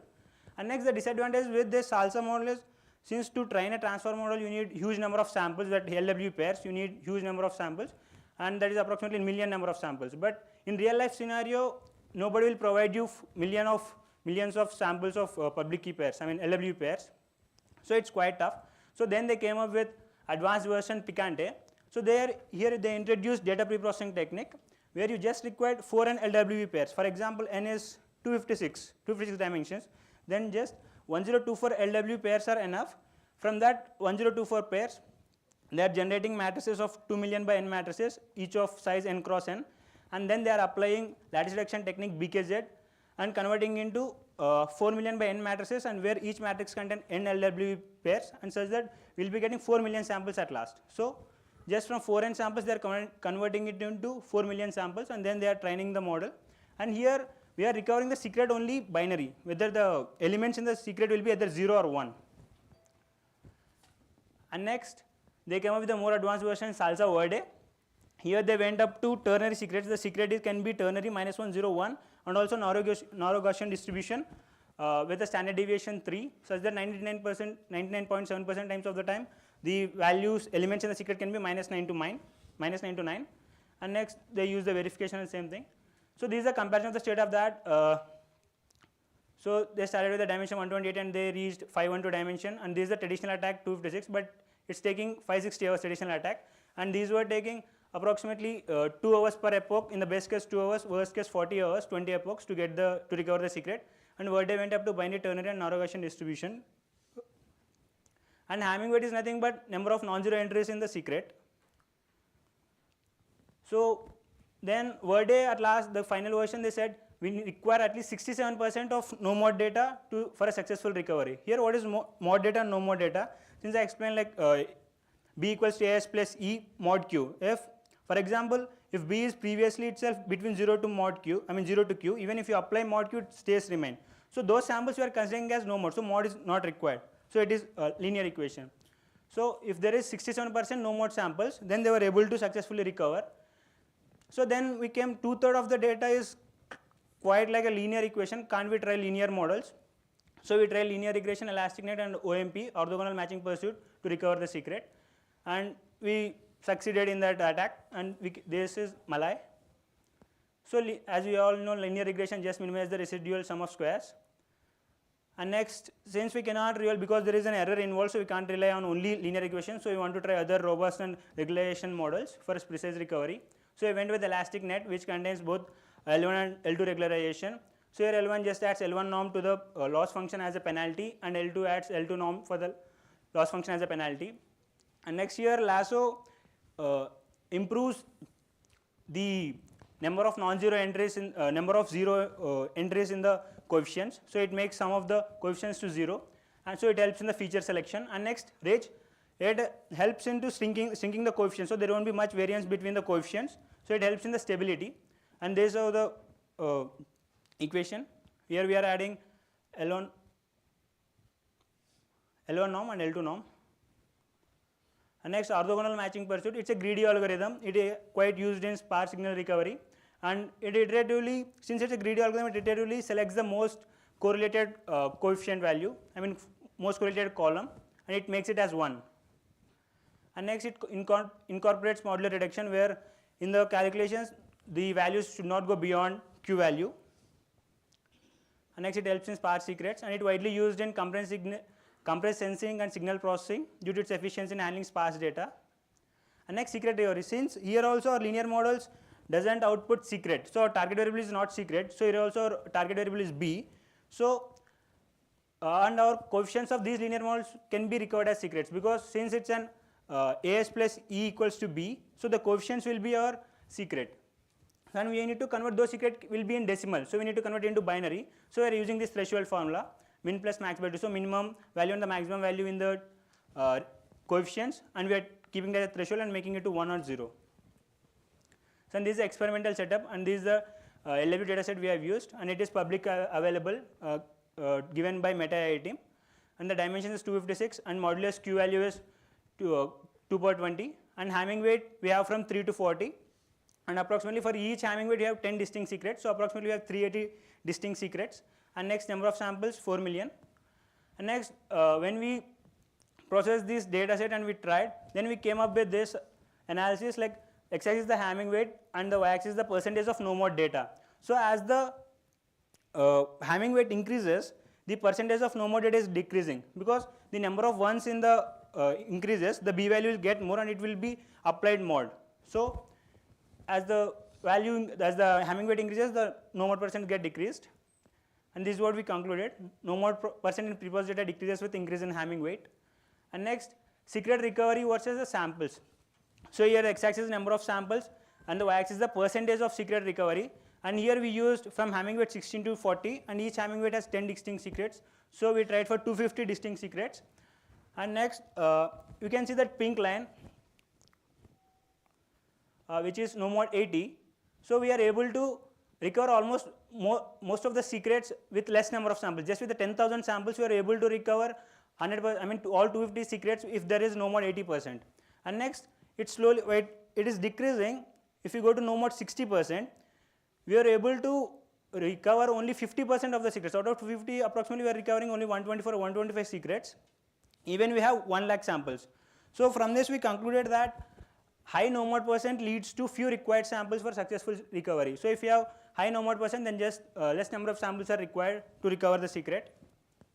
And next, comparison of results with the state of the art.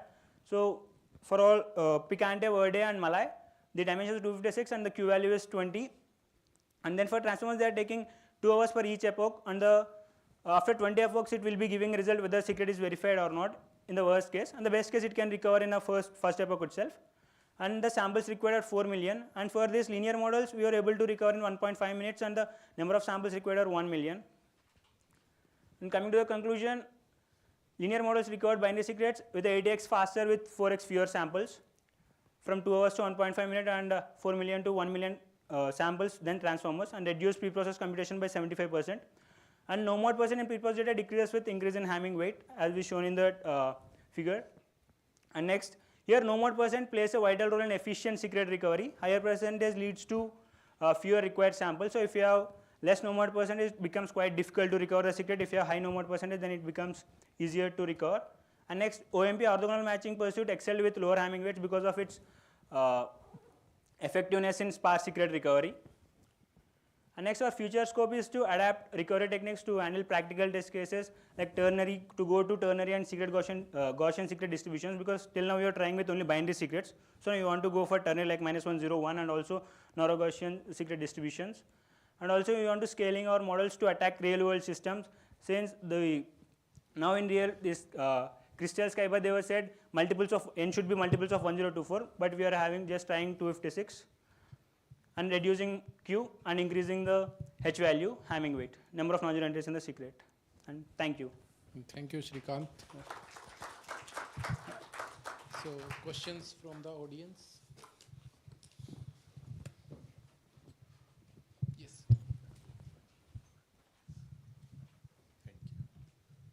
Can you comment on the complexity of the learning with errors problem? How hard is it? Is it known to be NP complete or NP hard or?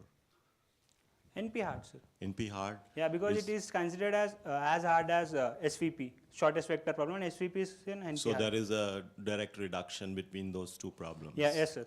Okay, thank you. Thank you, sir. Okay, next.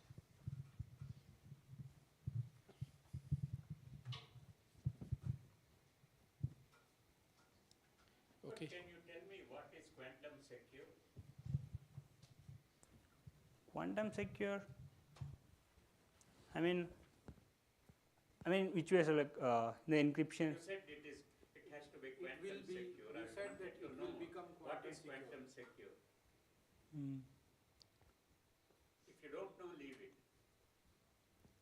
Because you mentioned that there will be quantum computers which will make every existing. Vinendra can tell, no problem. You mentioned that. Any parameter which defines that. No, quantum secure means that cannot be broken by Quantum computers. No, there are only two algorithms known. Sure and grow. Yeah. Now, nobody has given a quantum algorithm for the post-quantum computing. So, one hopes nobody will find a quantum algorithm for this. If one finds all the post-quantum cryptography is done. As of now, if something is not broken by No, that's an assumption. So far, we have only two quantum algorithms. If somebody now knows how to write a program on quantum, this whole thing is done. Nobody is giving what is quantum secure clearly. Only so far the No, that's almost like a. Let us leave it. Thank you, Shrikant. Let us welcome Professor Somnath Tripathi for our next paper, which is patch-based backdoor attack on deep neural network.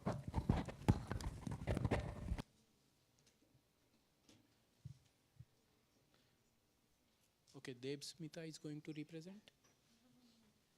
Okay. Okay, so presenting author is Debsmita. Right.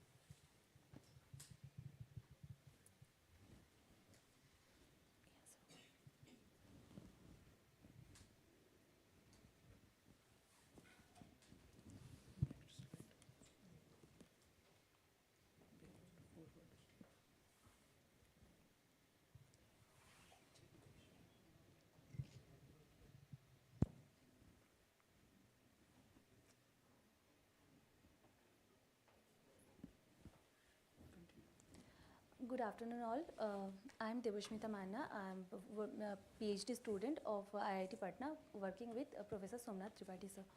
So I am going to present patch-based backdoor attack on deep neural network.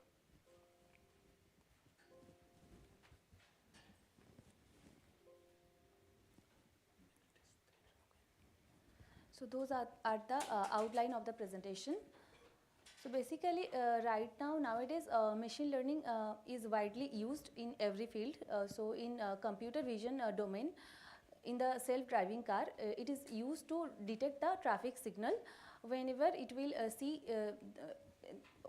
it will see some traffic signal. It will take the right decision on the right time. Like for an example, when a automated vehicle will see the stop signal on the road, it will stop the car.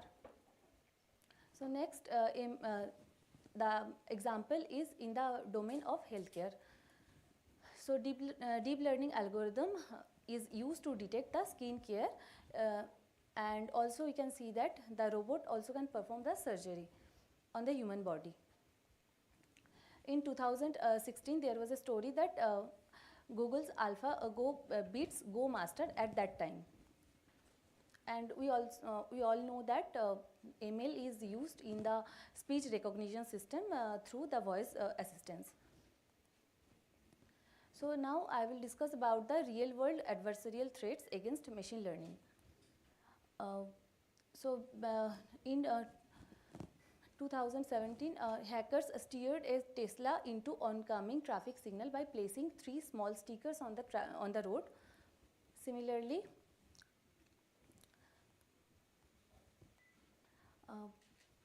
the automated vehicle is used to detect the line also on the road, and researchers trick Tesla autopilot into steering into oncoming traffic, and this is the another real world example when the simulator mispredict the road. So all the example shows that this kind of threats harm in daily could occur the accident. So these are the example. These are the introduction of the adversarial threats against the machine learning model. So there are the main threats in the machine learning model is data. First is data leakage, which is the inference attack. So the attacker could infer the sensitive attribute or sensitive attribute information, or it can infer either a record is present in the training set or not, which is known as membership inference attack. So these are the example of the data leakage. Data poisoning attack is that whenever the attacker injects some backdoor or trigger and then retrain the model on that poison data. And model stealing is that whenever the attacker steal the function of the model, and model extraction is that whenever the attacker copy the model. So these are the attack can perform on the machine learning model. So this is the example of poisoning attack. Poisoning attack could happen in 2 ways. Like one is that whenever the attacker inject a patch on the sample and then retrain the model onto that poison data, and then the weights is completely modified of the target model, and whenever the user will pass the patched sample to the poison model, it will mispredict. In another way, the attacker directly can change the weights, and the target model will convert the poison model, and whenever the user will pass the sample to the poison model, it will mispredict it. In the evasion attack, the attacker simply modify the input by adding some noise, and then it will misclassified. So those are the related work. In maximum works, either the attacker change the weights of the model or they retrain the model, but in our work we propose that we are not accessing the training data, and we are not retraining the model, also we are not changing the weights of the model. So these are the contribution. Our goal is to misclassify an input as any other label without retrain the target model or any modification in the structure of the target model. So the main contribution of this work are summarized as: first, the attacker will extract the important features, then then the attacker will generate the patch by using these extracted features, and then the attacker will inject the generated patch to the benign sample, and whenever the benign sample will be passed to the model will misclassify the sample. So these are the main contribution. We propose a patch-based backdoor attack to misclassify an input as any other level without retraining the target model, while ensuring the accuracy of the target model as the model is not changed. And the proposed work demonstrated security of the machine learning model. To extract the important features, the attacker utilizes the sensitivity analysis, and this is represented in the relevance map, and the bounding box is created centered on pixels with relevances scores below a threshold, and then to create multiple bounding boxes across the relevance map, sliding window approach is used to avoid redundancy of the multiple boxes. IOU is used, and the final patch created by aggregating the non-overlapping bounding boxes, ensuring the patch targets distinct regions of low relevance. And to evaluate the performance of this attack, 3 different datasets are used. So this is the threat model. The goal of the attacker is the attacker wants to manipulate the prediction of the machine learning model without any modification to the target model. And the attacker knowledge is that we assume the attacker has white box access to the target model. The attacker has as the attacker has the white box access, then the attacker can also have access the internal gradients of the model. The attacker may not have the knowledge of the training dataset, and the capability of the attacker is we assume that the attacker can inject an intended patch at the time of the inference to the target sample to manipulate the prediction. So this is the diagram of the proposed method. First thing is that we extract the important features. So to determine the influential feature, the attacker utilizes the sensitivity analysis. Sensitivity analysis demonstrates that relevance score of each pixel in the relevance map, and the attacker in this work the attacker considers only the negative influential features of the target level, and then the attacker will generate bounding boxes. It will generate multiple bounding boxes, and to create the bounding boxes, the pixel with low relevance score are classified as negatively influential, and the bounding box centered at x, y, where the relevance score falls below the threshold, and coordinate of the bounding box are these two. And the minimum bounding box size is S min. So this is how the attacker first extract the relevance map to know the important feature. So and then it will create the bounding boxes over there, and then take the some top k number of bounding boxes, and then generate the patch, and then inject it to the target level.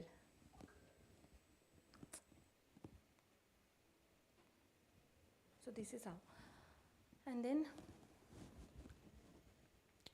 to the performance of the patch-based backdoor attack is without performing the attack, the misclassification rate lies between 0.2 to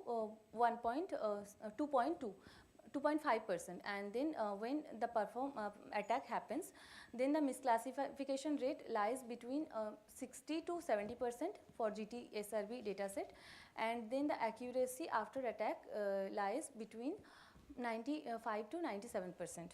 Similarly, this is the attack performance of on Cypher 10 dataset. So the misclassification rate when the attack is not performed, then the rate is 7 to 9%, and with attack the misclassification rate lies between 65 to 72%, and then the accuracy after the attack is 85%. And similarly, in case of MNIST dataset, the misclassification rate without performing the attack is 0.5 to 2%, and then with the attack, the misclassification rate is 63 to 70%, and the accuracy is 92%.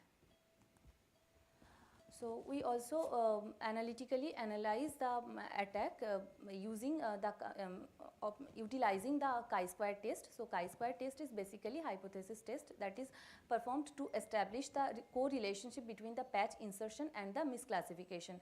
The equation is that O minus E whole square divided by E, where O is the observed and E is the expected value.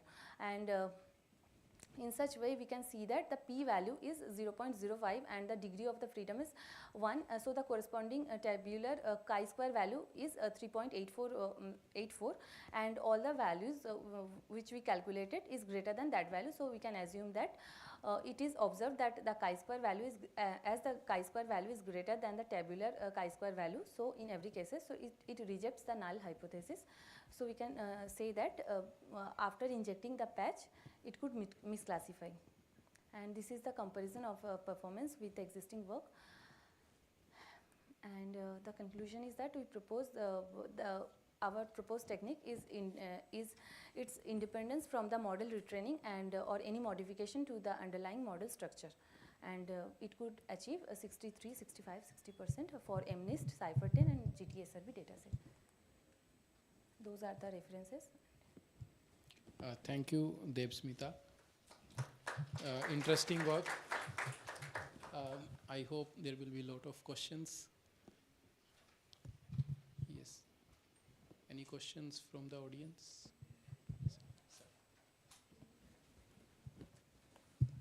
Yeah, thanks for the talk. So when you talk about these patch embeddings and or patch-based kind of attacks, yes. So did you try to, because these MNIST and Cypher are like more or less like past data sets and all. So did you try with the latest data sets or like real-time data sets and all? No, I applied on those 3 data sets. And after doing this, did you try to have some kind of GradCam visualizations? Yes, yes, I did that. Okay, so did you find anything like what exactly, like how actually does the GradCam? Yes, actually the task of the GradCam is to detect the the attack. Like if there is some it will identify the influential area or influential regions of the sample. So whenever we are injecting the patch, then the GradCam will detect that.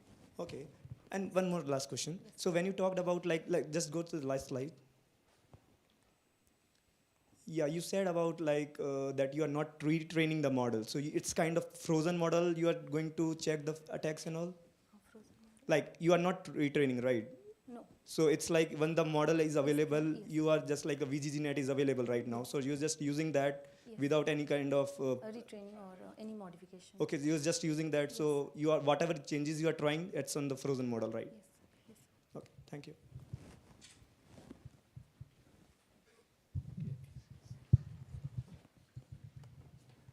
Nice work.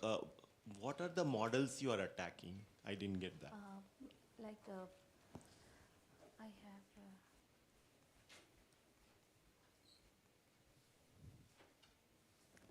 once is the VGG19 and I trained I mean VGG19 model, and on for MNIST I just trained a normal neural network model. Those are kind of old models, right? Why don't you try vision transformers?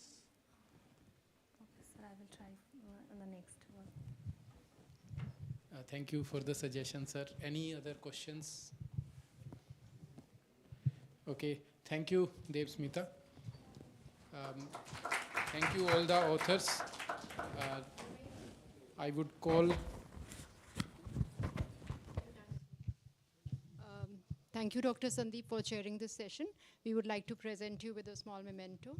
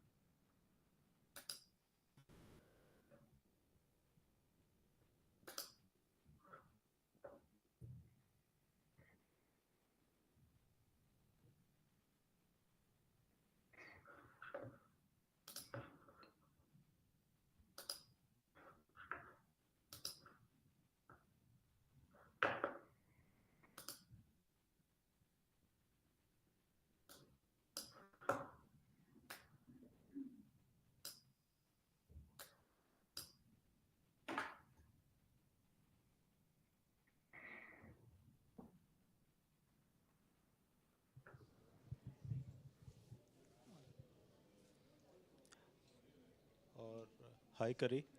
Do you hear me? Yes, I hear you And do good. you Can see you hear me? me? I'm here. Yeah. Hello. Thank you for joining. What time is it? It's 11 o'clock in the morning, so That's yeah. better.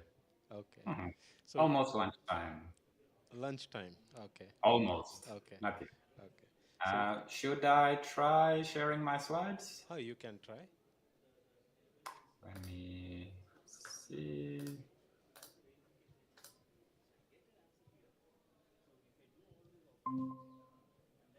Okay.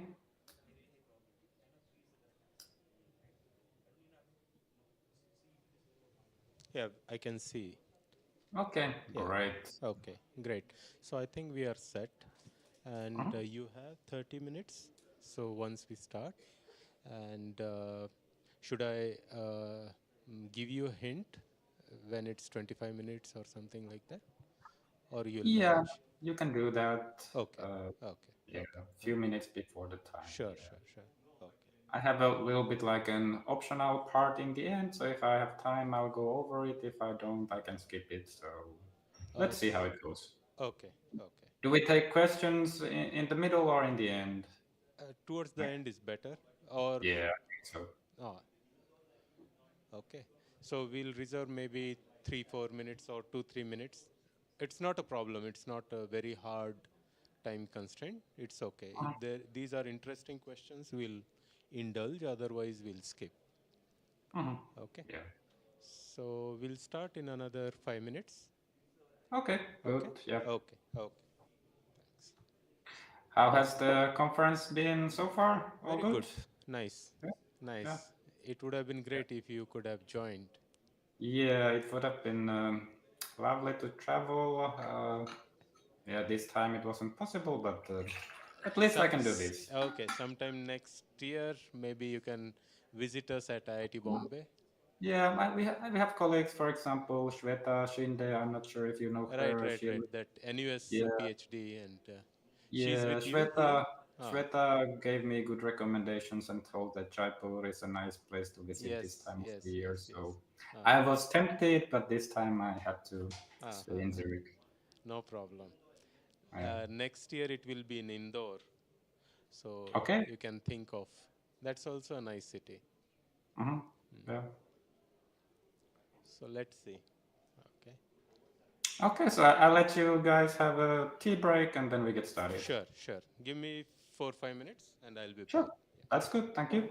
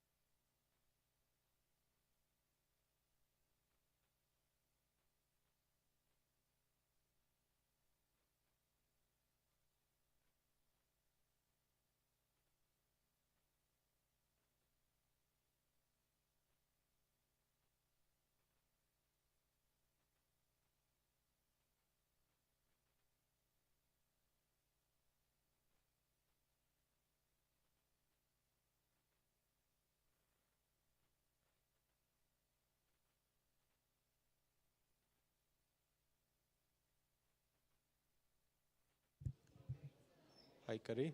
We are going to start in a minute. Okay, good.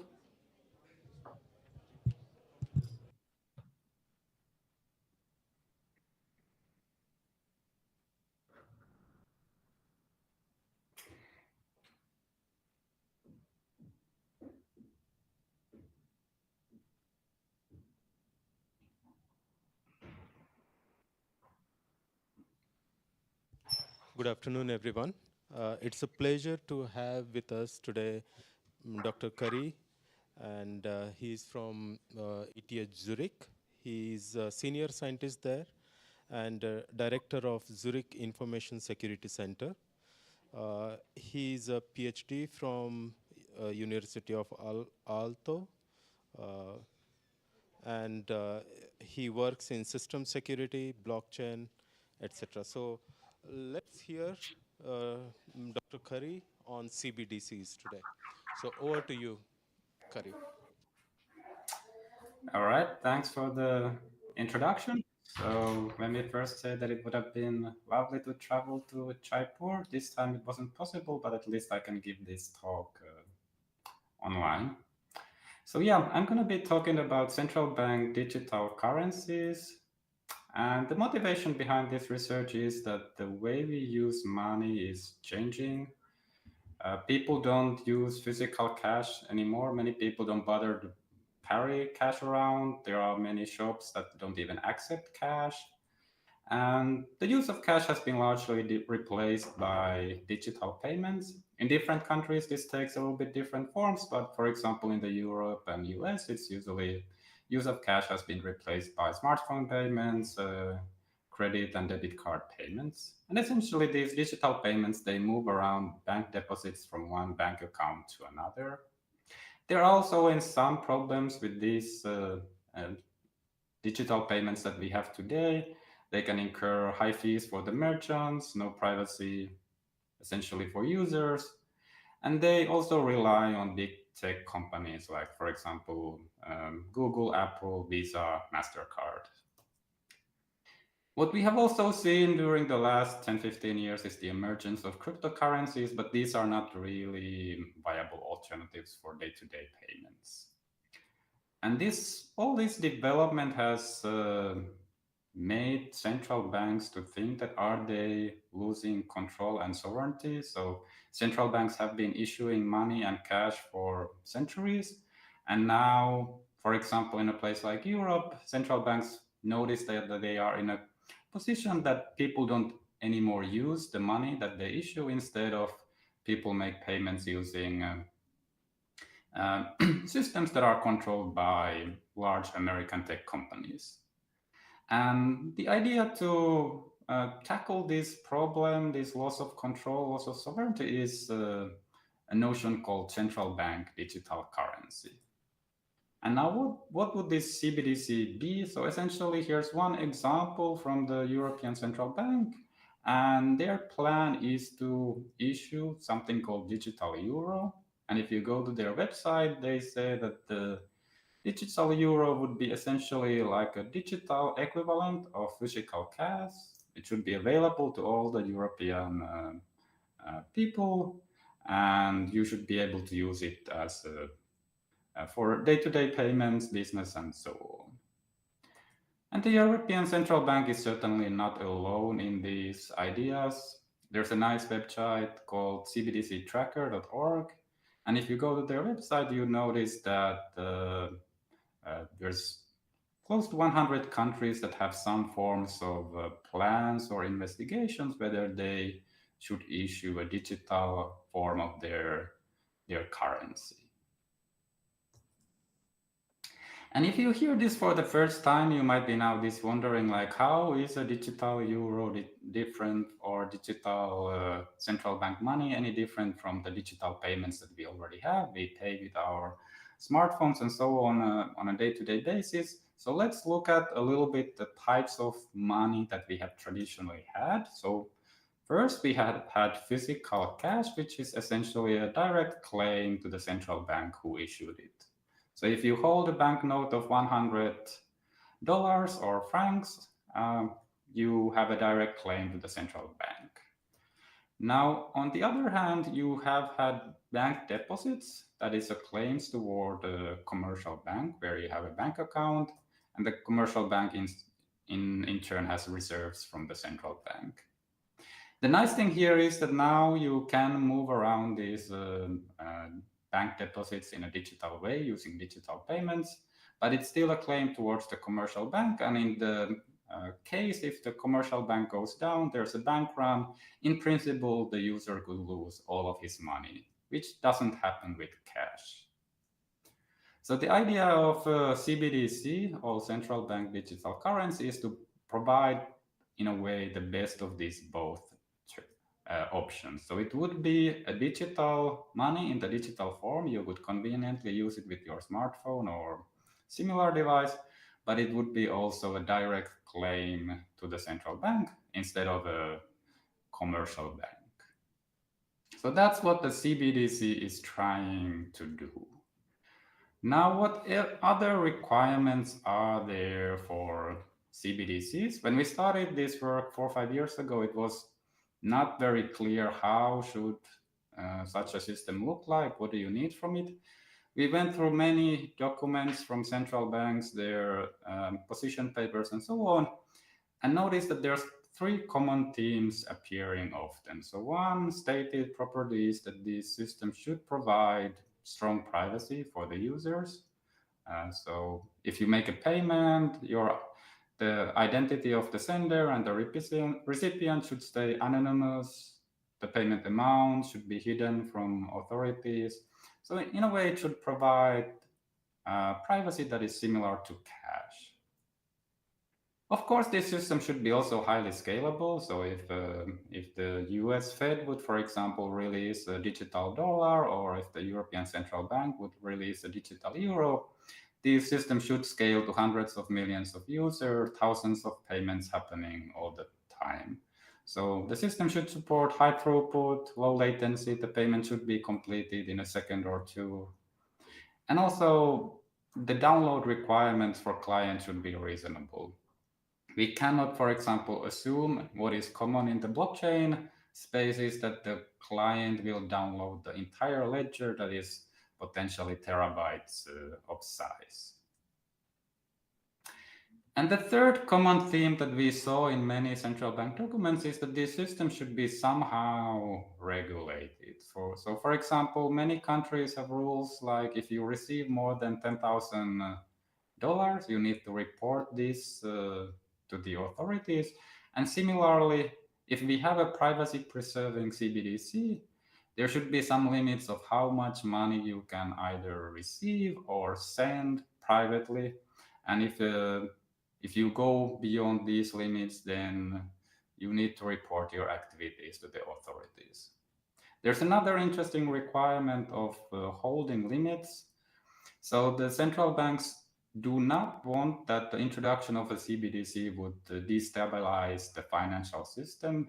In particular, they don't want that all the users would transfer their current bank deposits into a CBDC account. And that's why the idea is that it would be limited using a holding limit, how much money you can hold as a CBDC. For example, maybe you should be able to hold only up to 5,000 in CBDC, and the rest of your savings should be in a traditional bank account. So the typical idea is that these CBDCs would coexist with the current banking system and current bank accounts in commercial banks. Sometimes when I present this, I get a little bit of a pushback that do we really need privacy for our payments? We are now happy to pay today using our smartphones, and in a way that the payment operator essentially sees every transaction that we make. The European Central Bank made a survey to the European population, and they asked that if they would release something like a digital euro, what would be the most important requirement for you? And in this survey, the top answer from the people was that they would want to have strong privacy guarantees. There are also papers and publications from central banks like the Swiss National Bank or SNB, and they explicitly state that if they plan to release a digital Swiss franc, their goal is to avoid building a tool of mass surveillance. And I think this is a very reasonable stand. I think there's an additional point to it. So my argument is that if the system has privacy preserving features, it can be also inherently more secure. So if the operation of this system does not collect privacy sensitive information into a one database or one central repository, we don't have to equally worry about potential data leaks because there is nothing privacy sensitive stored on the side of the operator of this system. So this is my strong personal belief that if such a system, a CBDC, should be deployed in a large scale, it certainly should include some privacy preserving features. So now let's look at some prior work in this space. How can we support privacy in the domain of digital payments? And a very notable example is a prior system called Zcash from the blockchain space. And it's essentially an anonymous payment system realized as a decentralized blockchain. And the key idea here is to represent the user's money or funds as cryptographic commitments to UTXOs, serial numbers, and public keys. All of these commitments are organized in the blockchain in one data structure, which is a Merkle tree, and then users leverage zero-knowledge proof to show that when money is moved from one UTXO to another, that everything adds up and the payments are correct. It's a little bit complicated system, and we don't really need to go into all the details here. But Zcash was a very influential piece of work, and it kind of set the golden standard for privacy-preserving digital payments. It showed how can we make payments that have strong anonymity, and additionally they are unlinkable. So this unlinkability means that no third party can connect multiple payments from the same entity to each other, and this prevents building of transaction graphs and similar things that have been very popular de-anonymization techniques in the space of Bitcoin, for example. But Zcash also has its problems. One of them is scalability. Computing these proofs is expensive.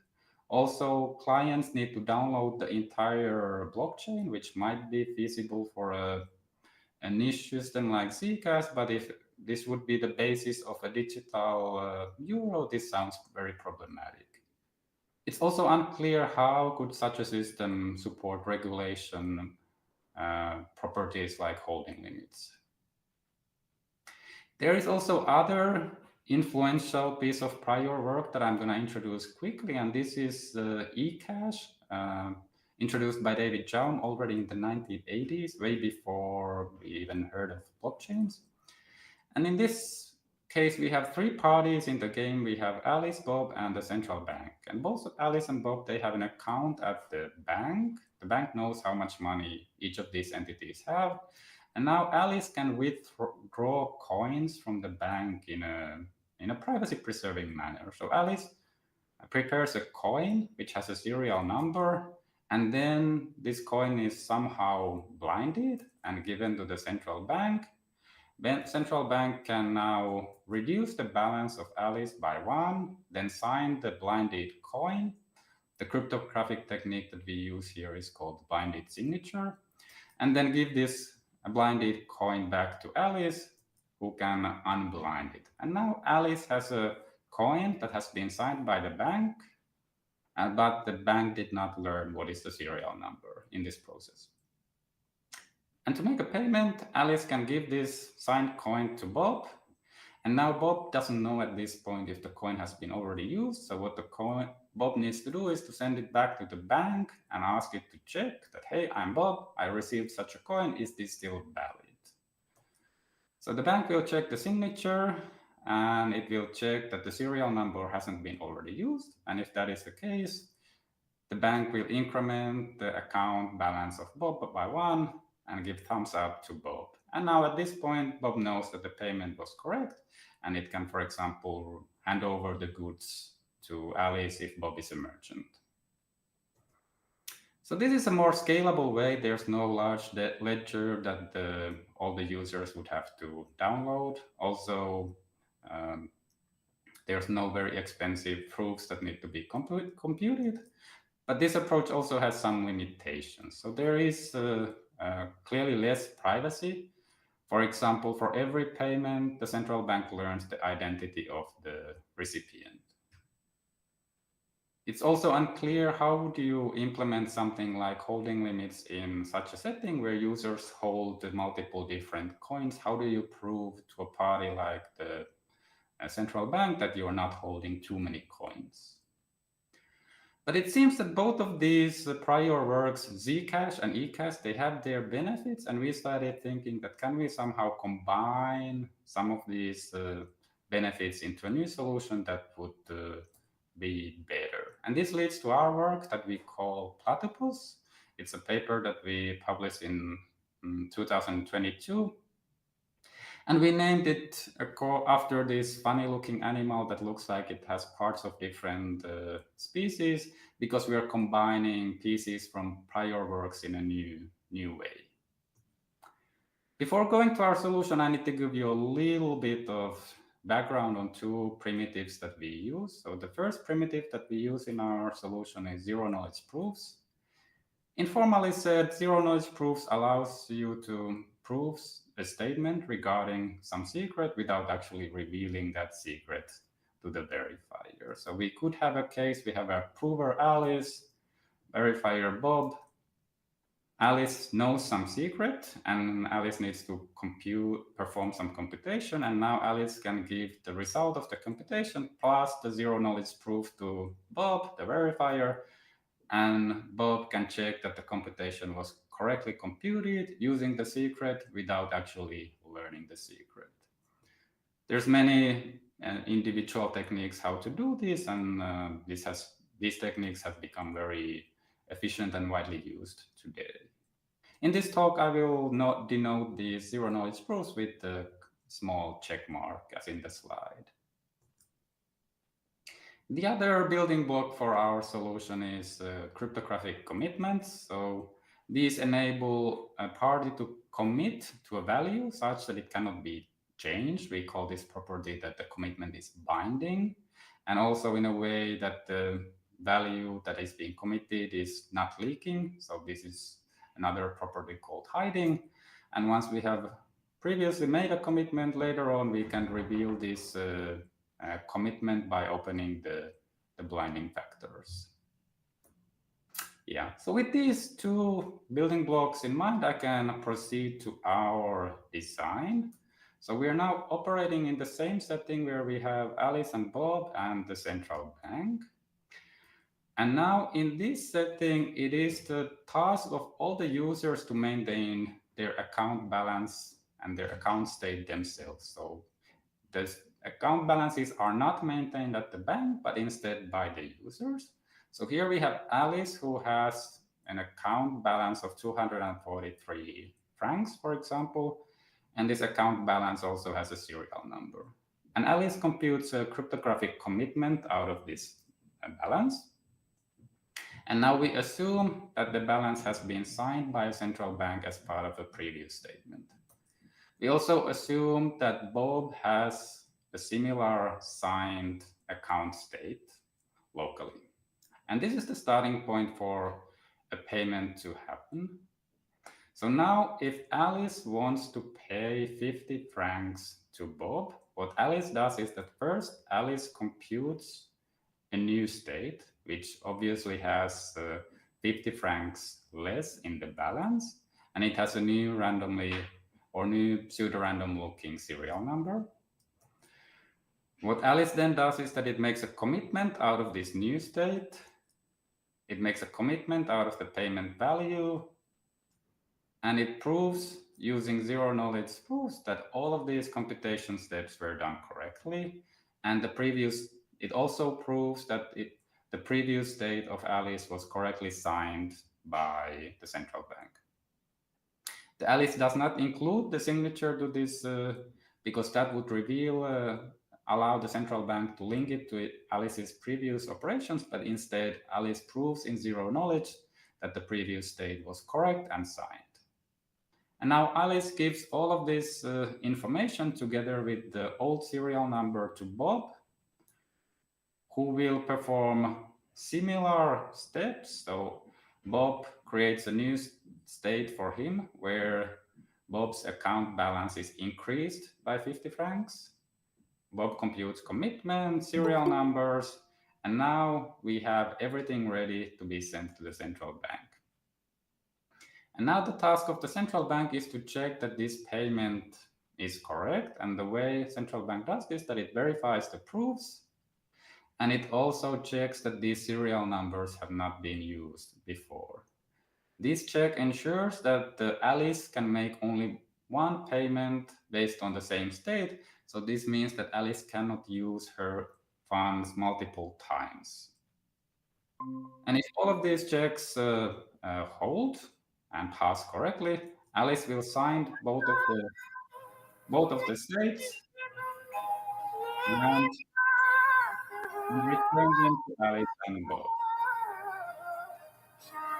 And now we are in a position that Alice and Bob can proceed into the next payment.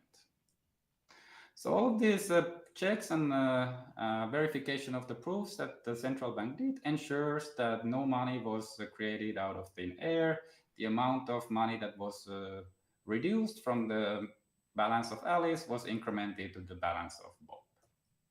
Now, why is this also a privacy-preserving solution? So the intuition is as follows. So what we send to the central bank for each payment is a couple of commitments, 2 zero-knowledge proofs, and 2 serial numbers that are pseudo-random, essentially.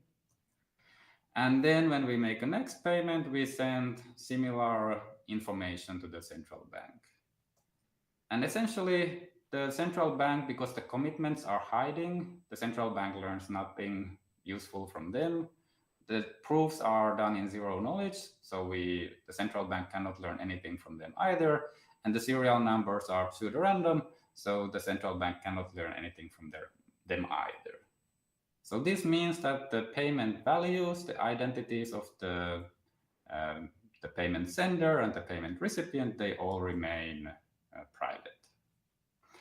Also, because everything looks pseudo-random, the central bank cannot link one payment to another, which means that this system provides this strong security guarantee of unlinkability. Another benefit of this way of constructing a digital currency is that it's easy to add some regulation features to it. For example, an anonymous spending limit or a holding limit. So the main idea here is that now we can here augment the state of the user, for example, with a counter that tracks how much money has a certain user received during this week. So every time when the user makes a payment and receives money, the user updates this counter correctly and proves this in zero knowledge that the counter is correctly updated. And then it can also prove that the total amount of money received within certain limit stays within certain allowed threshold. Similarly, holding limits can be implemented easily. It's just another zero knowledge proof that shows that the balance value remains some allowed limit. And doing these regulation features is easy compared to previous coin-based and UTXO-based systems because essentially all the assets, all the money of each user is captured by one data structure, this account state. And this is a key benefit over the previous types of anonymous payment systems that we have seen. We also did a bit of a performance evaluation showing that these kind of payments are fairly fast. To make them on a smartphone, you need maybe 100 milliseconds or at least less than 1 second of computation. And on the central bank side, verifying all the proofs that are involved, it's very fast. It's less than a millisecond. So we can handle thousands of transactions per second easily with moderate computing resources. So this is a summary of the work that we did a couple of years ago. So we designed a new CBDC system, which is based on an account model, which is a bit different than what we had seen in the research literature previously. And we, of course, we learned from previous ideas. So we combine techniques like the use of zero-knowledge proofs and commitments from systems like Zcash, but we also leveraged the setting of the prior electronic cash from David Chaum from all the way from back 1980s. And essentially the goal was here to show that can you provide privacy, scalability, and regulation features at the same time? And I think our solution does this pretty nicely. And what's interesting here is that this is not a blockchain-based system. It seems that there's a huge amount of literature on CBDCs focusing on blockchains, but nobody really has a good argument. Why should you base your solution on blockchain technology? Our communications department was nice enough to make a video out of this project. So if you go to YouTube, sorry? If you go to YouTube, you'll find it based on searching by our names.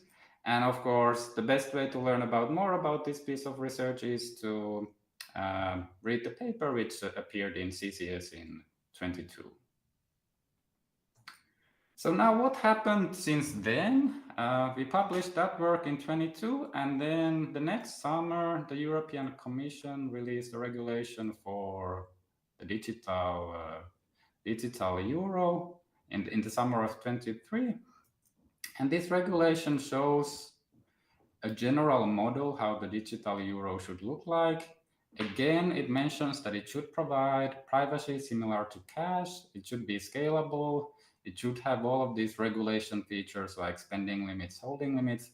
But what was new requirement is that this solution should work both online and offline. And we started then thinking that, okay, is this possible? It seems like there's no prior work that actually achieves what the regulation is asking for. As in particular, all the previous UTXO-based systems like Zcash, they require an online setting. There are some prior work on offline eCash, but those solutions typically have limited privacy guarantees. They don't provide cash-like privacy. And our previous work was designed for the online setting. The regulation also leaves open important questions like how do you handle fraud? So the regulation mentions that the offline wallet should be implemented using secure elements, but can we really trust that no secure element is broken and people cannot create false money in an offline setting? Should we detect fraudulent payments, de-anonymize parties involved with them? And then who should take the risk of such fraud? Is it the problem of the payment recipient if they accept fraudulent payment, or should it be the central bank who carries this risk? So by reading through this regulation, all of these questions remain open, and we started working towards a new solution that we published this year. And we call this paper Payoff because it focuses on payments in the offline setting. And again, we focus on this account-based setting because it can provide a foundation for strong privacy guarantees and regulation features like holding limits. We decided that our system should include some fraud detection mechanisms, and it should also de-anonymize fraudulent parties because it would be unrealistic to assume that all secure elements hold and no user can break into their own devices. And after discussions with an economist who collaborated with us in this project, we also decided to go to a direction where it should be the central bank who carries the risk of fraud, because if users cannot know whether they can hold the funds that they receive as part of payments, in case the payments turn out to be fraudulent later on, it would be likely that the deployment of and the adoption of such a CBD system would be poor. So instead, we focus on a model where if you accept a digital euro payment, you know that you can keep the money. But this leads into new potential collusion scenarios that we discuss in the paper, and it opens up new requirements, like you should also de-anonymize payment recipients instead of fraudulent payment senders. I can give you a very quick overview how this system works. So we have an offline payment phase where Alice and Bob make a payment. Again, it follows the same style of platypus. Both of these parties update their states and prove them in zero knowledge that the states have been updated correctly. And then they can proceed to make further payments offline. And this will essentially create a sequence of account states that is illustrated on the right. And now a further complication here is that whenever we make multiple payments offline, we need to also carry and prove all the dependencies. We need to prove that the whole sequence of state updates is correct starting from the latest signed state. And then occasionally the users would go online, upload their latest states and all the preceding states up to the latest signed state. And the central bank will check all of these proofs and check that everything happened correctly. And if fraudulent payments happen at this point of time, the central bank should be able to detect it. The technical details of this solution are quite elaborate. I'll just quickly show you all the steps involved in making a payment or connecting to the central bank. I don't really have time to go into all of these details now, but we did learn as a piece of this work that supporting privacy regulation and scalability in offline, it's possible, but it clearly adds complexity and communication overhead, and many new interesting problems emerge when you shift from the online setting to the offline setting. So this paper is available in archive since it's still in submission. And maybe I pause at this point. How am I doing in terms of time? I think we can get some questions from the audience. I think we are done with 30 minutes. Yep. Okay. So is there anything? Do you want to put a concluding slide or we close? So if there's no questions, I can still go over one topic, but I'm also happy to take questions. Yeah, there are questions. So Rakesh? So Payoff is trying to address the problems with the platypus. Is that correct? It's trying to take the benefits of platypus and make them work in an offline setting where each payment cannot be instantly verified with the central bank because Alice and Bob are disconnected from the central bank. So they should be able to make payments offline, many payments offline, and then only end of the day or end of the month connect with the central bank. That's the main idea, yeah. And this makes the problem much more complicated. I see. Did you look at Halo? I'm not familiar with, I know Halo as there's an aggregated zero knowledge proof library called Halo, or which Halo are you referring to? Yeah, that's the Halo I'm referring to. Yeah, exactly. So because we now have these dependencies of previous payments, we have to deal with many proofs. This is actually a piece of our current follow-up research that can we somehow aggregate all those proofs into one and then improve performance like that? So this is a very good question. This is something we are currently working on, but we are not complete yet. It's still a little bit unclear how much of a performance gain can you gain by such proof aggregation. Okay, thank you. Yeah, but very good question. Yeah, in the Platus, you have a central team. It is not peer-to-peer. So whenever I get some money, it has to be deposited in a bank. In some sense, this is counter to the objective of CBDC. That means that people who don't have accounts, they can also use it. Is that correct? So the idea there is that everybody would have an account with the central bank. So yes, you wouldn't need to have an account with the commercial bank, but we need some kind of an onboarding mechanism that we check people's identities and then create them in a way an account with the central bank, which doesn't happen today. Okay.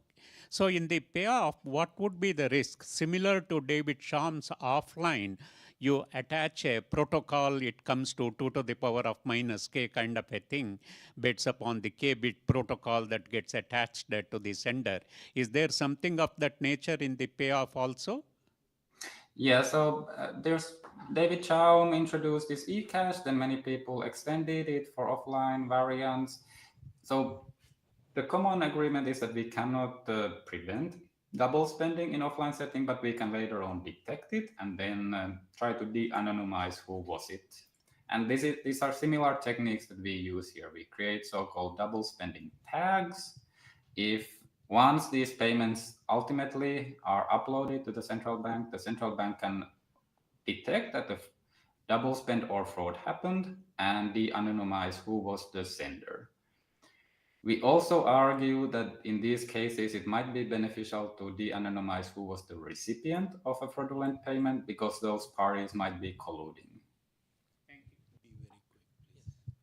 So I have one question.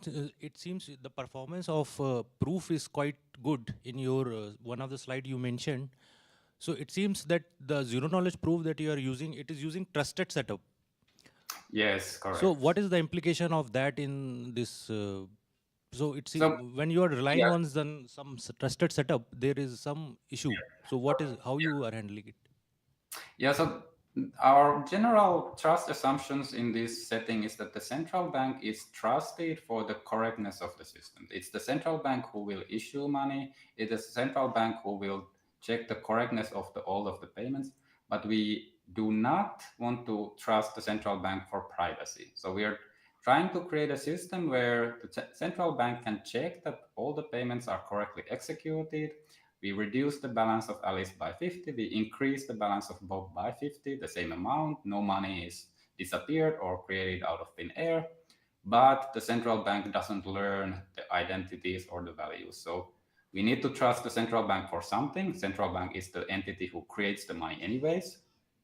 But we don't want to trust the central bank for privacy. And for this setting, we think that a zero knowledge proofs with trusted setup is a reasonable choice.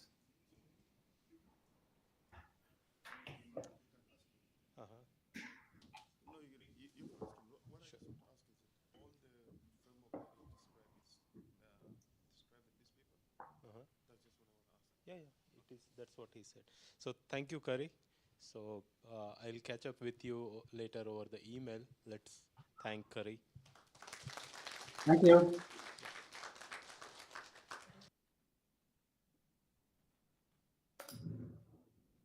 So you may drop off now, please. Yeah. Bye-bye. Thanks. Yeah, bye.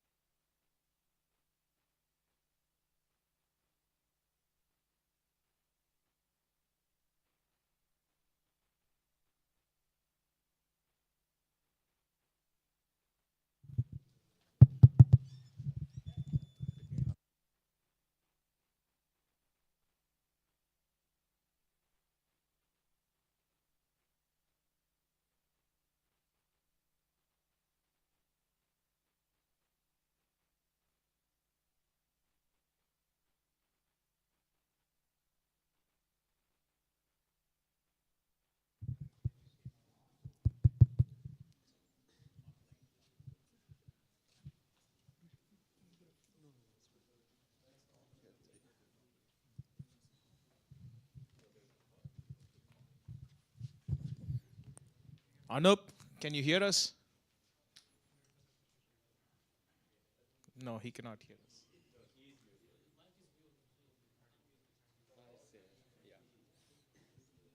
Anup? You're on mute.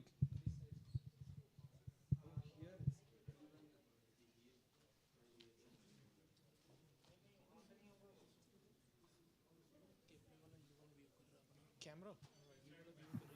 Yeah, hello? Anup, can you Yeah, hear us? yes. Okay, you're projected on the big screen. Yeah, fine. If you're okay, we can. Do I look okay? You're looking good. Yes. Okay, fine. It's Uh, early in the morning here, yeah. I know. If you're okay, we can do your session right now, and then we can push the other papers next. Yeah, that's fine. Okay. I'm awake. Yeah. So Okay. just give me 1 minute, okay? Then I'll be ready. Okay. Okay, sounds good.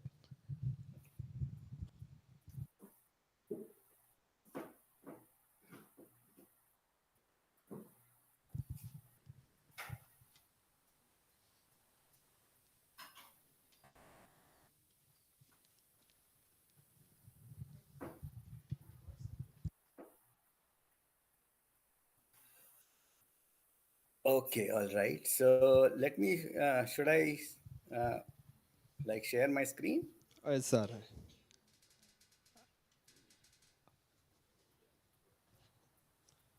Sir, I will just brief you. Good evening, everyone. It's my pleasure to introduce our next speaker, Dr. Anup Singhal. Anup Singhal is a distinguished researcher at National Institute of Standards and Technology in United States, NIST. He completed his master's and PhD from Ohio State University, Columbus. Dr. Anup will be sharing insights on modeling and security analysis of attacks on machine learning systems. Please join me to welcome Dr. Anup.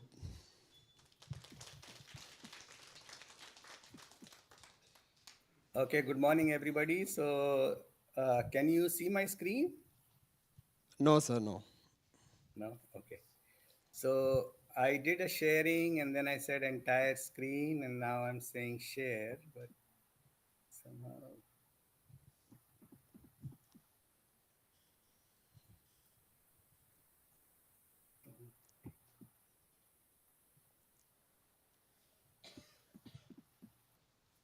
No?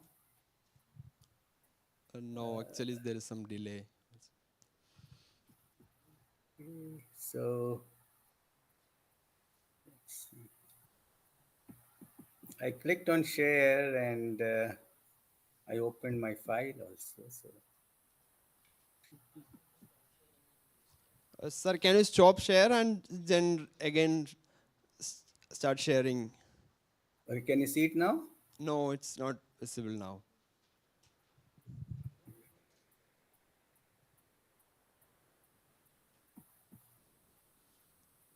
How about now? No. My PowerPoint is open and I clicked on share screen. Enter screen, can you share? Say again? Yeah. You can see it now?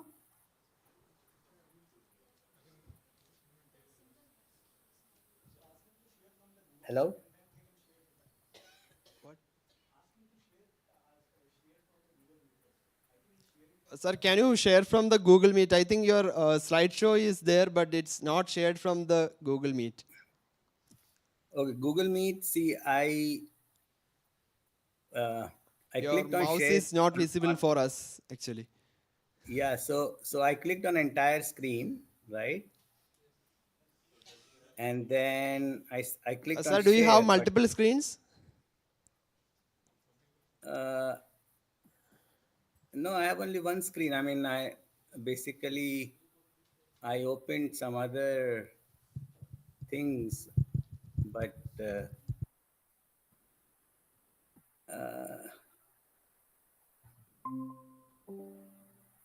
okay, it's doing something. Yes, sir, now it's coming.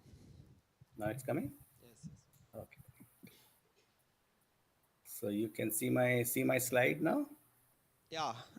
Now you can go for the slideshow. All right, fine. Okay. So I'm Anup Singhal. Sir, can you go for the full screen presentation mode? Yeah, sure. Yeah, thank you. All right. Yeah. Is that okay now? Yes, yes. Okay, very good. Okay, so basically, so anyway, so let me just introduce myself, and I want to thank the program committee for inviting me to give this talk. I'm quite excited about this work that we are doing at National Institute of Standards and Technology in US.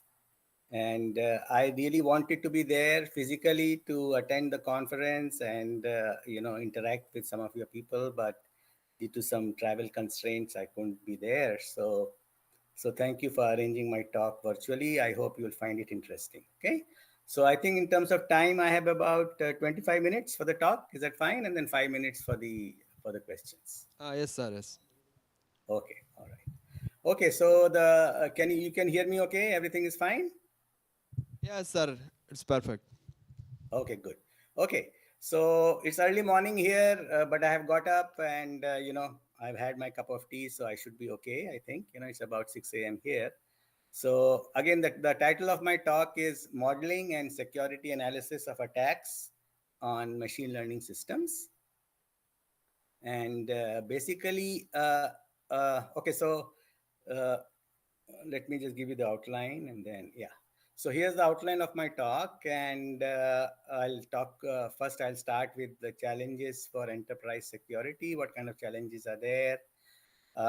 And what is new in NIST cybersecurity methodology. So some of you might have heard about NIST.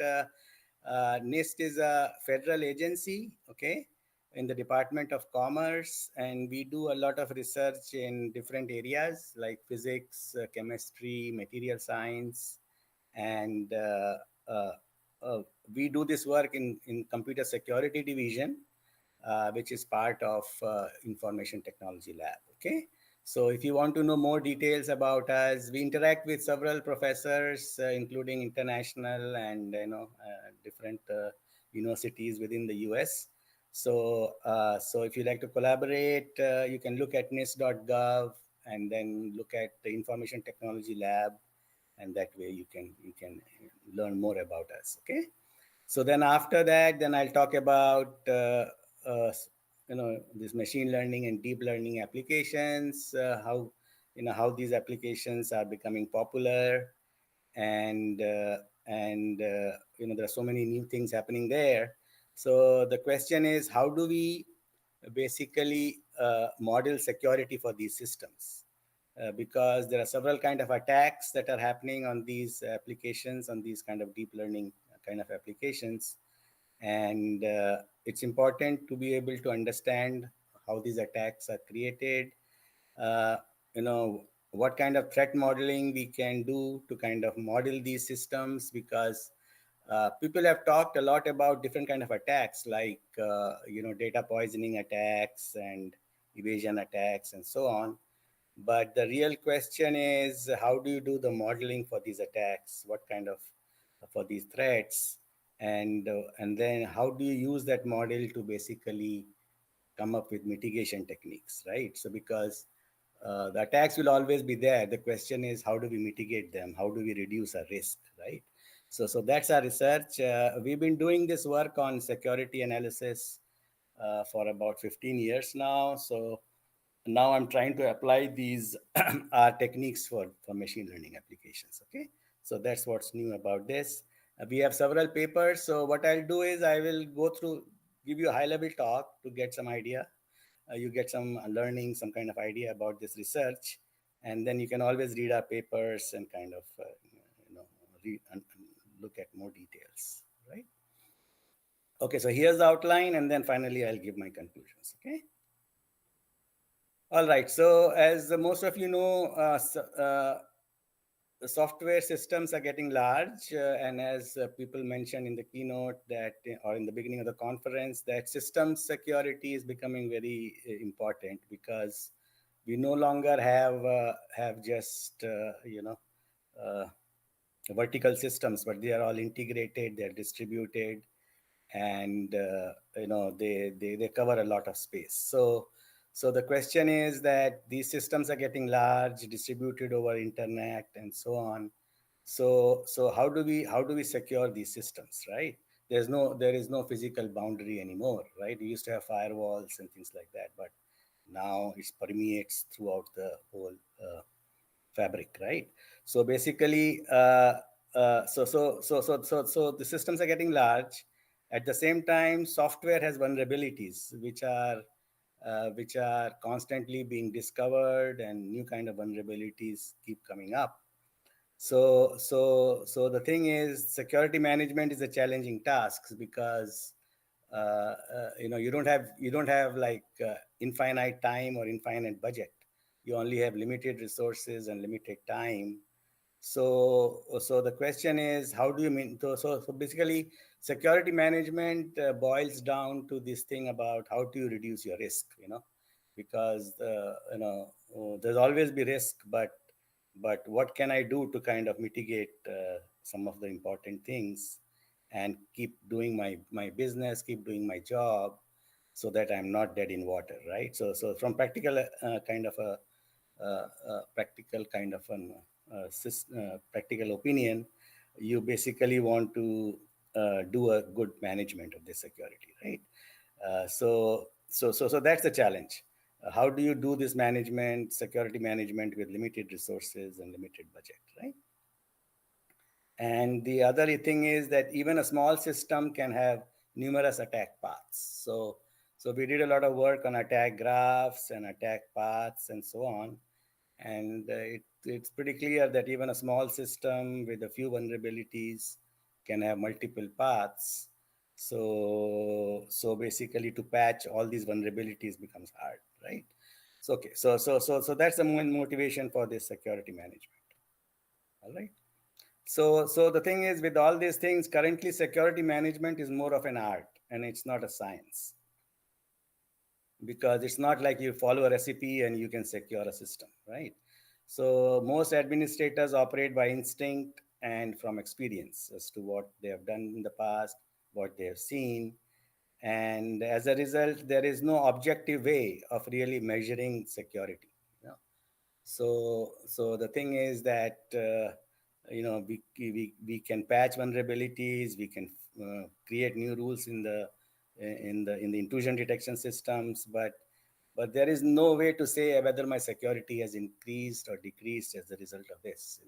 I got over this fire, I kind of extinguished that part, but then there may be another fire that may start, right? So there is no objective way to really say, okay, how my system is going to behave.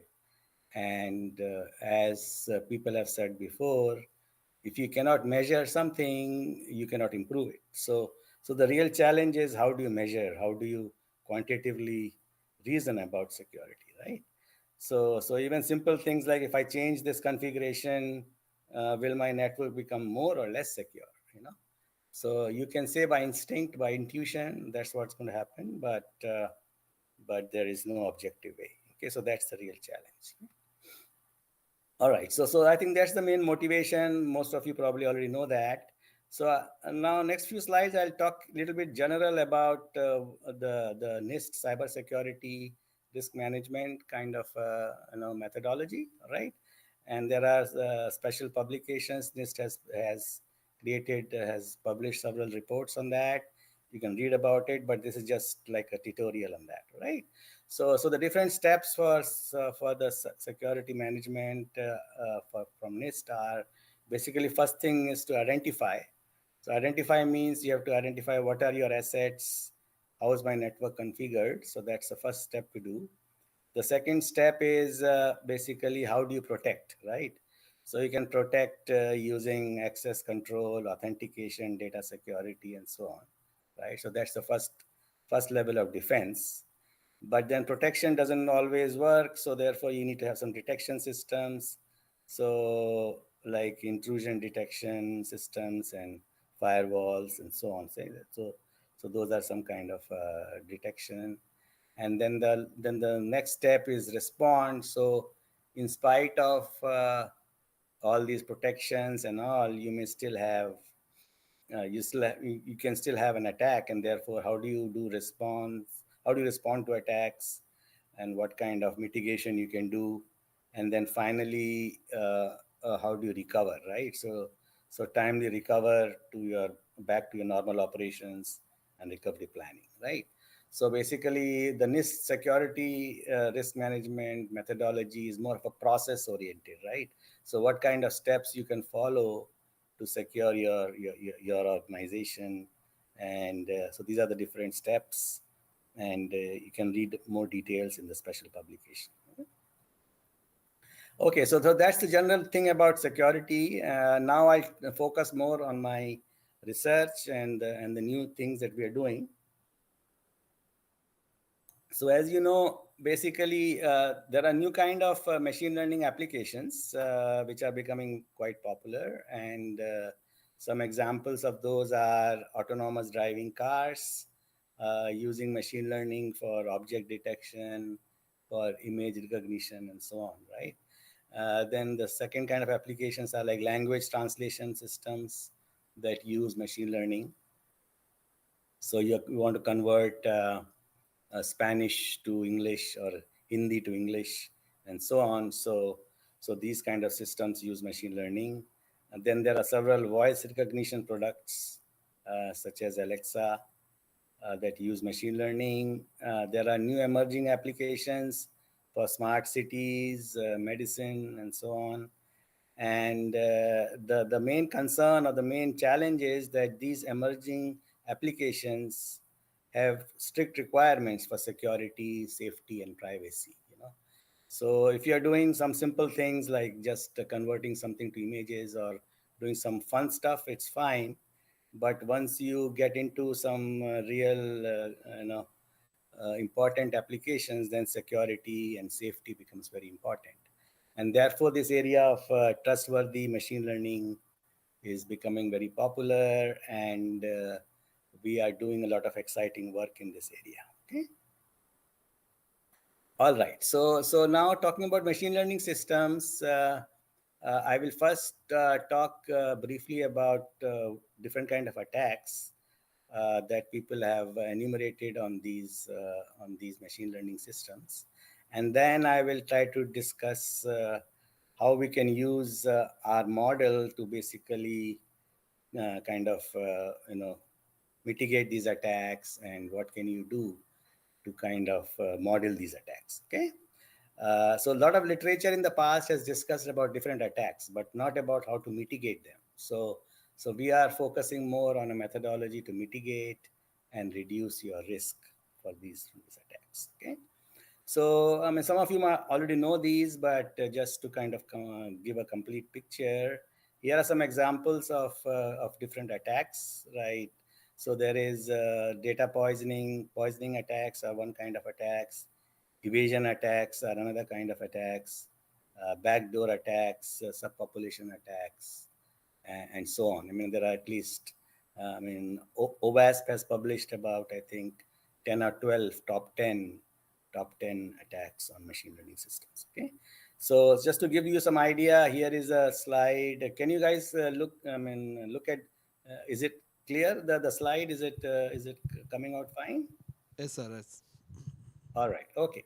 So I'll just show you what we mean by these attacks, or just to illustrate the idea. Okay. So on the top, I have an example of an evasion attack.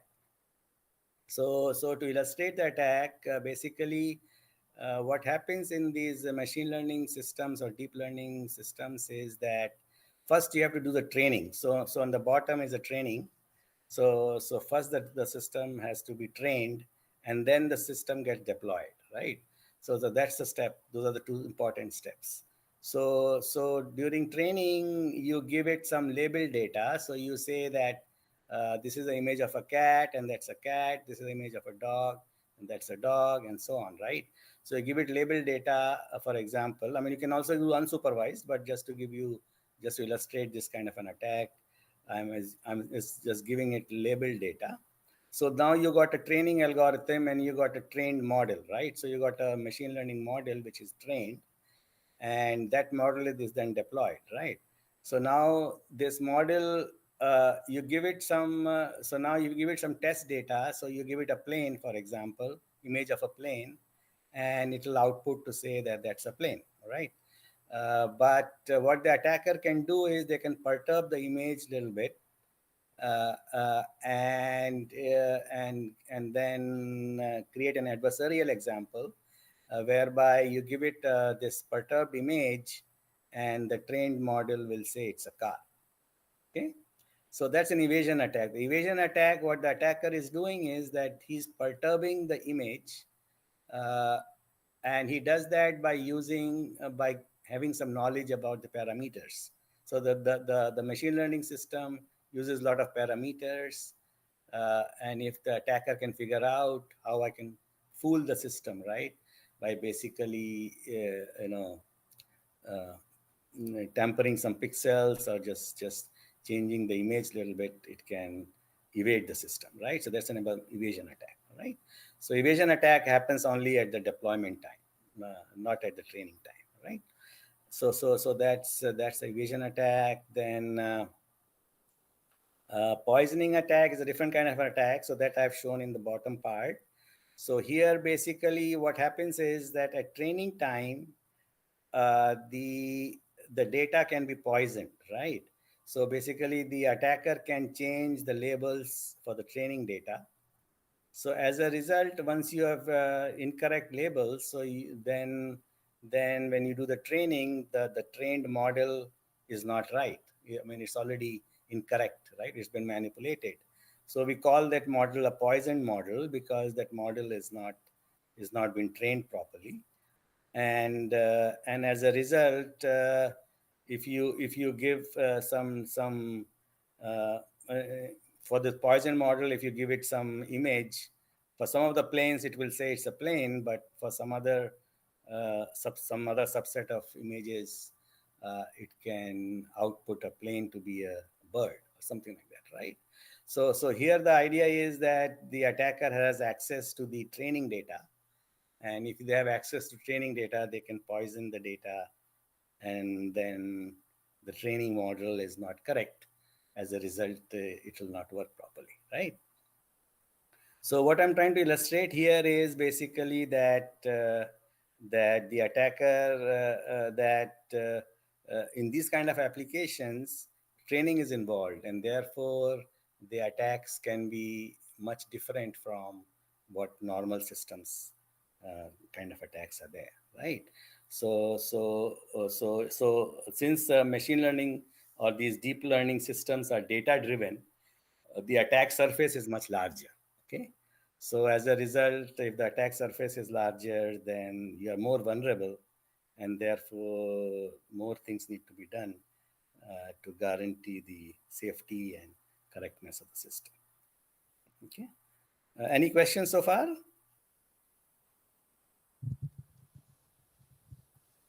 Hello?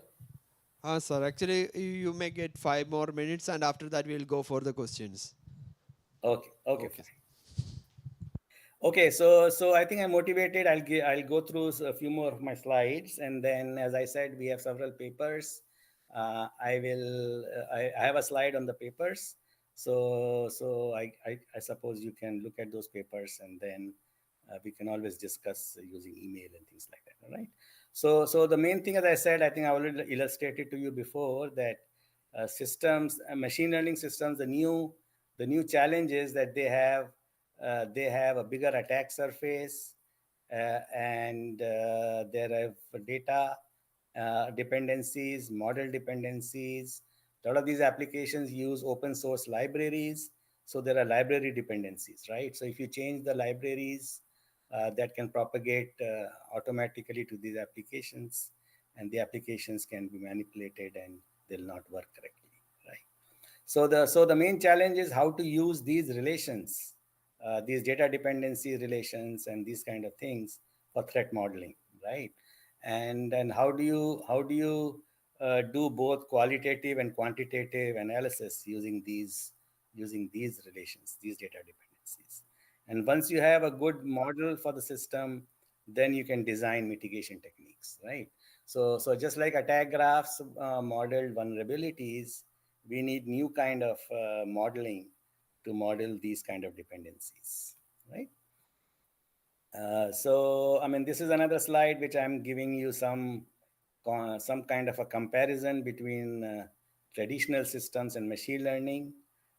So in traditional systems, attacker can take multiple actions using vulnerabilities, right? So you can exploit vulnerabilities and then you can kind of reach your goal. So it's so more like a stepping, chaining of vulnerabilities. Now, whereas in machine learning systems, the attacker can take one action and that can automatically propagate. So you can tamper the training data, and then you don't need to do anything after that, right? Because the training data will automatically change the training model, and once the model is changed, the outputs will automatically become incorrect, right? So the main idea, as I said, is that in the traditional systems, vulnerabilities are the keys, whereas in machine learning systems, the dependencies are the keys. So you got to use these dependency relations to kind of figure out the things, right? Okay, so I'll skip all that. And then I had some example of a word-to-word translation application. So we try to use our model to basically evaluate security or do some security modeling for word-to-word translation application. So this application basically takes an English word as an input and outputs a Spanish word, okay? So it's a English to Spanish translation, but I won't go through the details. You can look at my slides and then kind of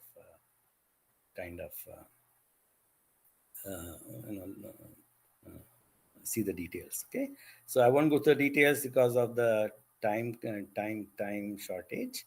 But as I said before, basically machine learning systems have several supply chains. So it's more of a supply chain kind of an application. So there's a model supply chain whereby you may get a pre-trained model, and then you use that pre-trained model to customize it for your application, right? So there's a model supply chain, there's a data supply chain in the sense that you're training the model using trained data. So therefore there's a data dependency, and then there's a library supply chain, right? So there are so many libraries that these systems use. Some of them are open source, so you are also dependent on these libraries. So these supply chains are the main source of threats, and there needs to be a good model for these supply chains. So here I've shown some attacks that kind of exploit these supply chains. Okay, so I won't go through these details, but we have some new papers coming out which model these dependencies, and it's more like a attack surface kind of idea. So you have to model the attack surface and then use the attack surface to kind of mitigate the impact. Okay. So just to conclude, so basically these are some of our recent publications. So these are like published in open conferences and IEEE magazines, IEEE journals. So you're welcome to take a look at some of these papers. And if you have any questions or would like to collaborate or do some further research, you're welcome to read them, and then let us know if you have some kind of ideas. Okay, I hope they'll provide you some new directions of research. Okay, and we have some new papers coming up, so we are very active in this research. All right. So just to conclude, since we are running out of time, it's a challenge to analyze security of machine learning applications because of these different dependencies. There is a need for new research for threat modeling and security analysis of these kind of applications, machine learning applications. And once you have a good model, then you can use that to determine the weak points and then come up with mitigation techniques. Okay. All right, so thank you. That's about it that I have. Thank you, sir. That's an interesting talk. Now we can take some questions. Yeah, sure. Have any questions? I guess it's too late in the day, probably getting ready for dinner. Hi, Anup. I have a question about the defenses. Are there any really good defenses against these attacks? Yeah, Rakesh, so that's a good question. Basically, there are no good defenses, but once you have a good model, once you have a good model of these kind of attacks, then you can come up with mitigation. For example, you can protect your training data, right? So training data, you can encrypt it, or you can put some other mechanisms to protect the training data, right? And same thing you can do for your models also, right? That whatever parameters are being used, somehow you can kind of not allow the attackers to make them visible. That way they cannot determine what kind of the parameters you are using and how to manipulate them to kind of create new kind of attacks, right? So there are no standard techniques, but the idea is once you have a good model, then you can do some things to kind of protect your system. Yeah. Has anybody done any work on zero knowledge proofs as a defense mechanism?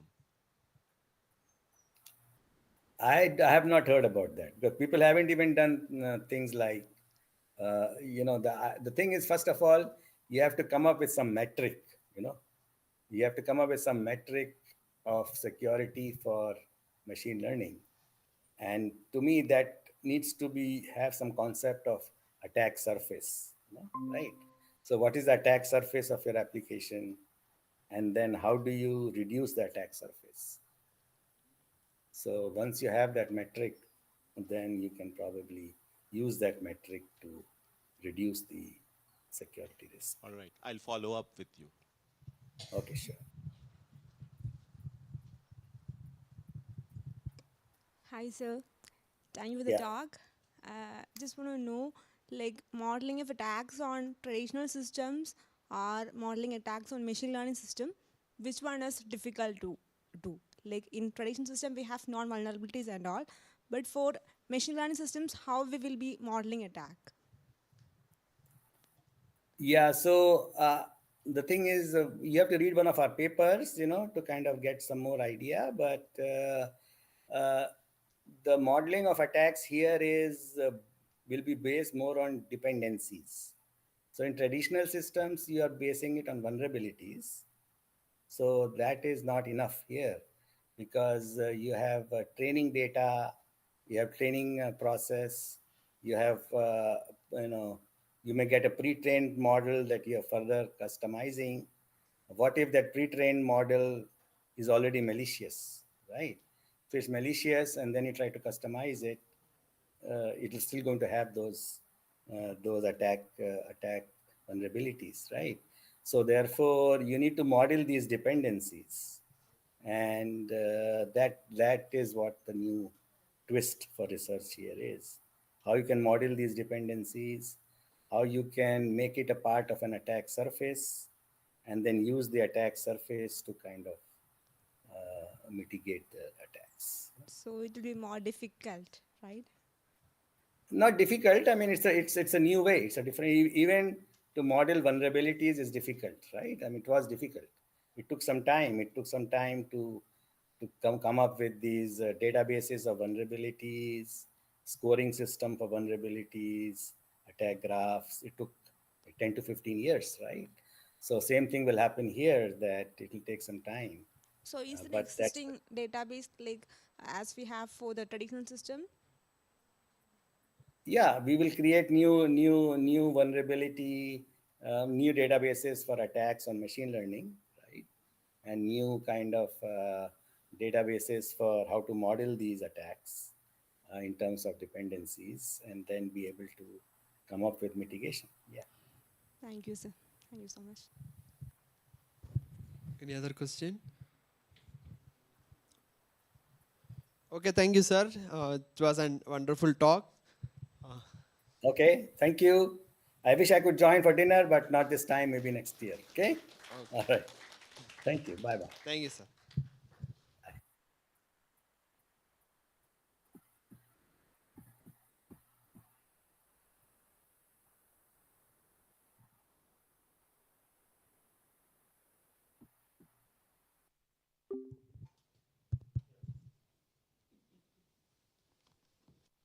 Okay. So we have next session on malware and vulnerability detection. And in this one, we will be having only 2 papers. First one is not present. So second paper is going to be presented by Sanchit Gupta. Yeah, please come.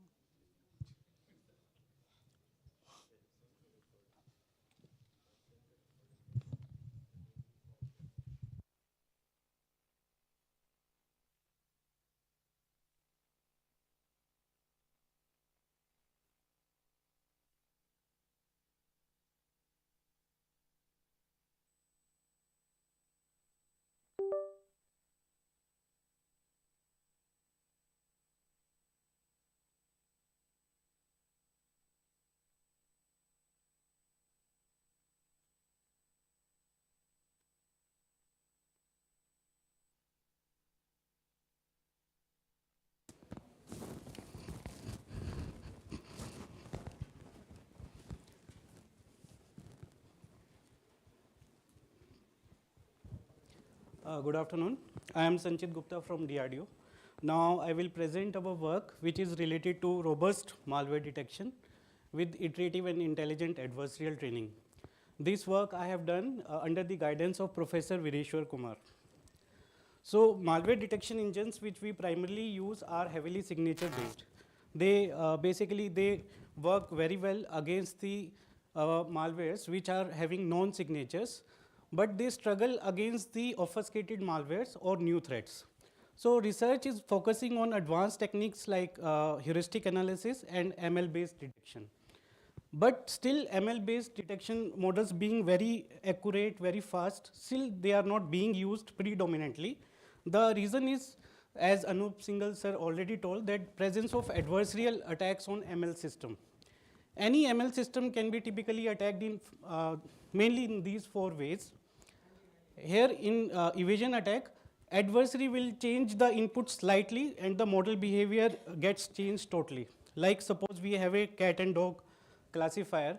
So what will adversary will do? It will change few pixels of the image such that it will still looks like a dog image, but the model will say that it is a cat image. So it is a evasion attack. Similarly, we have data poisoning, model poisoning, and model extraction attack. In the model extraction attack, the goal of the adversary is to steal the model which is exposed through APIs only. And sometimes we want to keep the training data private.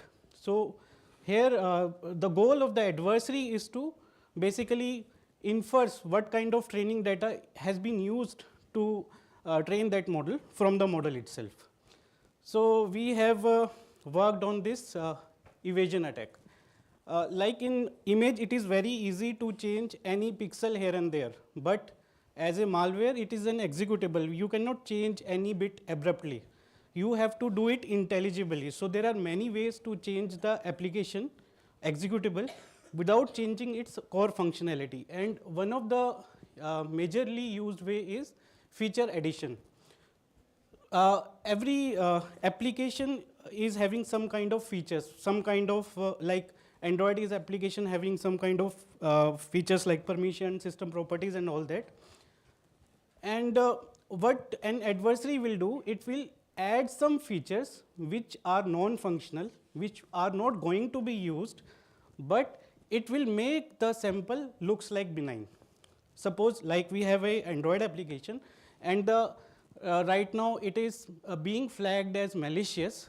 Now adversary will try to find those non-functional features which will make it benign. And what it will do? It will extract the file, it will rewrite the manifest file, it will rewrite some extra permissions that he can do anyways, so without compromising the functionality of the malware. So this is the majorly used way. And to create this vector, from this vector, there are basically many approaches, but broadly we can divide them into these three classes, like gradient based, which basically requires the internal information of the ML algorithm. But in the malware detection, we don't have that luxury to have the internal information.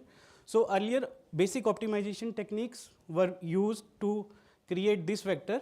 Now GANs are coming up. Basically, they are very fast, practical, accurate because they do not require any internal information of the malware detector. So in a typical GAN-based adversarial sample generation scheme, like in simple GAN, we have a generator and a discriminator. But the difference here is the generator is basically a max layer is used, which is max of malware features and adversarial this generated output. Basically, this is done to ensure that all the ones which are present here comes in the adversarial samples. So that's why the adversarial sample will have all the features which malware feature is originally having, plus some extra bits. And as we know, this is the black box detector. We cannot use this as discriminator. So we have a combination of black box detector and a substitute detector, which is a DNN. The role of this detector is to fit this black box detector. And in the traditional GANs, as we know, we just fed the ground truth label. But instead of ground truth label, now we will do labeling by this black box detector.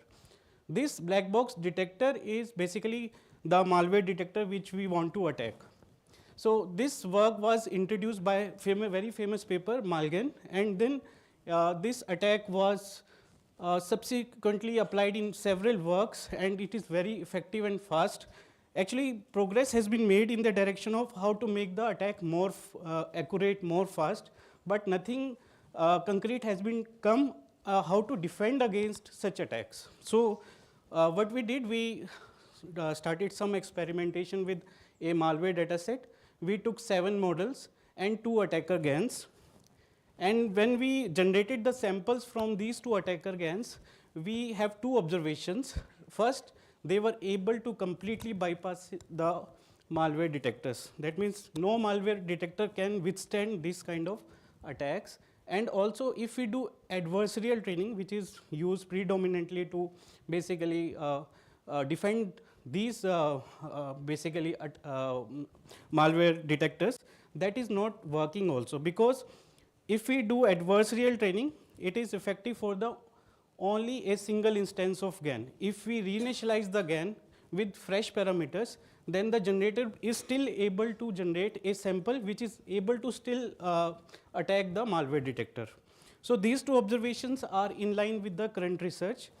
And beside these 2 observations, we made another 2 important observations which led to the development of remedy. The first is, suppose we want to provide protection against a single instance of GAN only. Then we find that only a small batch is sufficient, only 32 to 64 samples we have calculated based upon our experimentation that it is sufficient. And if we do this retraining repeatedly with different instances of GAN, and we select very few samples with a particular careful manner, in some intelligent manner, then it starts to gain some robustness against the unseen instances of GAN. So the reason might be what we basically think that every GAN is basically looking for the non-functional feature. So if we keep on doing the retraining and basically subjecting it to the same attacker, then the GAN, after some time, it is becoming difficult for GAN to find a new subset of features which it can use to craft an adversarial sample. So after some time, the malware detector starts getting some kind of robustness. So based upon this observation, we are proposing a technique, remedy. In this, malware detector is subjected to an attacker GAN, and then attacker GAN is given some max epochs, and we will check whether it is able to, its attack accuracy is able to breach threshold or not. If it is not able to breach threshold, then we will increment the counter, and suppose this counter reaches to a particular safe round limit, then we will increase the threshold. That means we will give better problem to the attacker.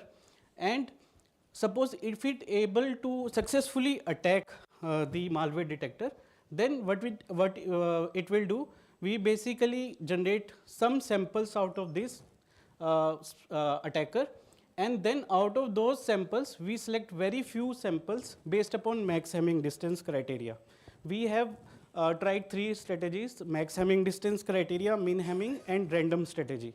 And what we have found that if we use max Hamming distance criteria, then they are very good in the providing the adversarial robustness. And then we use these samples, very few samples, and add them to adversarial sample dataset, which in next round will be used to adversarially train malware detectors. So this process goes on, and here our goal is to provide robust training while minimizing overfitting. The problem with the adversarial training is that if we do it more, then the benign accuracy of the machine learning system gets hampered. So we don't want to do that. We don't want to overfit the system. So there are many parameters here you can see in this which are tunable, and one can play with this parameter based upon the problem in hand and the resources also. And what we have done is we started with threshold of 20% and we incremented it by 5%. And for a successful attack, we generated 1500 samples from that attacker GAN and selected only 48 samples from these 1500 based upon max Hamming distance criteria. And we have made some 7 ML models of these techniques, and which works on 160 static features. So rationale behind choosing these models and this static feature vector is basically we want to make our work compatible with existing attacks. All the Malgan, LSGAN, all the attackers, they were using these models and this length of the feature vector. So this is how remedy progress with the round. So here x-axis shows the round, and it is the adversarial protection. So this is a malware detector based upon the CNN. Initially its adversarial protection is very low, it is around 20%. That means out of 100 samples it is only detecting 20% samples. But after some times it is able to detect more around 80 to 90% samples which are from the unseen instances of that GAN only. So these 2 lines basically represent different attackers. One is blue is for the LSGAN attacker and orange is for the Malgan attacker. So this is the initial adversarial robustness. Here you can see these are the all the classifiers, and these are the 2 attacker GANs. Their performance was very minimal. That means they were able to detect only this much of the samples from these attackers. But after doing the remedy rounds, they were able to detect samples from that GAN and this accuracy is almost equivalent to its benign accuracy. And as we have done the adversarial training is in very minimal amount of adversarial sample, so the loss in the benign accuracy is also very minimal. It is in the range of 1 to 3%. And for the attackers which are trained with LSGAN based attacker, which is better GAN architecture, the loss is even lesser. Even it is around 30% less. Now this experiment proved that our model is now robust against a particular GAN based attacker. Now we want to check how it will fare against other GANs, which it has not seen during its training. So these are the 14 detectors which we have freezed, which were made robust using remedy technique. And these are the detectors which were made robust using Malgan attacker, and these are the detectors which were made robust against the LSGAN based attacker. So what we have found that when we fed the adversarial samples which were generated for the other GAN and other ML based techniques, it is able to still detect them in very significant manner. And even in the LSGAN based detector, they are more robust. Here one more finding we basically one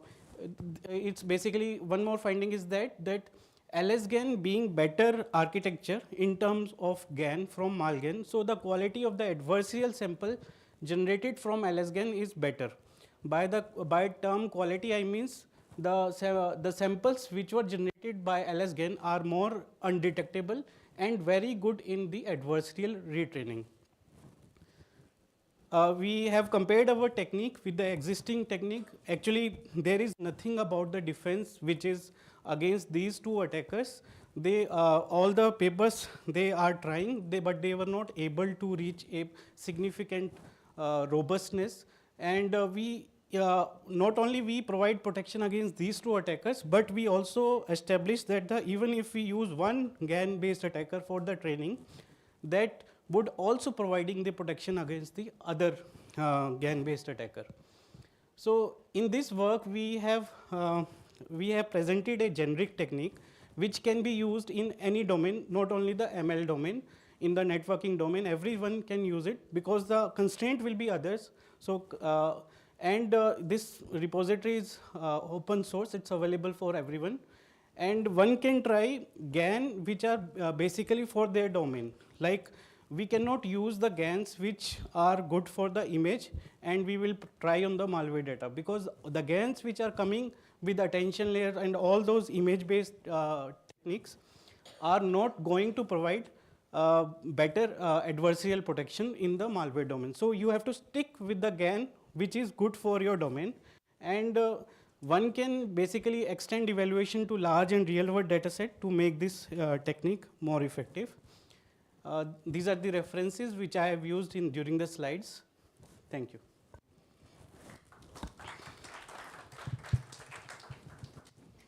Okay, so do we have any questions for Sanchit? So you showed that your method actually protects against all kinds of GANs. Two GANs, sir. Okay. At least two GANs. At least two GANs. Yes, sir. So that's very good. What I was wondering was, does it provide protection against other kinds of feature addition methods? You mentioned that maybe there are other methods. Yes, sir. Well. Actually, one can change some part of the binary which is not hampering its functionality, like its certificate section, all the icon section, all this. We have not evaluated that, but we can work on that, sir. All right. Yes. Thank you. Yes. Okay, so are there any other questions?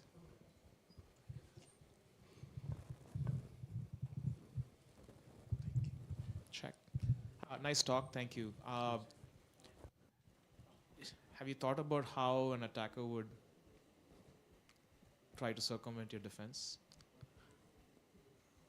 Actually, generally, this is the game we play in conferences, yes, right? yes, As soon as you publish this, someone is going to try and see how to circumvent the defense. So, have you thought about it at all? No, not that much, sir. Actually, frankly, this is the first. We were looking for the defense part. So, even you have seen that Anup sir also told that the people are not working towards defense. They are making attack more and more practical. So there are very few techniques in defense available to us, and adversarial training is one of them. So we just gave an idea how to go about adversarial training in an intelligent manner, not doing it abruptly, generate adversarial sample and train your system. You just select very few samples. It's like booster dose of COVID. Just give small dose with new variant. And after some time, you get a final immunity against the new variants which you have not seen. So this is way of basically providing defense, and we are not sure whether it will be providing defense against the newer GANs or not. So that work we are undergoing right now.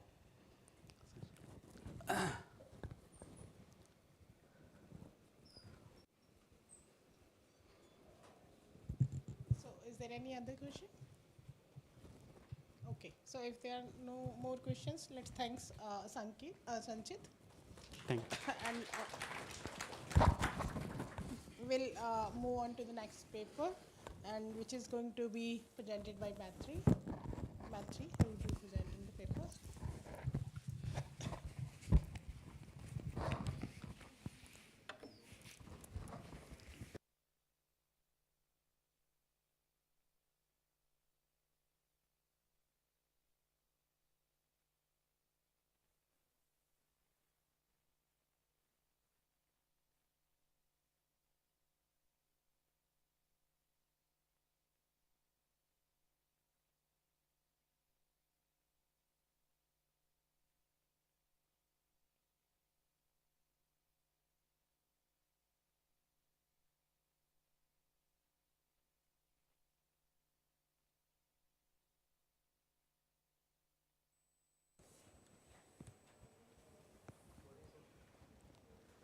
Good evening, everyone. I am Matriko Swaha. I am presenting our research work entitled Semantics-Based Static Vulnerability Detection in Solidity using Abstract Interpretation. So, our research was focused on the security of Ethereum smart contract by introducing a novel semantic-based static analysis approach. So, begin with introduction. A blockchain is a distributed ledger technology that is cryptographically secure, immutable in nature. Its diverse applications in the industries include healthcare, finance sector, logistic, media, and many more. So, what is a Solidity? So, Solidity is the most popular language that are used for Ethereum smart contract. This enables smart contract automations, but it also comes with various vulnerabilities. So, the various vulnerabilities include that cause a huge financial loss. Some of them are DAO explicit that happened in 2016 and the parity wallet breach. So, both attack can cause a huge amount of financial loss. Although where several tools are proposed like Mithril, ONT, Slither, but none of the tools detected overall vulnerabilities. And study find that only half of the vulnerabilities detected across the 9 tools, whereas Mithril achieved only a 27% vulnerabilities. So, there are various attacks in a smart contract. Some of them I briefly describe reentrancy vulnerabilities. So, these occur when an attacker exploits a smart contract's external call to drain the fund repeatedly before the internal smart contracts are updated. And the next one is the arithmetic overflow underflow vulnerabilities. These vulnerability arises when a mathematical operation result exceeds the maximum or minimum value of the data types. Next one is a timestamp dependency vulnerability. These occurs when a smart contract depends on the block timestamps, which miners can maliciously changes it. Next one is a transaction ordering dependency. That occurs, this depends on the smart contract transaction outputs. So, when the order of the transaction changes, then these TOD vulnerabilities occur. And the next one is the division by zero vulnerability and the gas limit issue vulnerabilities. So, various tools are approached and solve these vulnerabilities like ONT, Slither, Mithril. ONT do by symbolic execution to detect the vulnerabilities, whereas Mithril also do a symbolic execution that explore all the possible unsafe path and do the vulnerabilities. And the Slither and smart contract is a static analysis tools that detect the vulnerabilities, whereas Jews and another is security vulnerability framework that do a symbolic model checking part. So, but none of these tools have detected, each tools have a high number of false positives. So, these introduces new approaches to detect the vulnerabilities. So, we are introducing a novel semantics based static analysis approach which uses abstract interpretation to detect vulnerabilities in a smart contract. So, firstly we define a sound approximation of solidity semantics within a smart contract and then capturing both the local and blockchain state. So, we present a semantics based static analysis of solidity, and then we develop a prototype tools that are in a Python, and we use a Apron library for the abstract domain in part, and then we test with the subset of smart bugs curated benchmark data set, and we compare with the 4 state of art tools. Now, to introduce abstract semantics, we first have to explain the abstract interpretation, which is nothing other a mathematical framework to approximate the behavior of a program. So it creates an abstract representation of a code to analyze its behavior and properties. So with this, this can be a powerful tool for analyzing the solidity code to determine vulnerabilities and securities. So the basic idea is to lift a concrete semantics to an abstract domain by establishing a Galois connection between them. These are the former Galois connection definition. Let us suppose we have a concrete lattice LC, which are in a concrete domain that define the power set of a numerical value. So we have to lift them from the concrete domain to an abstract domain, and we have to make sure that the Galois collection will be established by the following constraints. So these are the, this table 1 represent the abstract syntax of a solidity, subset of a solidity that construct a solidity program. So basically arithmetic expression can be denoted by exp, which can be a numerical value v or a ID. ID means the context variables, and it can be a expression of including a binary operations between them. Similarly, we can also define a Boolean expression as well. And we define a smart contract xc as a sequence of state variable followed by an optional constructor and a set of functions. So our proposed methodology. So to present the possibility of reentrancy vulnerabilities in a smart contract, we add an augmented edge in the CFG, which through which we can find a illicit attack via a fallback function. For that, using these augmented edges in the CFG, we compute the abstract semantics, with the help of which we can reveal the potential state along the path if an attack happened. Sorry.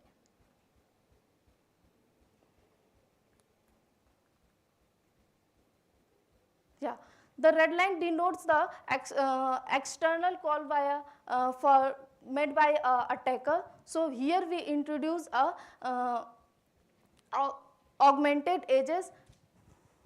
So based on these abstract semantics, we can find that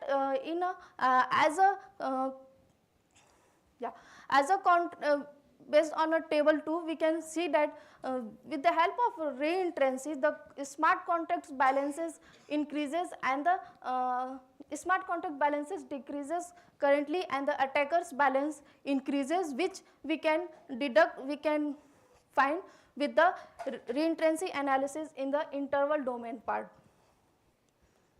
Now the next one is a dependency based vulnerabilities. So here we define a 2 dependency based vulnerability. First one is a transaction ordering dependency and the timestamp dependency vulnerability. So we identify the dependencies among the statement based on the def use variable. For example, this is the figure 8 represent a code having a transaction ordering vulnerabilities, and the figure 7 represent that corresponding CFG. So we can see that the variable price is used by buy functions and a set price function. So the same variable is used by a multiple transactions. So here can be a possibility of dependencies. So with the help of octagon domain, abstract semantics, we can find that if by changing the functions buy and the set price function, we can produce a distinct abstract semantics. Now the next one is next dependency vulnerability is a timestamp vulnerability. So the figure 9 depict a code snippet having a block stamp vulnerability. So by looking at the figure 9, we can see that there is a syntactic dependency of y on a block timestamp via x, but when we critically analyze by the abstract congruence domain, we can find that y is semantically independent of block timestamp x. because we can see that y is always 0. So syntactically it seems that y is dependent on x, but by abstract semantics congruence domain we can find that y is semantically independent. So we can say that with the help of semantic space analysis we reduce the false positive vulnerability while preserving the soundness. Next one is the integer overflow underflow vulnerability. At each program point we compute the interval semantics domain, and the yellow boxes will denote that interval domain. So we flag it as arithmetic overflow underflow based on if the state variables in the interval domain exceeds the data type's maximum range. For example, here total supply is equals to total supply plus value. Here we can say that in interval domain the value can lies between exterior value can lies between h1 plus h2. If that value h1 plus h2 exceeds the maximum uint 8 value, means 2 raised to the power 8 minus 1, then we can say that yes, it is a arithmetic overflows. Similarly, for total supply is equals to total supply minus 1, if that value is less than 0, then it will be a integer overflow. So we develop a tool with the help of a Python, and we utilize the apron library for the abstract domain and their computations. So the basically key components includes parsing and generation of control flow graph from Solidity source code. So we have a Solidity source code and we have a Solidity parser. Through this Solidity parser, we take input as a Solidity source and generate a AST, abstract syntax tree. And then these abstract semantics, abstract syntax tree is given to a CFG generator that generate the augmented control flow graph. Now, the core part of our logic is the computation of abstract semantics. For that, we use a apron library for abstract semantics. Currently, we are analyzing only the interval domain and the octagon domain. And that after a fixed iteration, we find that we reach to a fixed point solution. Now after getting this abstract semantics, we detect the vulnerabilities based on these abstract semantics paths. So we evaluate the performance of our proposal with respect to the following state of art tools like namely Mithril, ONT, Slither and Osiris based on the following criteria. All the tools will be publicly available. It support multiple versions of Solidity, and all the tools will depend only on the source code. So for this, we consider a subset of Smartbox curated dataset, and we use the following evaluation metrics like true positive, false negative, false discovery rate, false negative rate, precision and sensitivity. So in case of reentrancy vulnerabilities, we can detect that in Slither it detects vulnerabilities. It detects all the vulnerabilities, but it has a 5 false positive. And also in case of Mithril, ONT and Slither, no false positive happen, but it misses some vulnerabilities leading to a high false negative. But our tool report only 2 false positive, achieving a lower FDR. So we can say that our tool outperforms other to achieve a trade-off between precision and sensitivity in case of reentrancy vulnerability with minimal false positive. Now for arithmetic overflow underflow, we see that the ONT have a high false positive and Osiris Mithril report a 4 and 1 false positive with a FDR of 25% and 11.1 respectively. Although Slither have no false positive, but it also failed to detect the vulnerability, as you see that there is a 0 true positives. In the contrast, our tool access with only 1 false positive and a low FDR. So we can say that arithmetic overflow underflow vulnerabilities can be detected by our tools. Now the conclusion part is we extended the abstract interpretation theory to formalize the solidity semantics at different abstraction level, and currently we are utilizing the interval and octagon domain. Now the experimental evaluation with the apron library shows that we get a promising result, particularly for the reentrancy and the arithmetic vulnerability. And of course, this work opened a new research avenue in smart contract analysis using an abstract interpretation. These are the references, and thank you.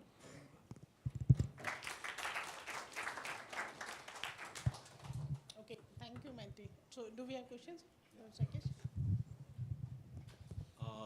So you worked on this smart bugs data set, right? Yes, sir, smart contracts. How big is this data set? So actually currently we for this part we use as a smart bugs curated data set that have 141 smart contracts. 141 smart contracts. Now, can your method be applied to, other domains, not just smart contracts? Like, for example, general software vulnerability detection. So this is a good question, but I need a deeper study for this because currently I don't know. All right, think about it. Yes, sir. So, are there any other questions for Maitri? Okay, so if there are no questions, then let's thank Maitri. Now, thank you.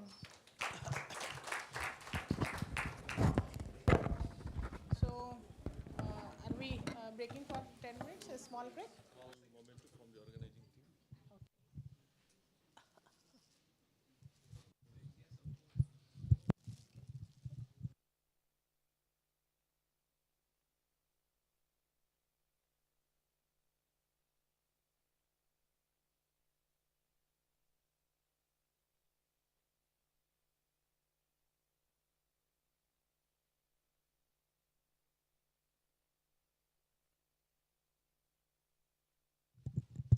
Okay, so I think we are having a small break now, and then we'll get back again within 10 minutes for PhD forum, right?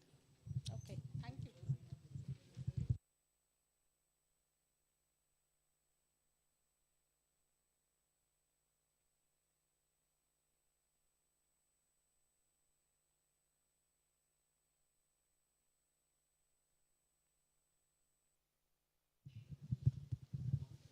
So for the PhD forum, the order will be first Binatha, then Gunjan Kumar, then Maitri, then Srinivas, and then online Lakshmi will join. So that will be the order. So Vinatha, you may just keep your presentations ready. Yeah, okay. Others also may keep your presentations ready. These are the 5 papers. So what is the sequence? First Vinatha, then Gunjan Kumar, then Maitri, then Srinivas, Patil, then Lakshmi Nair. Yeah. This is the 5 1. 5 1. Mine is not there.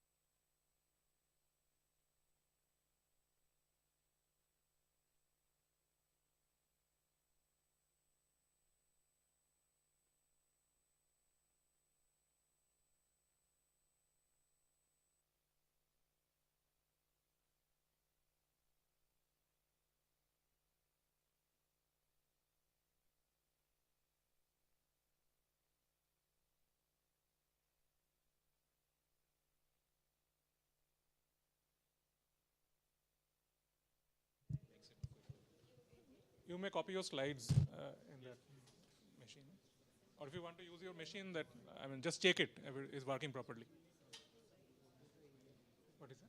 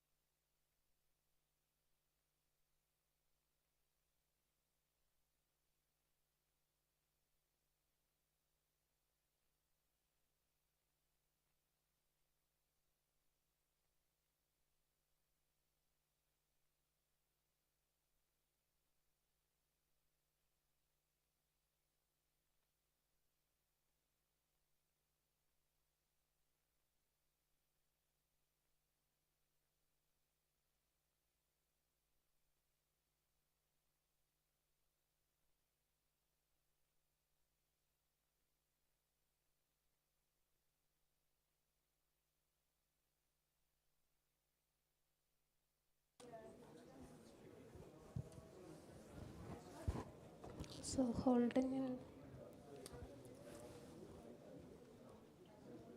it's okay. Thank you.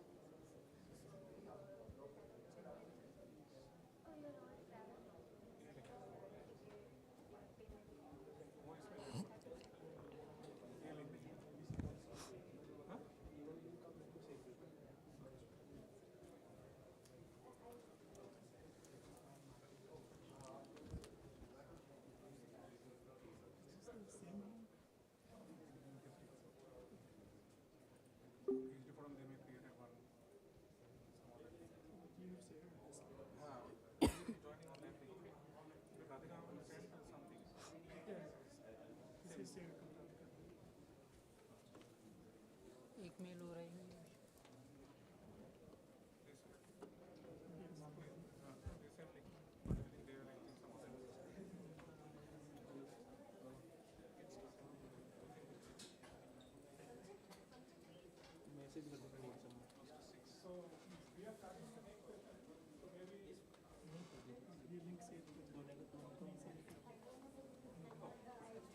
एक minute में confirm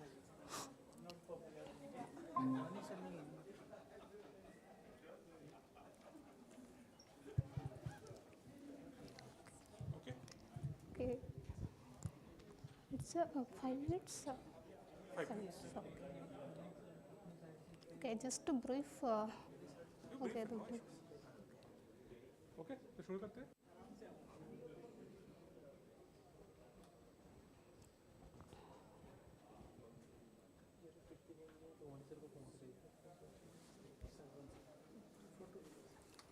start कर देते हैं, ठीक है? हाँ start कर देते हैं सेशन. हाँ मैम आप कंटिन्यू कीजिए मैम आप. Okay, so this PhD forum session, we have 5+1 now. I mean 6, total 6 papers we have. So early stage researchers will get 5 minutes, and like senior researchers will get 10 minutes. And yeah, we are starting with Binatha, and the topic is detecting hate memes against women on social media, a multimodal and contextual perspective. So yeah, Binatha, over to you. You may start. I will get 5 minutes. Okay, and thank I you. also, expect some questions from senior researchers to give them some guidance and directions to the research. Okay, let's start. Good evening, all.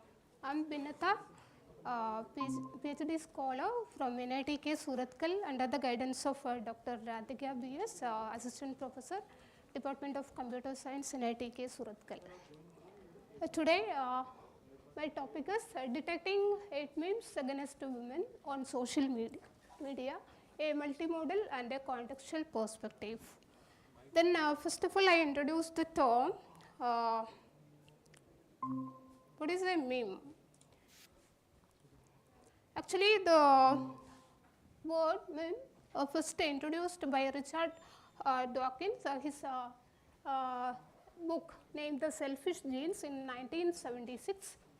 Actually, he proposed that cultural ideas such as melodies can spread through a population similar to that of genes. In the digital era, most of the studies shows that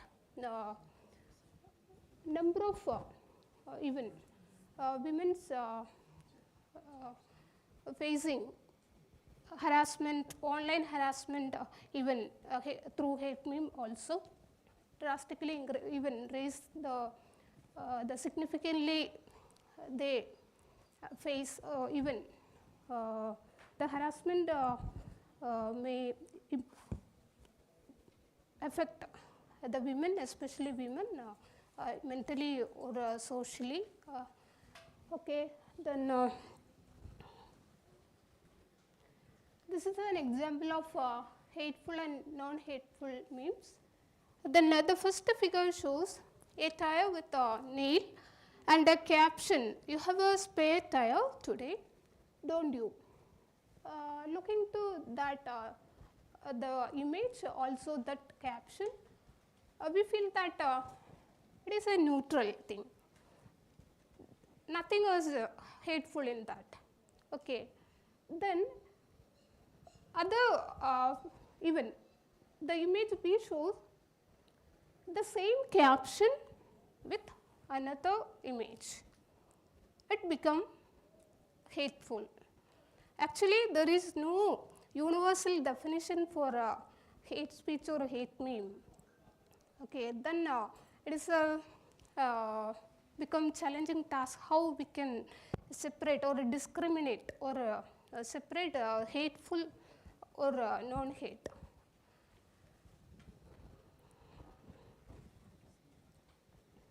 This explanation of this figure. Then it's the motivation. Actually, I want to skip this topic. I have only 5 minutes. Then most of the literatures mainly focused on detection of hate memes, but unfortunately only a few papers they discuss the defending techniques. Most of the literatures are mainly focused on detection only, but we have not only detect, but we want to defend the hate memes spread and impact on social media. Mainly, I concentrate on literatures, the detection methods, mainly traditional and conventional methods. Then early or traditional methods mainly focus on text-based memes, text-based. Then actually the meme is a combination of both the text and images. Okay, then we can identify even as an image as a whole, we can identify the content in the image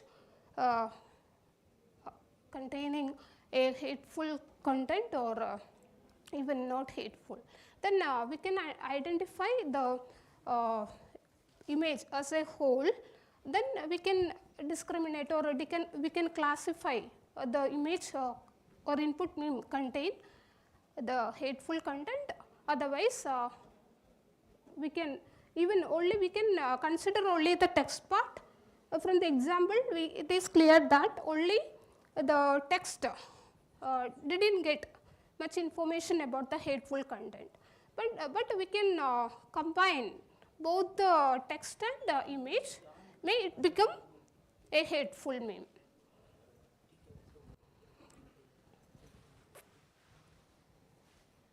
Then most of the traditional methods like traditional ML models require handcrafted ground truths for a training.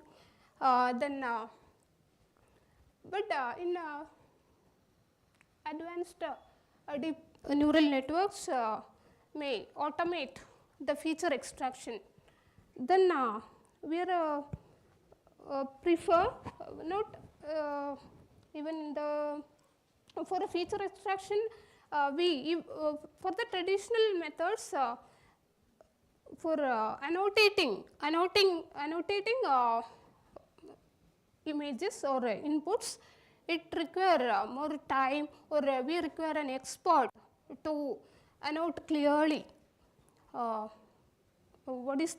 are the features make the image or input become a hate content, which hold the hate content or not. Then we require an expert in the traditional models, but in the case of deep neural networks, the CNN models mainly extract the features automatically. We doesn't need an experts. Then it is a few challenges, but more than that, it's hate containing multimodal nature. Then it's implicit and contextual hatefulness. Then evasion techniques like some hate makers, they use some character substitutions to bypass detection. Then also the data set scarcity, because we need a clean data set for training.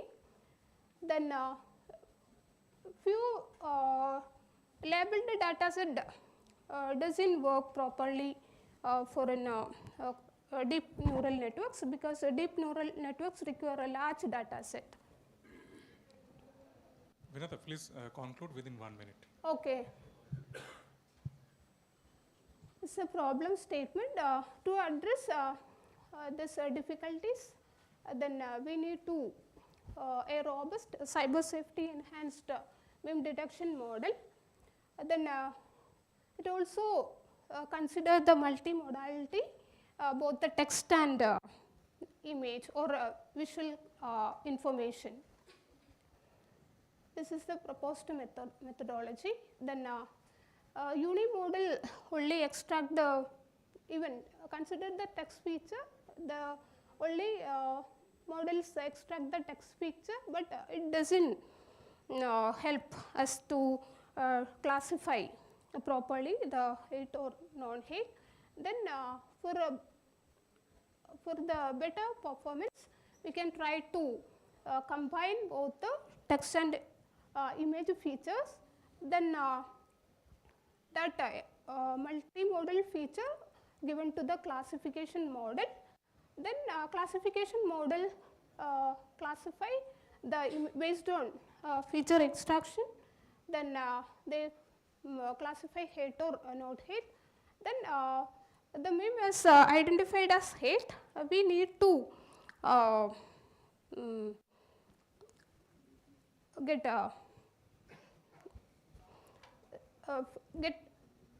block or flag the content, because it may cause, even user may the feedback or the reporting may sorry. Please conclude.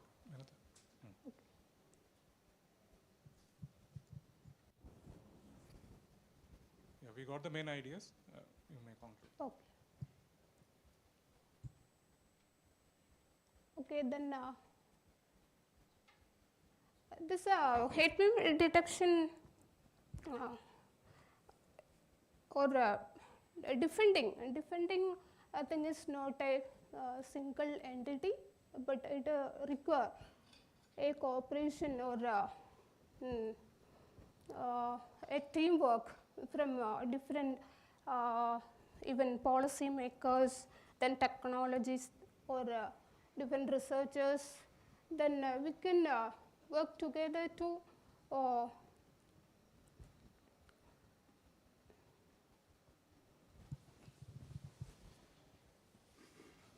okay. So yeah, so thanks Vinata. Maybe we can give a round of applause for it. So like if like experts can give some directions, if you have any questions on give some directions or guidance to this research. You can take a look at our SAM data mining paper where we propose data sets as well as multimodal techniques. We give some hints on that. Okay, sir. Which paper? It's in. I'll follow up with you. Okay. Okay, sir. Okay. Okay. Thank you, Vinata. Okay. So next speaker will be Gunjan Kumar Saini.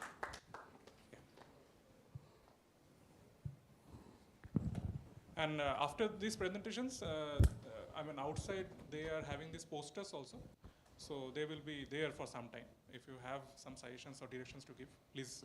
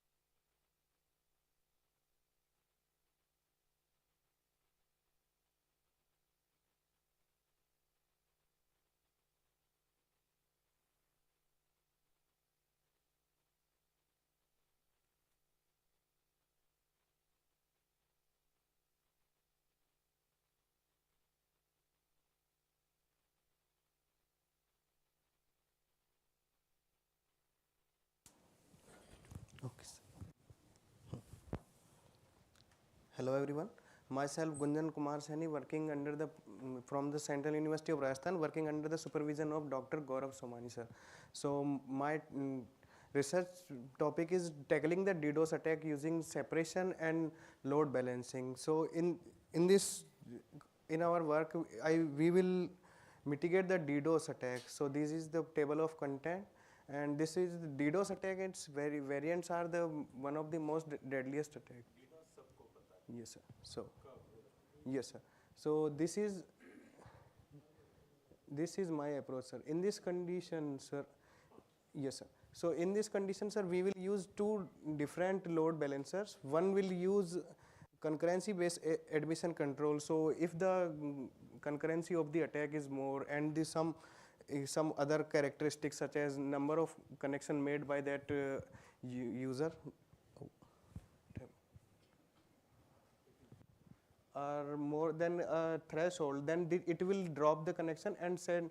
If the request is reliable, then it will send to load balancer number 2. Then load balancer number 2 will also monitor the behavior of the request. So if the requests are completely legitimate, it will redirect those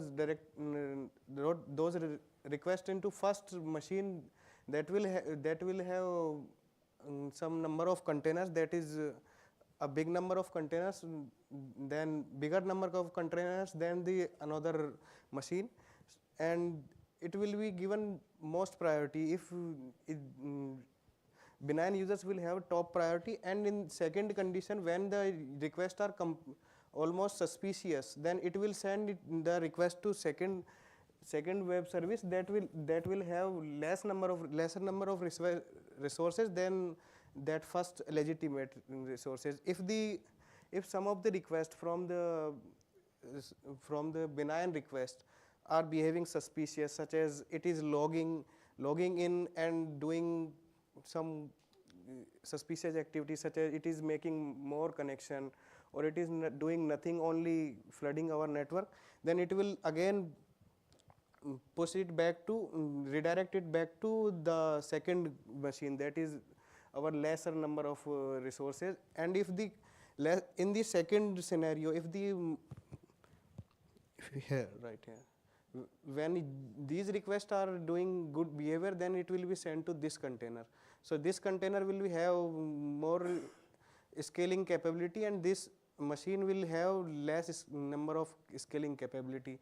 And to mitigate the DDoS, we will also scale our services, so that if we need more containers here, then we will scale this machine containers, and if we need there, then we will also scale. And in second future work, we will also add this kind of infrastructure in this there on this load balancer. So our motive is only there is assumption, then the attacker cannot be detected, or it cannot be prevented. So our motive is only to maintain availability of this service. So this was our proposed methodology. So to detect the DDoS attack, we have also done work in detection of this in this.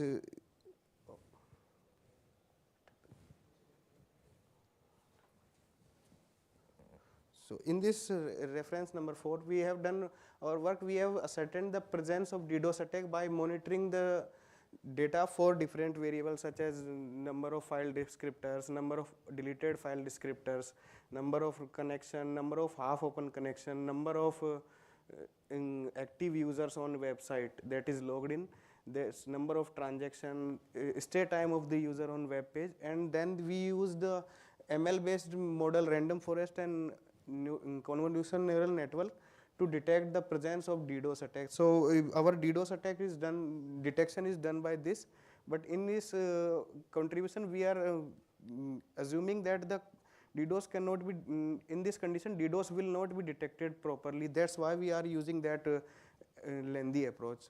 And in this second contribution, we have done this work. So this was our strategy, and our future work will be based on this, and here we will add another branch to do some more modification so that the DDoS will be mitigated and our service will have availability.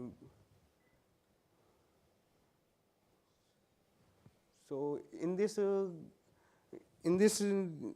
contribution we have a novelty, because in this condition we are using MTD's two approaches. First is diversity, and one is the shuffling of the containers. We will shuffle the containers, and we will also use victim separation and diversity approach of the MTD. In our future work, we will also use the third approach of the MTD, that is redundancy. We will delete the containers, but it is still not possible, because on the time of attack the machine were completely choked. That why it couldn't make it possible to scale the containers and running the script that is used for scaling the containers. So thank you, sir. These two are our recent works. First one is there a DDoS system plus application monitoring, that is published on IEEE transaction on network and service management, and this chapter is resource targeting attacks in cloud computing. So it is published in resource management. And our third work, that is HA proxies. We are using HA proxies approaching like reloading and resetting, and it is submitted to IEEE TIFS. So thank you, sir, and please do comment on the strategy. So we will conclude it in our future works. Thank you, Gunjan. So is there any questions or like suggestions for Gunjan? Should look at the paper by Kumar and Somani in 2024. Yes. No, it's G. I think your guide is. Yes, sir. Anmol Kumar, sir, and Gaurav Somani, sir. Yes, sir. 2024. Yes, sir. Any other? So that's your paper? No, sir. That is our senior, sir. Anmol Kumar, sir. Sir, actually, first we have conducted attack experiment on our web server. And then we have created a data set, and then we labeled it on based of attacks, like it is a massive DDoS attack, it is condition of low rate DDoS attack, it is a mixture of low rate DDoS attack and benign traffic. So sir, we have created 7 different categories. First is benign traffic. Yes, sir. We have. Yes, sir. Yes, sir. But sir, our 14 variables, those were not available on those data set. That's why we used our own data set. But we have also used other data sets, and that paper is already submitted here, but that was not accepted. That's why. Yeah, because some of the data sets do have a whole lot of, I think even CIC data set has something. Yes, sir. 43 parameters or something like that. Yes, so sir. If you use that, then perhaps you may get more insight from those data sets. Yes, sir. But currently, I'm not doing on that detecting. I'm only mitigating the attack effects. So how are you mitigating? Sir, first we are using HA proxy that will reconfigure and reload and reset our. That is our work that is submitted to TIFS. So but you are disconnecting. Yes, sir. For very low time, we disconnect. So if the connection are more, if the resources are reloaded, completely overloaded, then we will reload and reset the HA proxy on the condition, based upon the condition. And the second one is Docker Swarm that will reconfigure the server or scale the server. Servers, those are deployed on Docker containers, sir. Yeah, so one of the problem is that all these kind of conditions also do occur in reality. Yes, sir. In benign traffic as well. So how you distinguish between benign and the DDoS? Yes, sir. Like say whenever there is a festival, there is a whole lot of increase in the number of transactions Yes, sir. with Yes, in a sir. bank server. Yes, sir. Flash crowd. Yes, sir. Yes, sir. But sir, in this condition, there is assumption that an attacker will use automated login script, or the response that is means mouse hovering is effect is of attacker is faster than benign user. The attacker will stay for less time than benign user. Stay time of attacker is lesser than benign user. That's on basis of that we are discriminating between both attackers and benign users. Okay, I mean, Gunjan, yeah, he will be available outside also with the poster. So, sir, I mean, we can take Thank some you, other questions. Yeah. Thank you, Gunjan. Thanks. So next would be Maitri Kushawa. Yeah.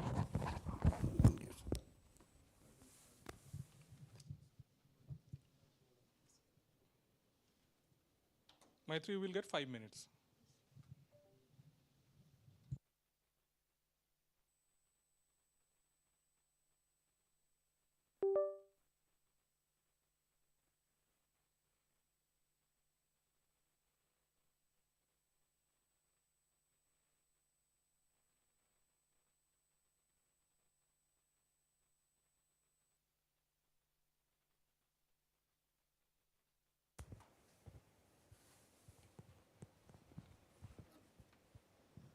Good evening, everyone. My name is Maitri Kuswaha, working under the guidance of Dr. Raju Haldar sir, student of IIT Patna. My research topic is combining formal semantics and deep learning for solidity vulnerability detection. So we aim to improve the vulnerability detection in solidity contract by proposing a hybrid model that integrate both the formal method with deep learning to enhance the detection capabilities. The formal methods have a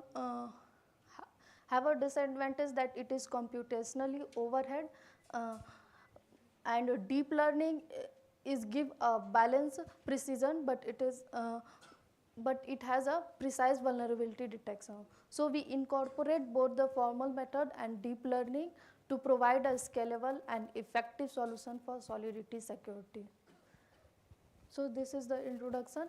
As we know that smart contracts are widely used on blockchain Ethereum, but despite that, it has introduced a significant challenge like the DAO explicit and the parity wallet. So we need to configure this vulnerability. So we look into a hybrid models. So what are the challenges in detecting vulnerabilities? As we know that blockchain is an immutable nature. It means once deployed smart contracts, we cannot modify it.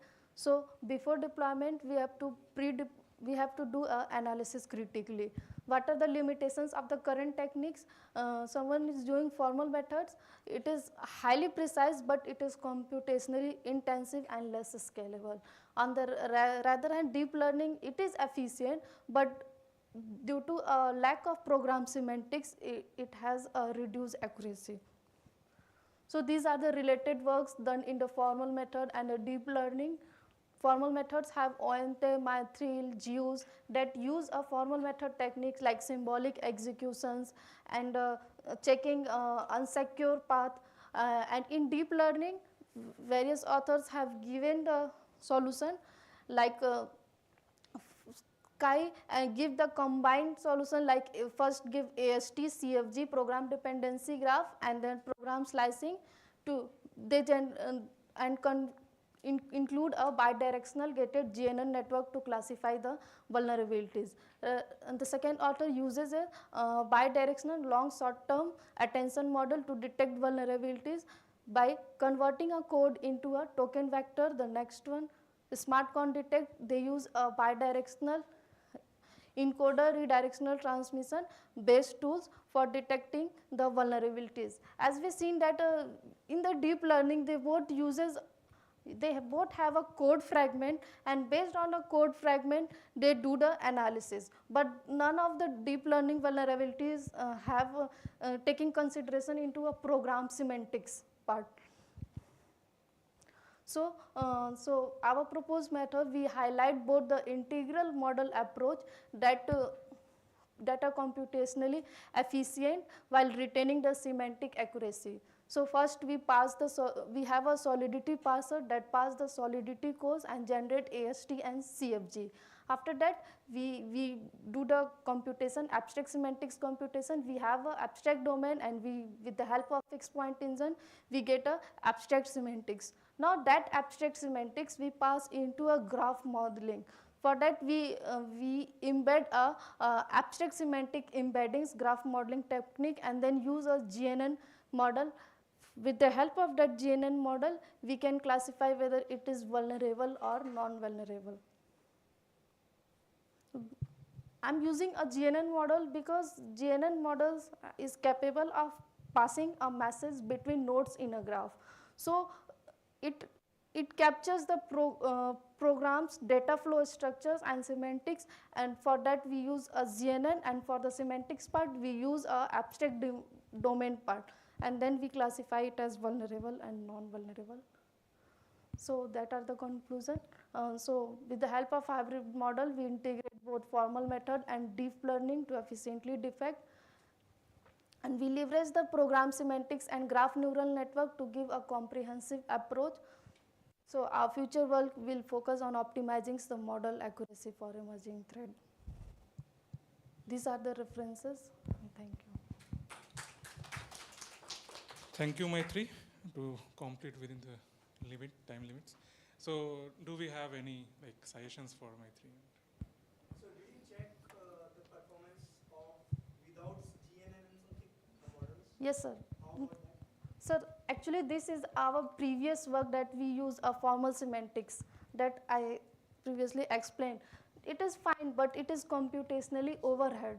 So how about, okay, that's fine, but do you, as you said, you want to attend the semantic these things, so did you try with gate, the gated attention mechanism of the GNN also?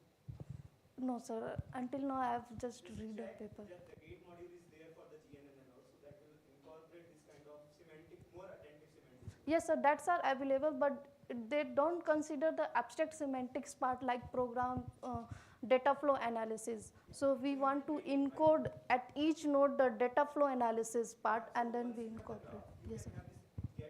Yes, sir. That will make more prominent nodes for you, okay. And then it will give you the gated part. Okay, thank you, sir. I will definitely look into it. Any other questions? Yes, sir. Math. So what is the problem with that? That I think is can compute that in a reasonable time. Yes, sir. It will compute in a reasonable size, but it have a very low accuracy. As I mentioned, it has just for a real data set, it will just have a 27% accuracy, because it will not capture the program semantics part. They use a symbolic execution tool. Yeah. So we look into a more prominent method by capturing the program semantics and dependency. So one more suggestion I can give Yes, sir. is now we have these Lava models and all those tools that can give you the abstract information from the codes or whatever you give the input to. So it gives you the abstract information, and over that you can use your. Yeah, so what I suggest is because now we have the large language models and all, so we don't want to retrain and all. So you can extract your whatever inputs you will give, that will give the abstract informations. And then over top of it, whatever you do, like smaller GNN layers or CNN layers, you can know top of it and you can fine tune for your task. Sure, sir. Thanks. Okay, thank you.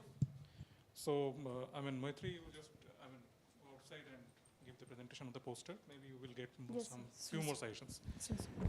Okay, next presentation would be from Srinivas Patil.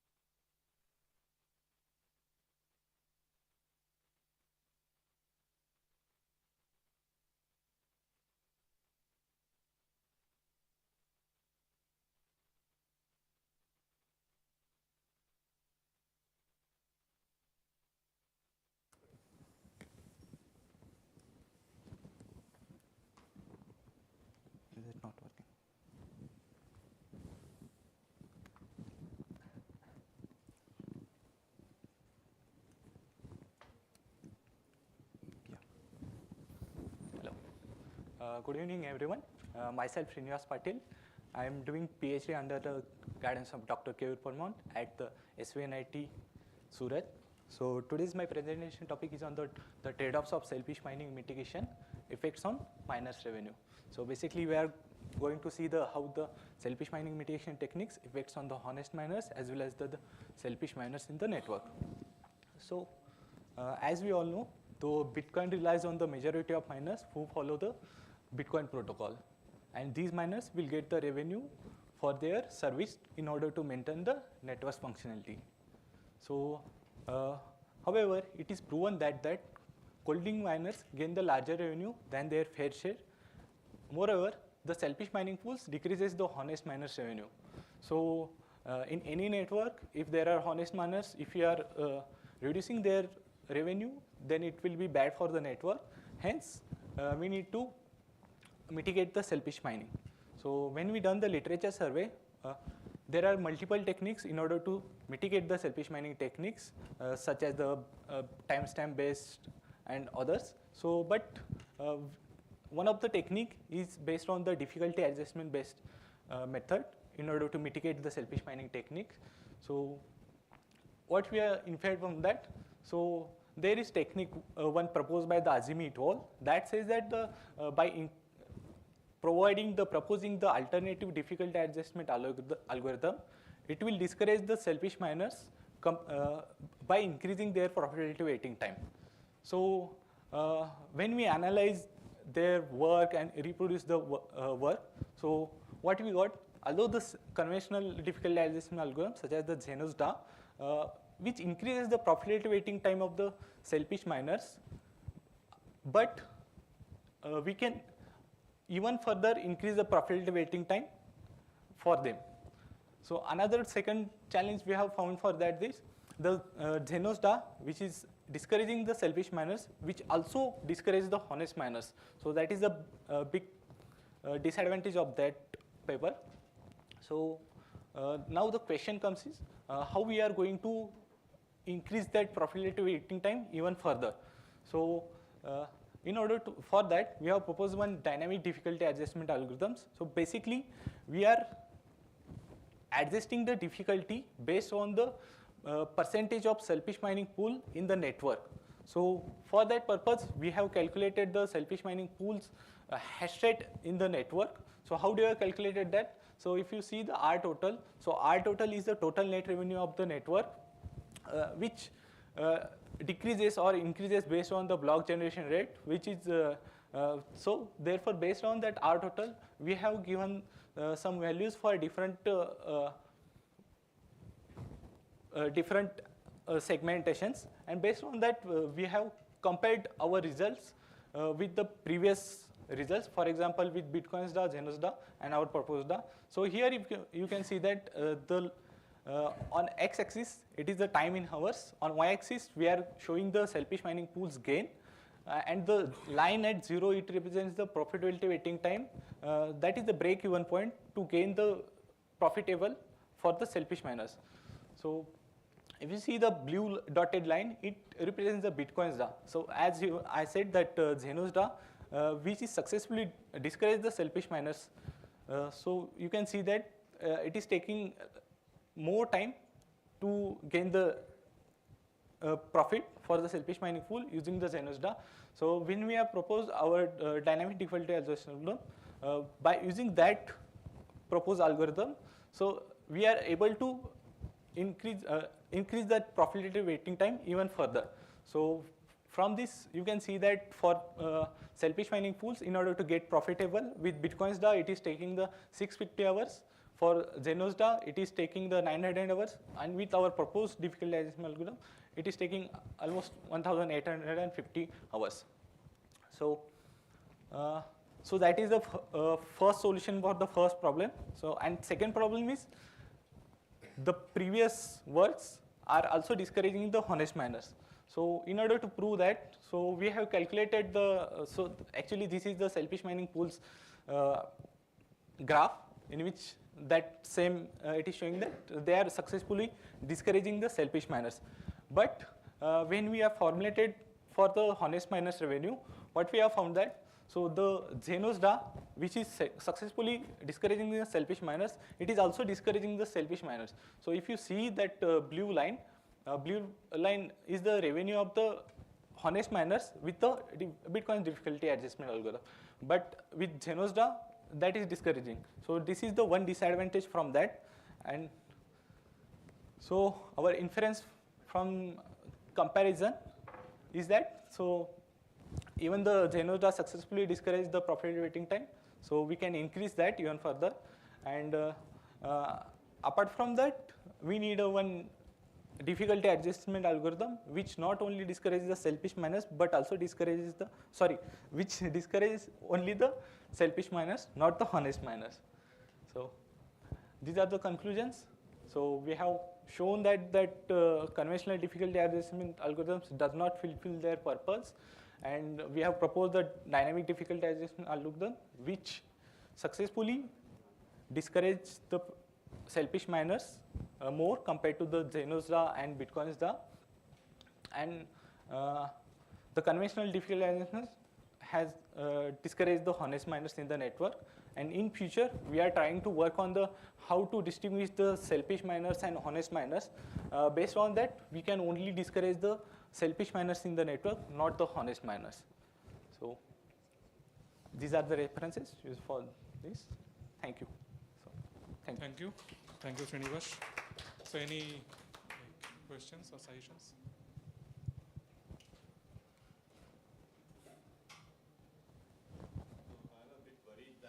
Yes, sir. Selfish miners will act like honest miners for a little while and then, become selfish. How will you protect against these kinds of behaviors? We didn't talk. Or maybe oscillate. So I need to check that, sir, definitely. But once they are selfish miners, they will not come again to the honest miners because they are getting the more profit or revenue because of selfish mining strategy. No, but they're worried that they'll be detected, so they kind of, do it only for a short while and then change. So they keep changing like that, oscillating. Yeah, but in order to that, sir, they will, in order to gain that lead to be selfish miners, so it is difficult to be again honest miners and again coming selfish mining. So it is difficult for them. So we'll discuss. Yeah, definitely. Thank you. Thank you for the suggestions, Professor. And thank you, Srinivas. Thank you. So next would be online.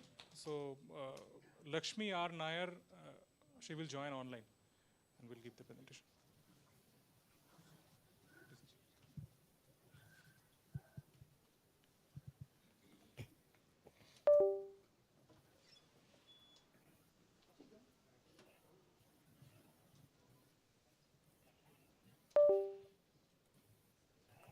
So Lakshmi, are you there? Yes, sir. Am I audible? Yes, you are audible. Please share your screen and video also.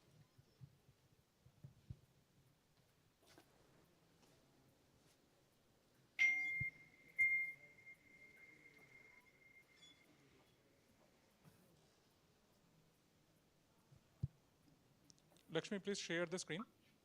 Okay.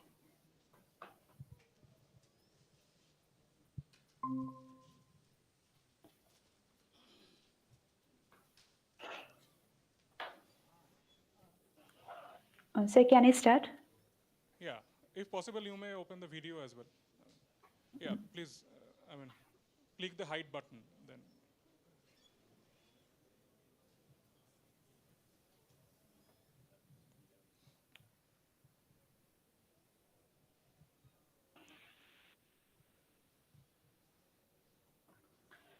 Sir, can I start? Yes, please start.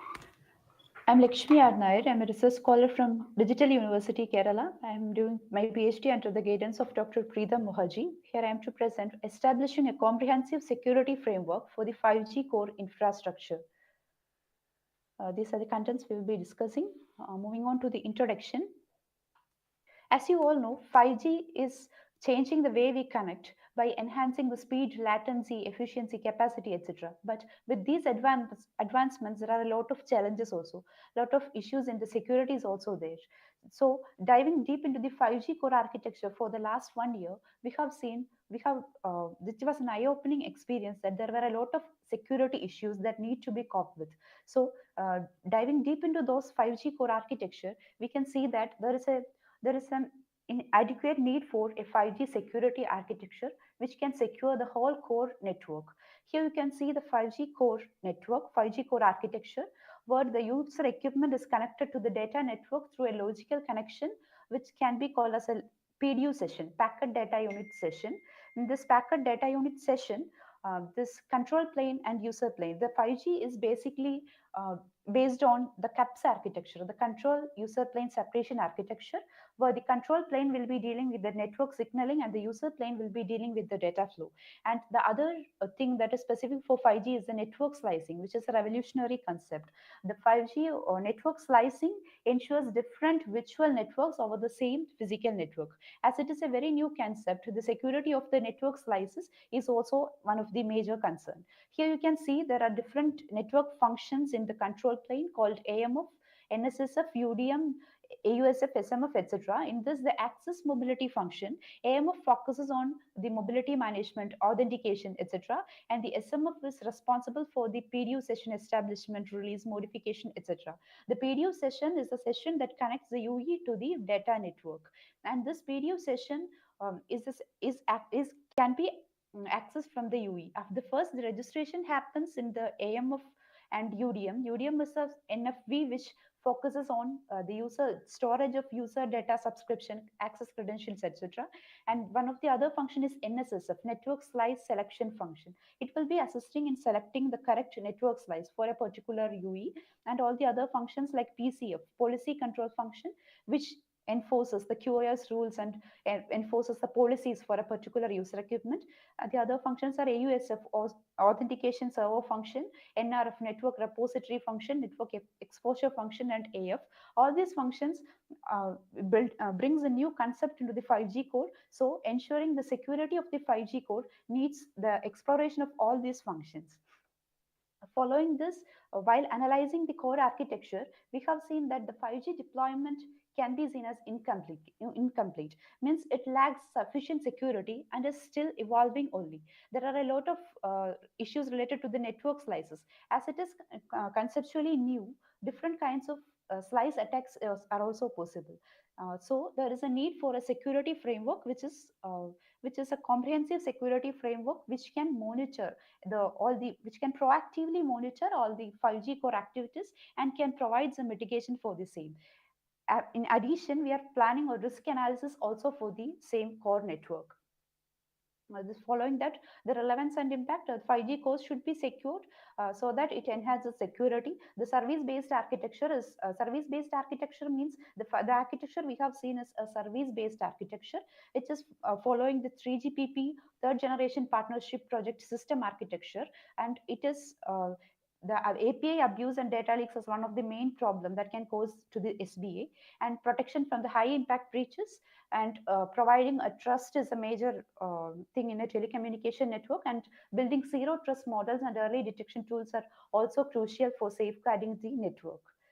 Following into our work, first we have simulated one 5G core network with the help of the open source project Open5GS, which is used for establishing a 5G core network.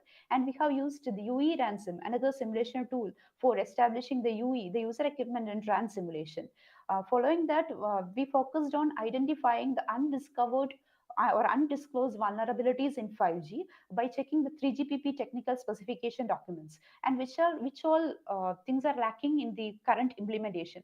Those checkings were done. As a part, we were able to perform an attack on the 5G core from the UE. We have explored the SMF. We have seen the session management function and the user plane function, the SMF to AMF, SMF to UPF interface N4, and captured some packets and was able to create one attack on that interface.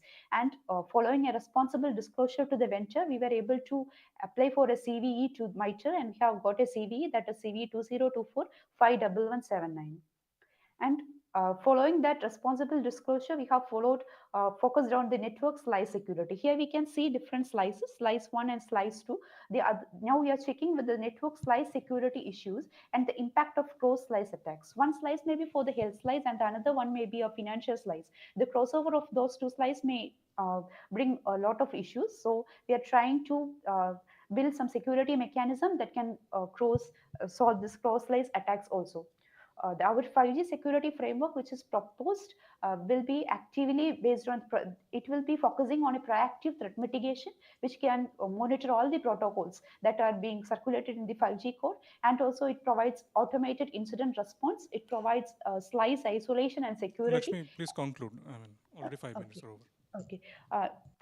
So some advanced mitigation tools also will be a part of that. These are the consideration and some challenges we are focusing based on the 3GPP documents, the cross-slice security and everything.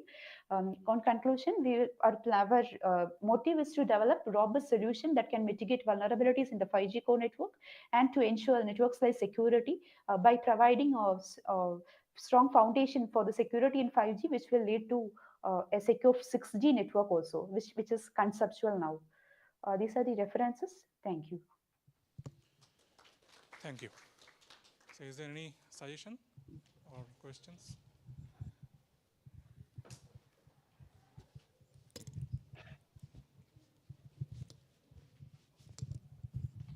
Hi, can you hear me? Yes, sir. Yeah, so good topic. Only suggestion is there is a lot of security initiatives in the 5G, 3GPP 5G effort itself. Yes. So it'll be good for you to make sure you look at it and whatever work sir. you're doing is somewhat aligned with their efforts. Oh, sure, sir. Yeah. I will be checking that. Especially on the interslice separation issue, because that the slicing is one of the novel features in 3G, 5G. Yes. You know that Yes, very sir. well. So obviously they have looked at that issue. That does not mean there is no problem. It's just that there is a compared to 4G, in 5G there is a very strong security emphasis. So you may want to just be aware of it. Yeah. Okay, sir. I will check for sure. Thank you. Okay. Thank you, Lakshmi. Thank you, there sir. are no more suggestions. I mean, if any comments come to your poster, then maybe someone else will forward that to you. Okay. Because okay, sir. Thank she you. will not be Thank available you so for the much. posters. Okay. Thank you. You may log out. Thank you. And we have another paper. Actually, due to some technical problems, we couldn't include that because I mean that is from the Santosh Kumar Upadhyay from IIIT Bangalore.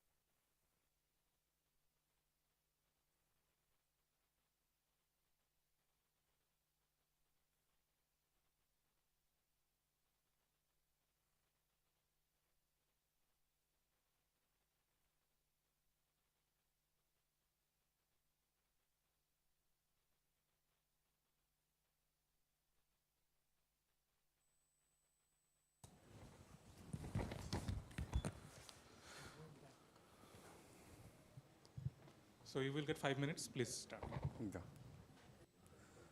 Yeah. Good evening, everyone. My name is Santosh Kumar Upadhyay. I am a PhD student in IIIT Bangalore.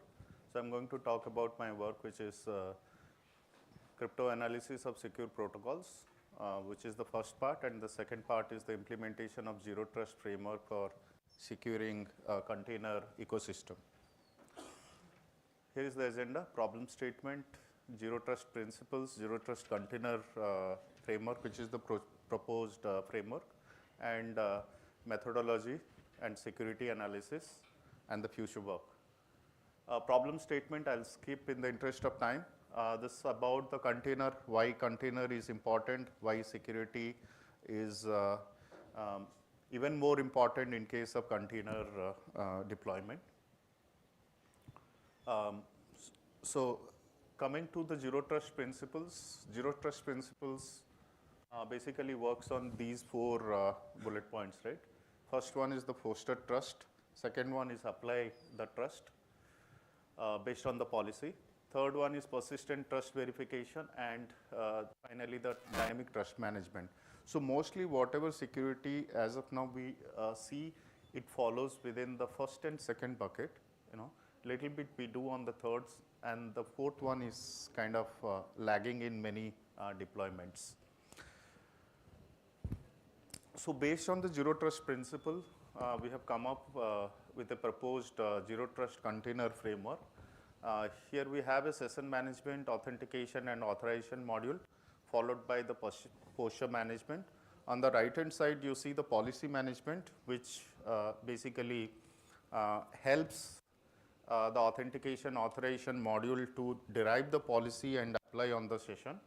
And once the first level of first time authentication is done, the resource access is allowed. And that's where on the left hand side what you see is the continuous monitoring and audit and complaints management. So once the authentication is done as per the zero trust principle, it's like you have to revalidate the authenticity, and authentication needs to be checked continuously. So that's where the continuous monitoring comes into picture. When the continuous monitoring is happening, that time the posture management and also the policy management comes into picture. For example, let's say as of now, my credentials will be good, but maybe half an hour later, my credential may be compromised. Let's say, for example, in the university here, the policy will be there, I will be able to access the Wi-Fi when I'm inside the campus. So I have done the authentication, and then when I'm moving out of the campus, right, within this 10-15 minutes of time, the credential or the condition has changed. So the posture management and posture management actually will complement the continuous monitoring to meet the zero trust goal. And there could be a policy management will come into picture where, let's say I'm a guest here, so my credential will be valid till midnight 12. So this policy will be updated in the policy server, and after 12, my credentials will be revoked. So that's where the policy management will inform that zero trust framework system, the core system, to take the necessary action. Audit and compliance is important because whatever I'm doing here in the campus with my identity, with my authentication, with the policy, whatever is applicable with the authorization, everything has to be audited for the accounting purpose and for the sake of the compliance. Methodology. So basically what we have done is we have done the testing based on without the zero trust framework and to identify the security risk, and then you have repeated the same security test with the zero trust container framework. And then we have done the security analysis and we have compared what is the difference between the legacy framework and the proposed zero trust container framework. We have experimented with container development because container is special, like we deploy it, and during our development there is a lot of scope of getting it attacked because because of the workplace and workforce. That's where the development work happens, right? Code repository, the static analysis, if you miss the code review process, if there is a miss in the code review process, that's where container development is also important. As far as container deployment is concerned, I've done 4 categories: independent container, user to container communication, container to container, then container to resource communication. So these are the experiments we have done on these scenarios, and we have conducted, we have gathered the result, and then we have compared between the legacy framework and the zero trust framework. And the security analysis is done based on these parameters. How good is the authentication mechanism? For example, in the legacy system, we'll have the legacy authentication mechanism, whereas in Zero Trust framework, in the proposed framework, it recommends for a multi-factor authentications. For example, let's say if I'm trying to log in, I'll give my user and password, the authentication will be done. Whereas if I have enabled the multi-factor authentication, I'll get a notification in my phone, and if I say allow, then only the authentication will be through. Granularity of authorization. For example, One more minute. 1 minute, yeah. Yeah, I'm done this, the last slide. For example, granularity of the authorization means how granular. For example, if I'll be able to differentiate a faculty and a student, faculty and a guest, right, in the university scenarios. That's the granularity of authorization. Posture management, login capabilities. Compliance adherence is one important thing which is not organized, not too much organized here, at least in India, and it is taken very seriously outside India. Dynamic policy management, if the policy changes, we need to apply that policy in order to re-authenticate the user or disconnect the session also. Trust dynamic adjustment, incident response, disaster recovery. For example, the container deployment, in case of a container deployment, if there is any serious attack, right? Or it could be any any natural calamities, right? Those kind of things are also kind of covered here. Ease of use, how easy it is for the network administrator. We can come up with a complex architecture, but if it is too complex and it needs lot of training for the existing IT guys. In one way, we are saying because of the AI, ML stuff and all, the IT resources are going to be coming down. But if you are coming up with a complex framework, then a lot of training will be required. So how easy it will be, and the context awareness plus administrative overhead. Future work involves integrate AI/ML advancement for security for the audit and compliance. This is one area where the AI/ML could be handy and useful. Automate the compliance to enhance framework strength. Refine the posture management for better security postures. Extend Zero Trust container framework to address the emerging use cases. We have considered only 4 or 5 use cases. And ensuring resilience against evolving security challenges. That's all. Thank you for your time. If you have any suggestions, please. So any questions or suggestions? One of the challenges with Zero Trust systems, especially with container kind of situations, is performance hits. If you have to trust and verify everything all the time. Yes. So it's a delicate balance. So there may be some opportunities to do research there on how to parameterize performance into this equation. Okay, sure. Thank you. Maybe we can have some kind of light Zero Trust mechanism. Okay. Yeah, so let's think about it. Okay, that's an interesting suggestion. Thank you. Thank you for the suggestions. So there's a end of PhD forum session. Yeah. Big applause to all the PhD forum. Thank you. We also thank the Professor Preetham Mukherjee for chairing the session. We would like to present him with a memento.